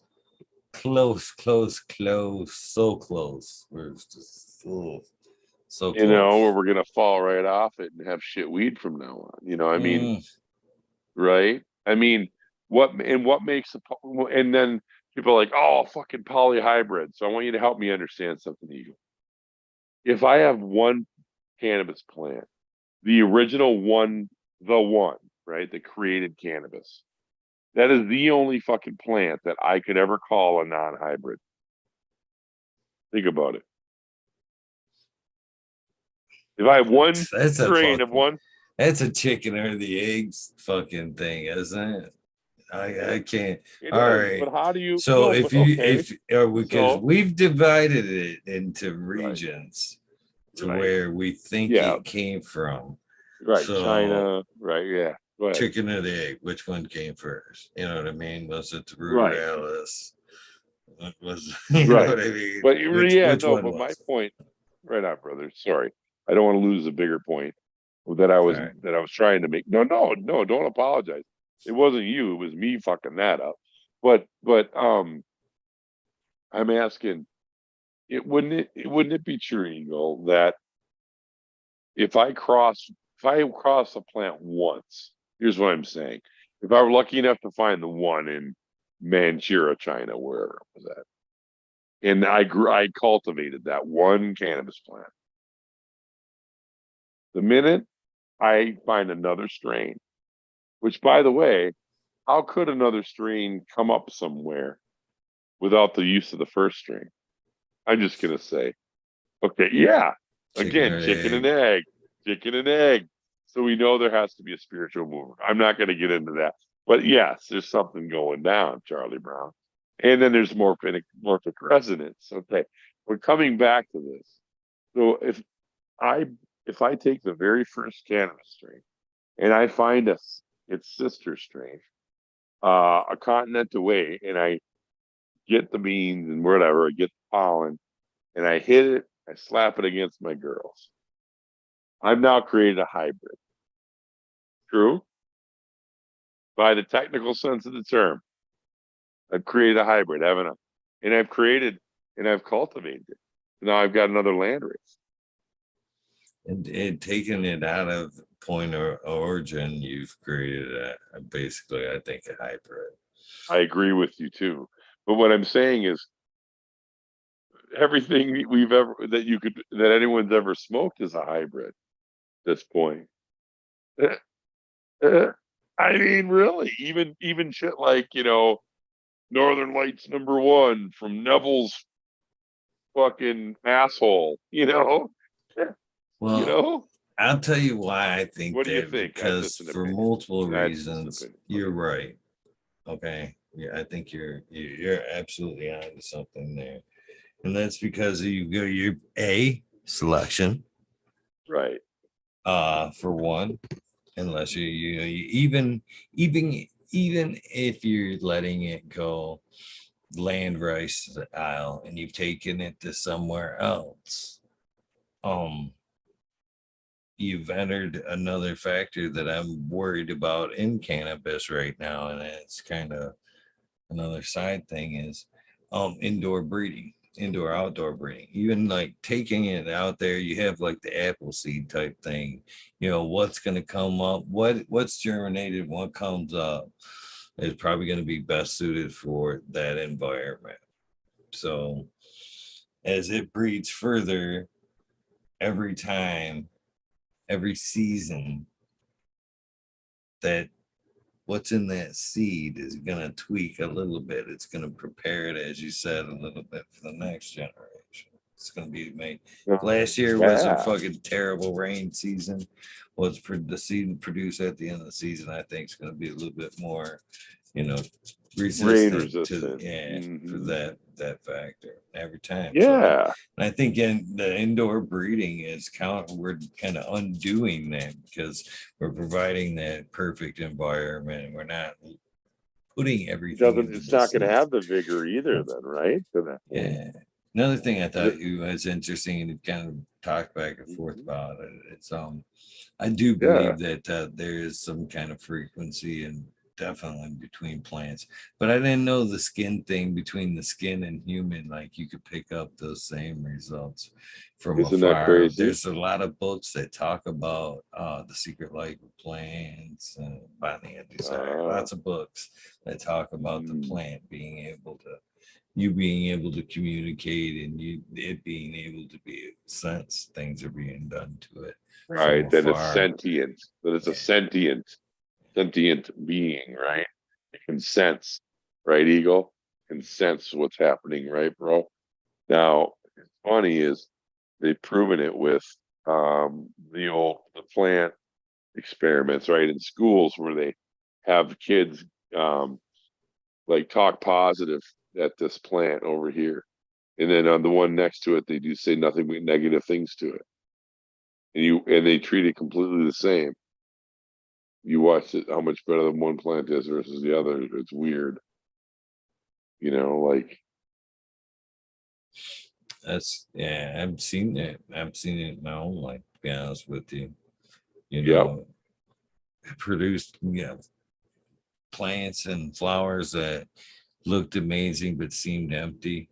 And I think that's what you see a lot of times in the commercial Wow. market. You know what I mean? I think that your plants 100%.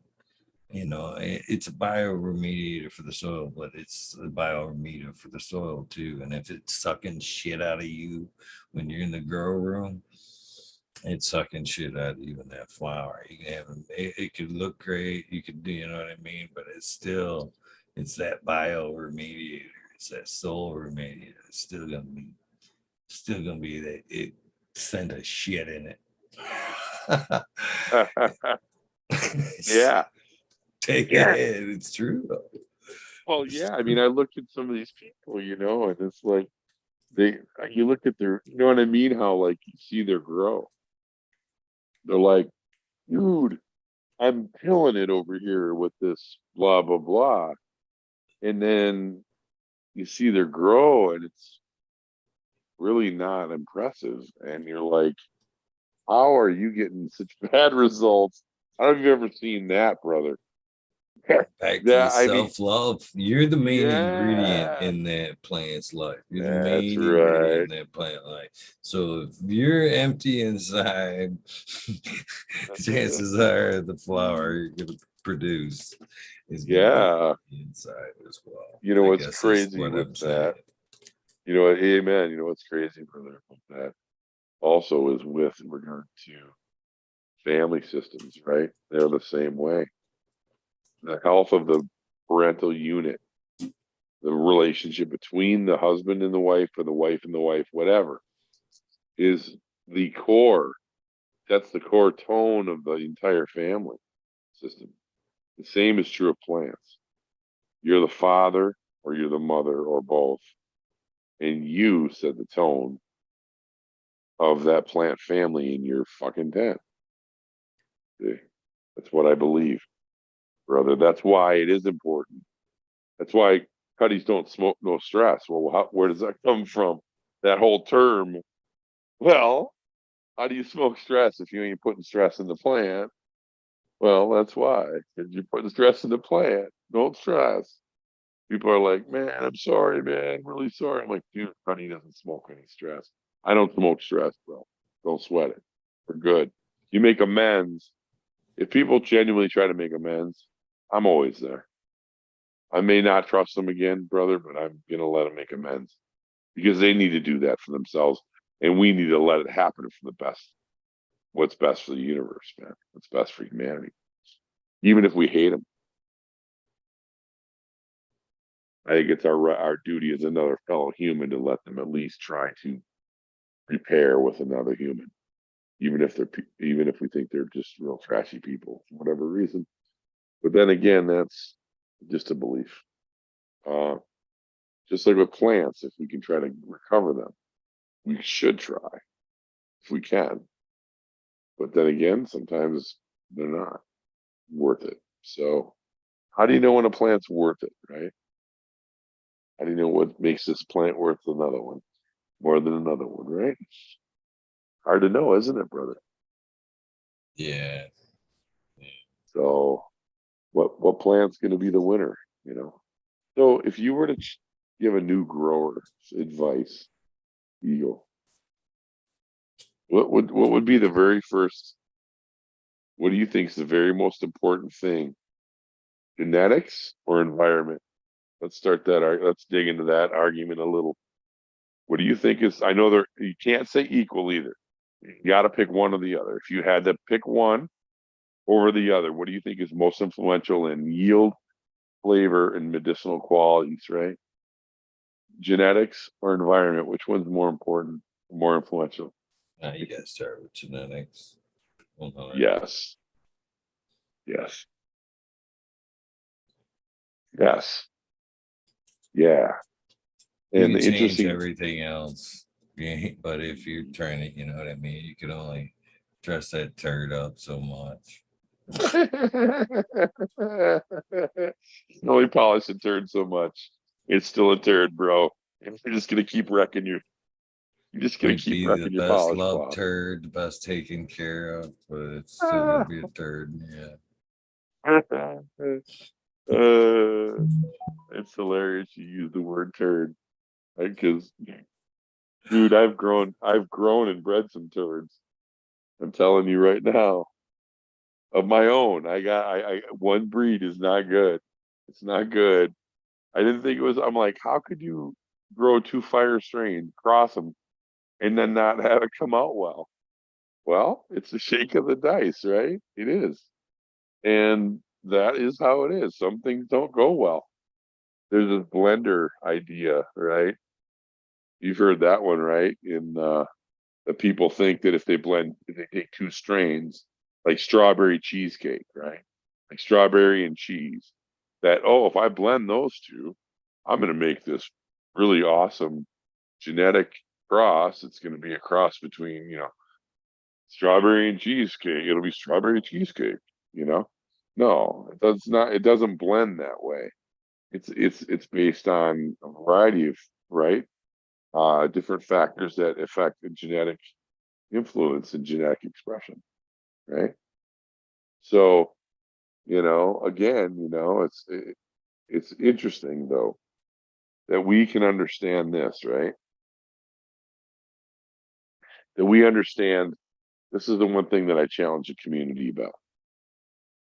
On the one hand, they have great expertise, um, great ability and skill set, and great effort. With great effort, they control their environment, don't they?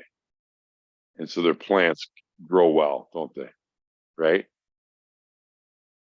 Now, what would happen if they did the same thing in their human environments? They're the same people that sometimes don't give two shits about the environment they're living in. And I want to challenge the community that if that's you, if you're looking around, and I'm just going to say this one more time because I feel like there's people that might be there, but if you're looking around and life sucks and everything sucks around you and you hate everything about it, take it from an old man. You're the one that needs to be looking at yourself.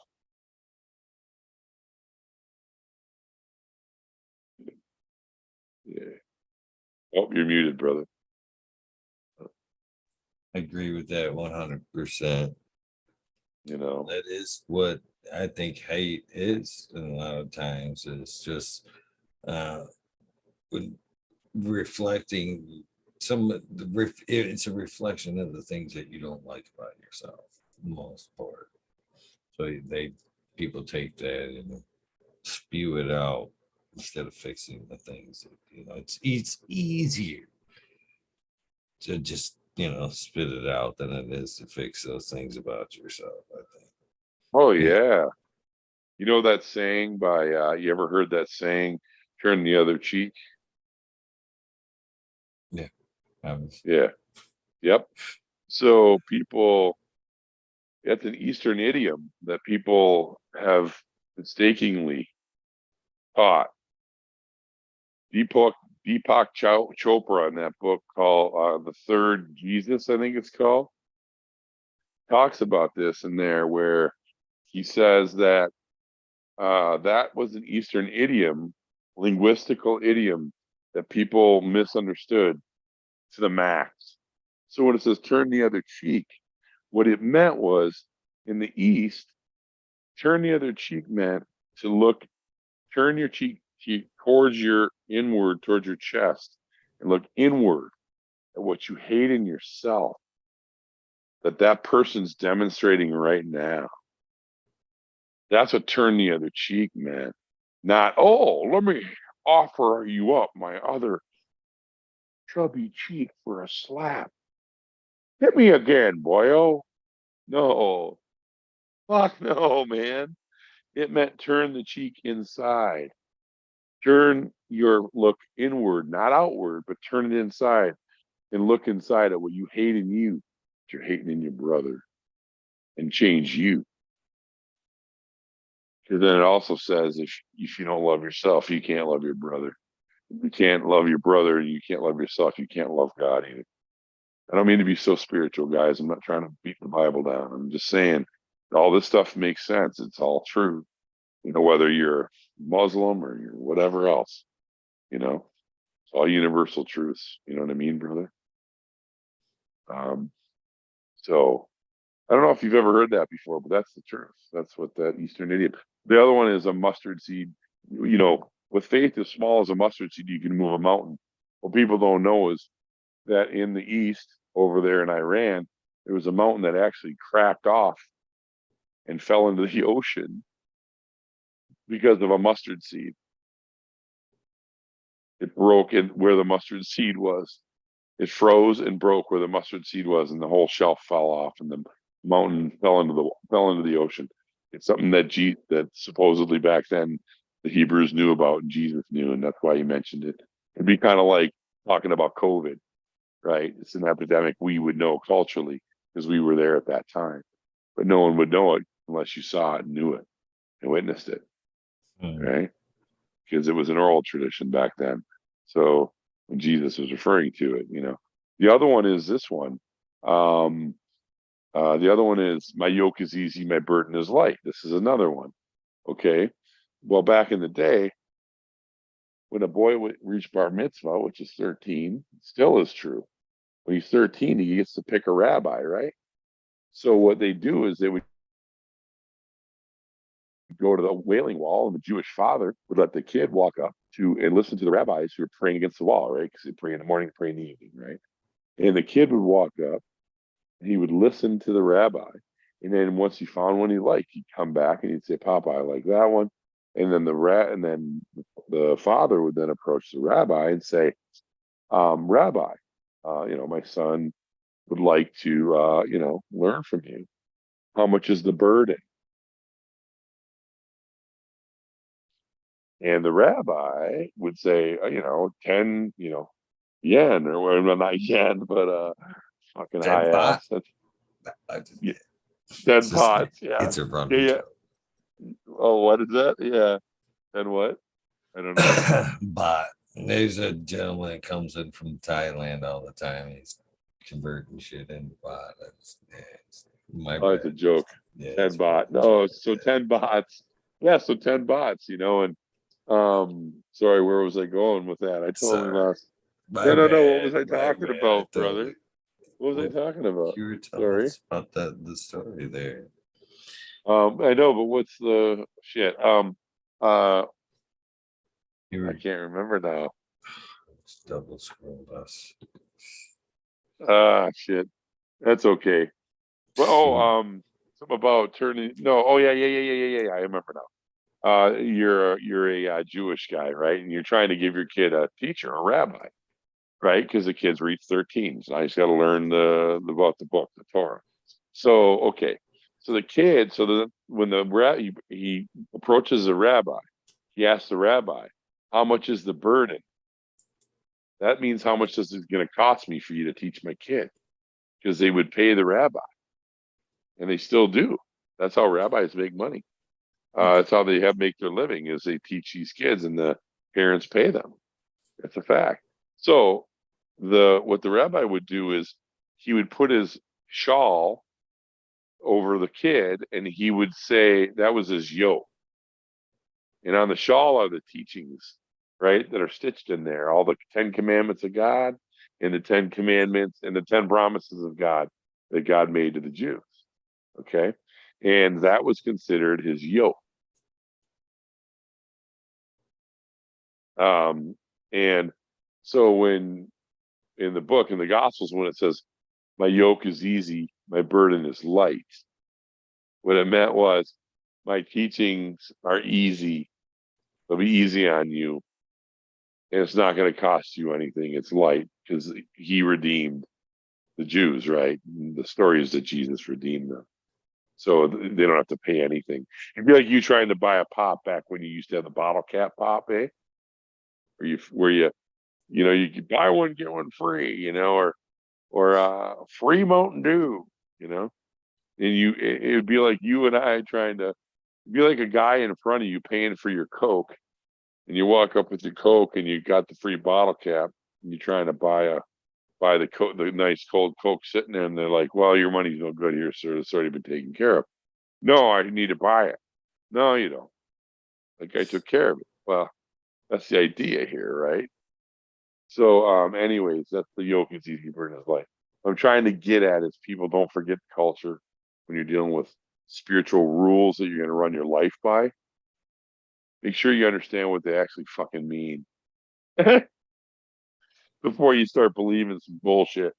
It's like it's funny because in the same way, you wouldn't believe a bunch of bullshit about like bro science or like run your plant lights, right? Well, don't do the same with your life, man. Don't go listen or believe some dude or when you hear something about some kind of religious book, don't Don't believe it until you know that that's what it meant. Because let's not forget culture, right? Let's not forget the impact of culture. And if you don't understand the language, it means I don't understand the culture.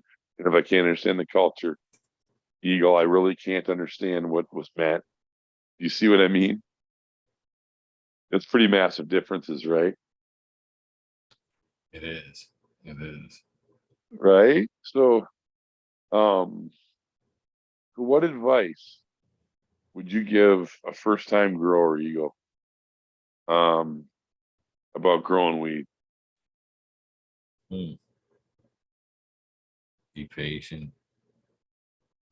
Be patient. Don't give up. Don't try to overthink it.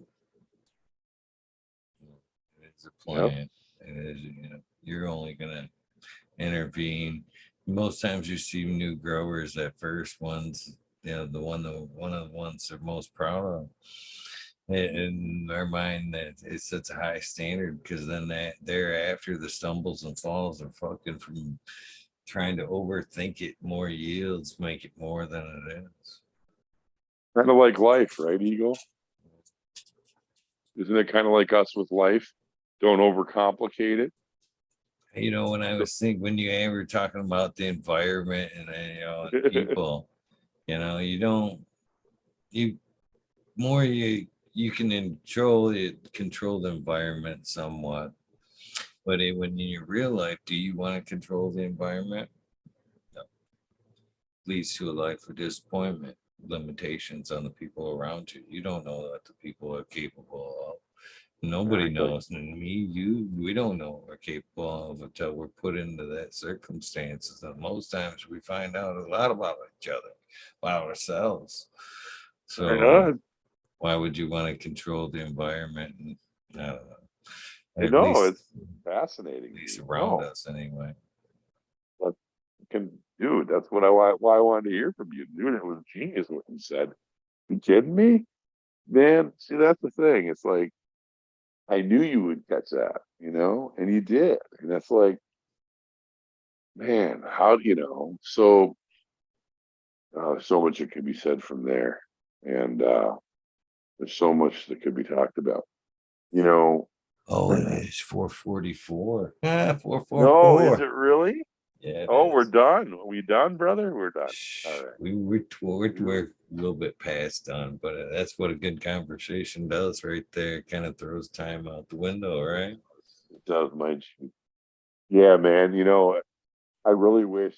The only thing is, I wish the world were different right now, where I can actually just be face to face with you, because I tend to try to communicate that more. Right? I like to be what you see is what you get.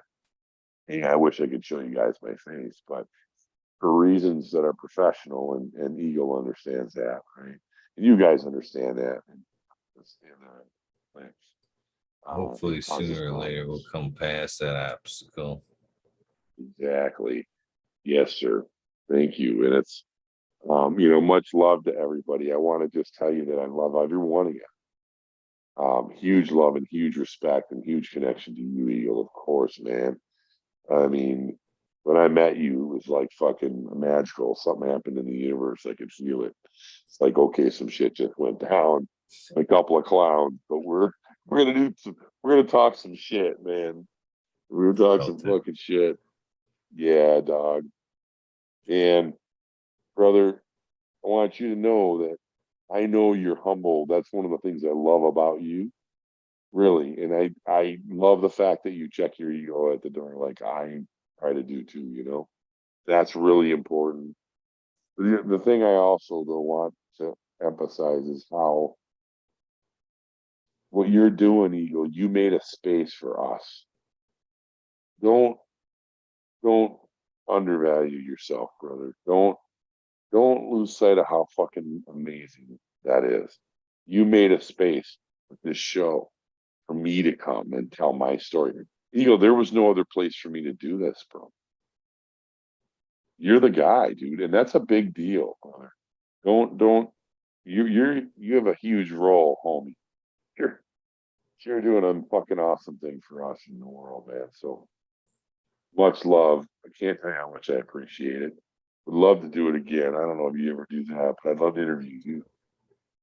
I do second rounds, but If the so people want it, if you want it, this is so how things do work. So basically, the Zoom link that I sent you this evening is always good for any of the Weed Nerd Worlds. Anytime it pops up and it says Weed Nerd World, we're live. That's your invitation. You know what I mean? You don't have to wait for me to go, hey man, come on. It's a pure, hey man, I want to be a part of this. Come hang out, smoke. Uh, so, and of course, good conversations have to come to an end at some point. But the ones like this, I'd like to pick up and take for another spin. 100. Yeah. So, Yeah, either it'd be way, please do consider popping on. Uh, I used to say, oh, I just call myself the first. Weed Nerd Worlds used to be mandatory Monday nights at 2 a.m. But starting this week, they have moved to Wednesdays at 11. So for the folks that couldn't participate all this time because it was too late, now Wednesdays are your chances to pop in a little bit earlier and say hello, how you doing, all that cool. good shit. So tell us about Weed Nerd, what Weed Nerd Nation is. So I don't know what that is. So tell me So the Weed Nerd World, the world. it's progressed. So Sub started it. We were all the Weed Nerds with Sub. Yep. And Mendo Dope kind of took it to the Weed Nerd Nation and kind of, yeah, they kept it at the Weed Nerd Nation. And then when Sub passed and I kind of grabbed the reins and started doing this, well, at one point it was the rabbit hole because we'd talk about some crazy shit. And then it became the wormhole. And now on Sub's birthday, last year, not this last year, last round, but the year before, um, I changed it to the Weed Nerd World and to kind of remember him and nod our heads to the weed nerds that we are, but to more of a memorial thing. So the Weed Nerd World is like a panel style show. It's only open to past guests, so you've had to do what you've done tonight to be Weed. welcome into the Weed Nerd World.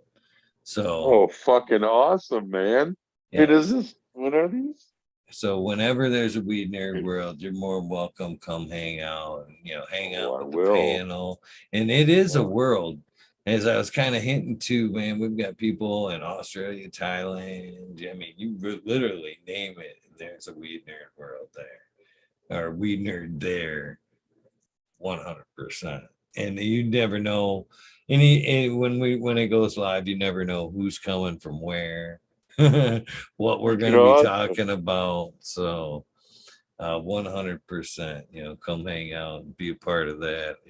Would more Mhm. than we'll love to hang out and have a good conversation with you. Me That's the thing too. about Sounds this. good. It's people, get to see that face, and then they find the similarities, and then kind of find friends amongst friends, through this 100%. process. But 100% keep that in mind.